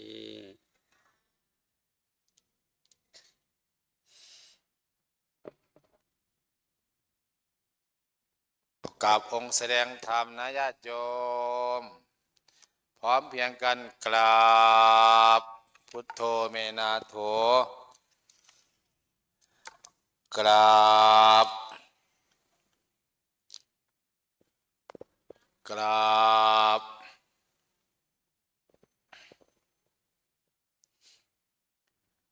นิมนต์พระมาบอกวัดเด้ออย่าช้าลูกกรรมนิมนต์เลยวิ่งได้วิ่งเหาะได้เหาะเกิดโอกาสให้ทำเพราะว่าองค์รูปต่อไปจะได้เทศวันนี้พระณเทศนั่งขี่คอกันอยู่เด้เวทีนี้ไม่มีพี่เลี้ยงถ้า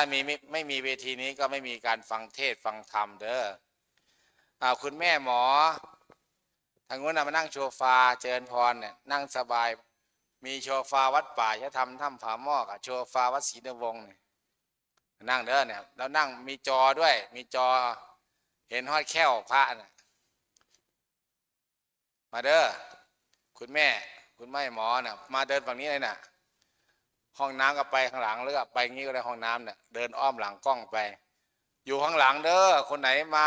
ข้างหน้าเวลาไปหาหมอจะเรียกก่อนเด้อตอนช่วงนี้บอกวัดช่วงนี้บอกวัดโยมก็จะไปห้องน้ำก็ได้ให้เวลา5 นาทีอันนี้มนต์ตามลำดับเบอร์นะครับจะได้รู้จักว่าใครมาไม่มา15 รูป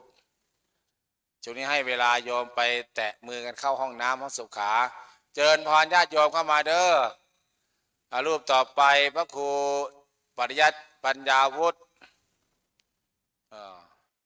แล้วก็รูปต่อไปอาจารย์มหานัจพลวัดป่าธรรมชาติปีต่อไปมันจะจัดปฏิบัติธรรมพระใหญ่เป็นตาย่าน อยู่ใกล้ป่าช้า แม่โชฟานั่งให้เตรียมนะแม่เด้ออันเนี้ยเดี๋ยวเก็บไอ้โต๊ะข้างหลังจะขอญาติเก็บโต๊ะสีขาวจะทำทางเดินบิณฑบาตเพราะว่าพระอาจารย์กรรมลูกกรรมเนี่ยเพื่อนจะทำงานด้วยเก็บขยะด้วยตั้งโต๊ะโรงทานตั้งโต๊ะอาหารด้วยเทศก็เทศไปฟังก็ฟังไปพระก็ทำงานไปอยู่กับโยมสอดแจ้งอาตมาก็ไม่หนีโยมถ้าโยมไม่หนี โยมก็ใส่กันเทศ ถวายกันเทศมีโยมผู้ชายไหมน่ะแถวเนี้ยมาปานินมาเอากันเทศถวายพระครูศรีแล้วปานินนี่ไปลูกศิษย์วังสะพุงนี่แล้วคุณแม่พิซ่ามาแล้วพิซ่าแม่ปีนี้อาจารย์ไปบุญไม่ได้มาบอกว่าปีหน้ามานะไปอินเดียโยมแม่เด้อตรงนั้นน่ะโต๊ะอี้ตรงนั้นน่ะมานั่งฝั่งนี้แม่ฝั่งนี้เลยน่ะที่มีจอหนังตรงนี้ก็จะจัดเป็นในโต๊ะลงถวายข้างหลังถวายพระครูศรีธีรพรรองจังหวัดประธานฝ่ายเผยแผ่คณะสงฆ์ได้กราบครูบาอาจารย์พระเถระผู้ใหญ่อาจารย์บุเรียนก็ตามองไม่เห็นใครหรอก40 กว่าพรรษาแล้วก็อาจารย์พระครูศรีก็40 กว่า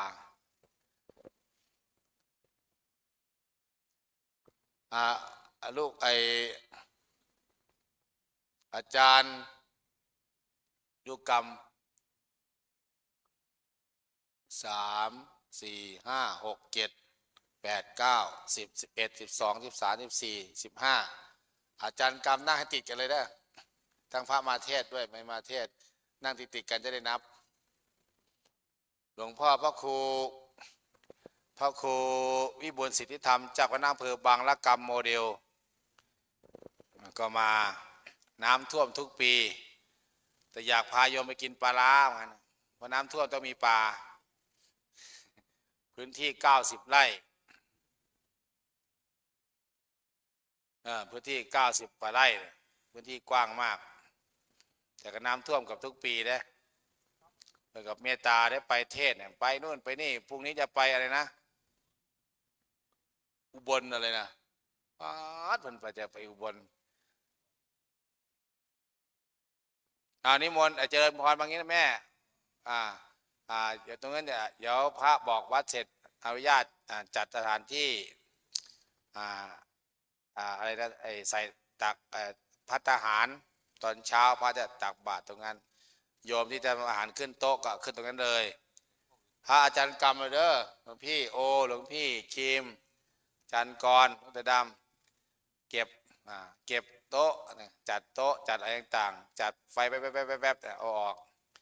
เพราะว่าพระทำอาจารย์แล้วลูกกรรมองค์ไหนที่จะอยู่กับโยม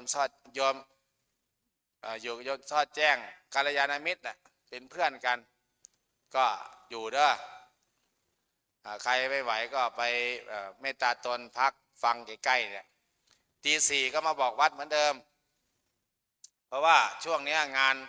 วันนี้พิเศษวันเดียววันจะมีการบอกวัดอาคันตุกะอย่างเงี้ยเดี๋ยวขึ้นวัดบอกวัดที่มาพอบอกปุ๊บเพิ่นจะเทศแล้วเพิ่นจะกลับก่อนก็ไม่เป็นไรถ้าเกิดพระที่จะมาเทศช่วง5 ทุ่มเที่ยงคืนเนี่ยเพิ่นจะมาประมาณ4 ทุ่ม5 ทุ่มเพิ่นก็อยู่รอบอกวัดตอนตี 4แล้วก็บางทีก็ถ้าเพิ่นมาก่อนพอพักนิเทศลงก็จะมาบอกวัดตอนที่เราทำวัดตอนประมาณตี 5ต่างๆเพื่อครับบอกวัดเป็นบอกวัดคือไม่เกินถ้าไม่เกินรับแสงเงินแสงทองสว่างเนี่ยคือราตรีเราไม่ขาดเราบอกวัดอาคันตุกะยกเว้นพระที่เราบอกแล้วอย่างบางทีเนี่ยบอกแล้วปุ๊บเนี่ยบางทีอย่างเพิ่นไม่ลงมาก็ได้จะมาลงมาตอนบอกเราตอนไหนวะตอน6 โมงเช้าเพราะเราบอกแล้วเพิ่นไม่ได้ไปไหนเพิ่นอยู่กับที่แต่เวลาเราบอกวัดให้พระอาจารย์กรรมมาให้หมดเนี่ยลูกกรรมอาจารย์กรรมพระทีมงานในวัดเพื่อให้เพิ่นได้ทำงานองค์หนึ่งก็ทำวัดสวดมนต์องค์หนึ่งก็ดูเรื่องอาหารการกินถ้าไปให้อิสระไม่ต้องมาบอกอะไรบอกแล้วเนี่ยมันก็จะนอนเด้ลูกกรรมก็จะทำหน้าที่ทำวัดสวดมนต์อย่างเดียวแต่ก็ไม่ผิดนะเพราะเราบอกแล้วยกเว้นพระอาจารย์กรรมออกไปซื้ออะไรข้างนอกแล้วเข้ามาใหม่ออกไปเซเว่นเนี่ยถือว่าเป็นอาคันตุกะได้ต้องล็อกคอมาบอกตอนตี 4คือพระอาจารย์กรรมก็ต้องเช็คดูว่าใครมาใครไป เพื่อไม่ให้เวลามันยืดไปมิงั้นเราจะยืดเวลาจะออกอัมพาวันที่เท่าไหร่10มันจะออก11เสียราตรีเราก็ต้องประสานงานเพราะเราก็ปิดประตูเดี๋ยวอาจารย์กำให้ปิดประตูทางนี้เด้อทางนี้ช่องหนึ่งให้เข้าทางเดียวแล้วเราก็จะเช็คกล้องวงจรปิดด้วยว่าใครไปใครมาใครที่มาเพื่อกับโทรศัพท์ผมมาแล้วนะคือเวลาเราไม่ได้เรียกเวลาหนึ่งตอนที่4ตีละครั้งเหมือนกับทุกวันบอกว่าตอนตี4 กว่าเราก็มานั่งแล้วทุกวันเราทำวัดสวดมนต์วันนี้อาจจะอรหังสมาแล้วก็นั่งฟังเทศครูบาอาจารย์ไปกับโยมเนี่ยพระเป็นผู้นำทางจิตวิญญาณเราต้องเป็นตัวอย่างให้กับโยมถ้าเป็นพระแล้วเรามานอนเนี่ยโยมไม่ได้เห็นธาตุแท้พระเลยนะนั่นคือผมก็ไม่นอน24 ชั่วโมงผมก็ไม่นอนเพราะว่าเราเข้าใจระบบสร้างบารมียังไงนั่นคือใครที่สร้างบารมีนี่คือการสร้างบารมีสันเลขะขัดเกลาวันนี้เราถือธุดงค์นะเนจะทิคังสมาธิยามิญาติโยมคนไหนง่วงโยมก็เดินไปหยิบเทียนที่เป็นหยุดแล้วก็เอาไปกองไว้ตรงนู้นที่แม่สุภาพกองไว้ก็จะจัดใส่กล่องใส่เข่งเหมือนเดิมเก็บผู้นี้ก็เก็บช่วยกันถ้าเราอยู่เฉยๆอาจจะง่วงอาตมาก็เดินไปเดินมาก็ไม่ง่วงหรอกจัดนั่นจัดนี่เก็บขยะเนี่ยทำความเข้าใจกับพระเจ้าเด้อช่วงนี้พระอาจารย์กรรมที่มาเทศวันจะบอกนั่งมีอาจารย์พระครูพระครูประยัติปัญญาวุฒิเจ้าหน้าอำเภอด่านซ้ายอาจารย์สมศักดิ์จากมจรอาจารย์พระครูนิรุตก็จำวัดอยู่ที่นี่อาจารย์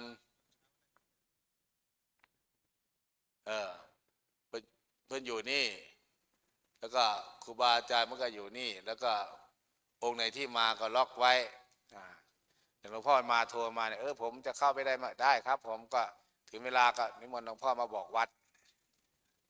เสร็จหลวงพ่อก็กลับไปวัดวันพระไม่เป็นไรมันทุกอย่างมีระบบของมันอยู่แล้วไม่ต้องตื่นเต้นแล้วก็เราจะบริสุทธิ์ผุดผ่องเองล่ะด้วย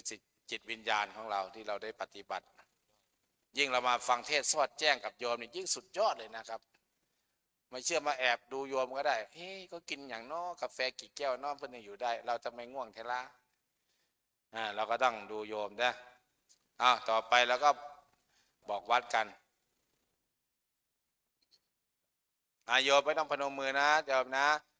โยมก็นั่งสมาธิหลับตาใครจะไปห้องน้ำก็ไป5 นาทีอันนี้หมดครับพร้อมแล้วกราบครับกราบหันเหมยังพุทธสสะภะคะวะโตปุพพะกะนะมาการังกะโรมาเสนะโมตัสสะภะคะวะโต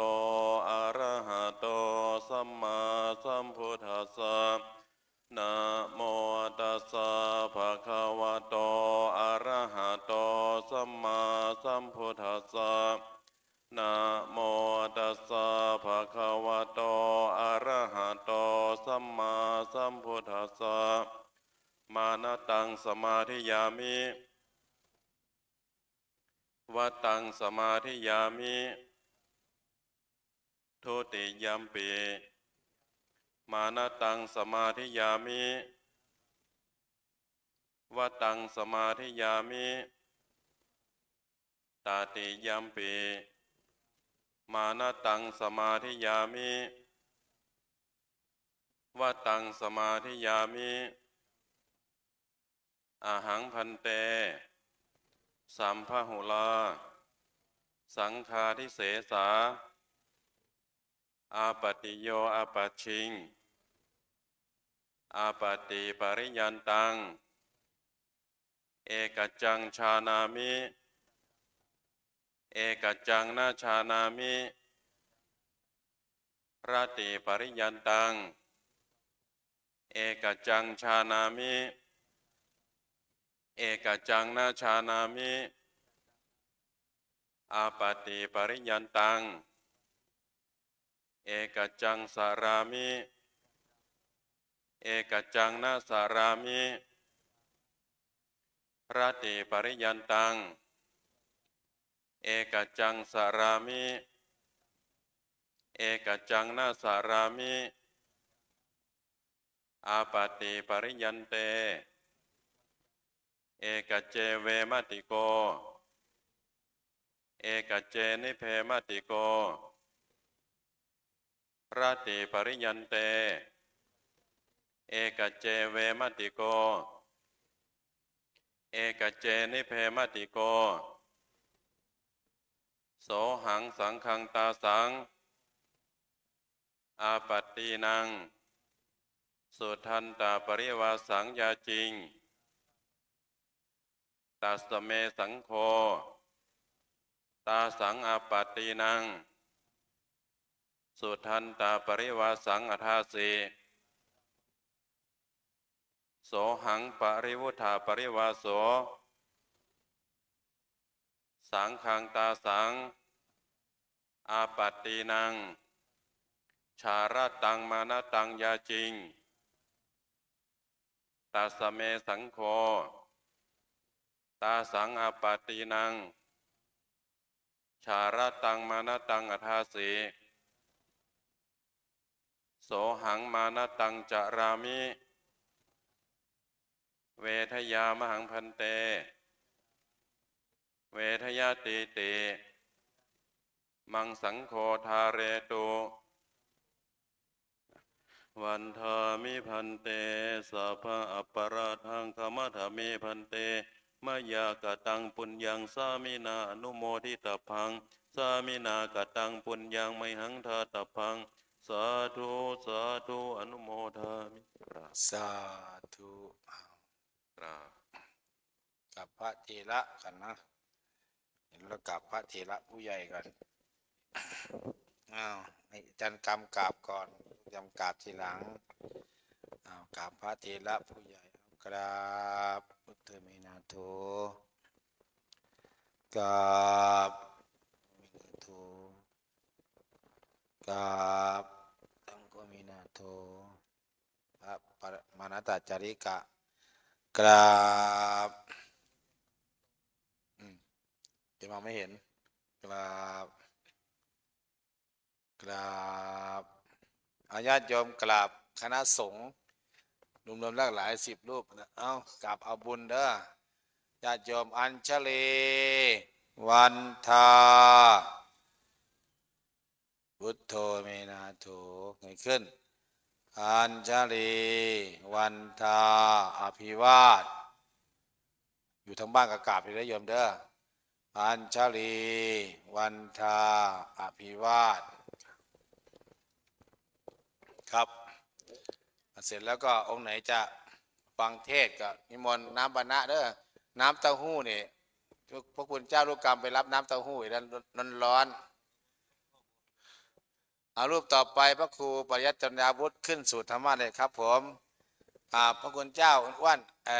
เอาไม้ไปให้แม่ใบหน่อยคนหัวจุกๆกันนะข้างกล้องนะยกมือคนไหนแม่ใบยกมือไม้ลอยไปอยู่ตรงนี้ห้องพิเศษห้องรับรองอาราธนาธรรมใหม่กราบองค์แสดงธรรมญาติโยมอาจารย์กรรมเด้อไปดูจัดเก้าอี้ตัวนั้นชุดยนต์ออกเลยครีมเด้อพี่มังกร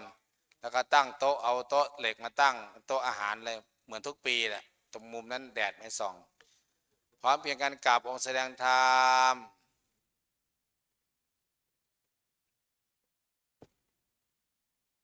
กราบพุทโธเมนาโถ หลวงนาแสงกล้า เป็นที่พึ่งของ หลวงตาบุเรนทอกพักตรงไหนดูด้วยกราบ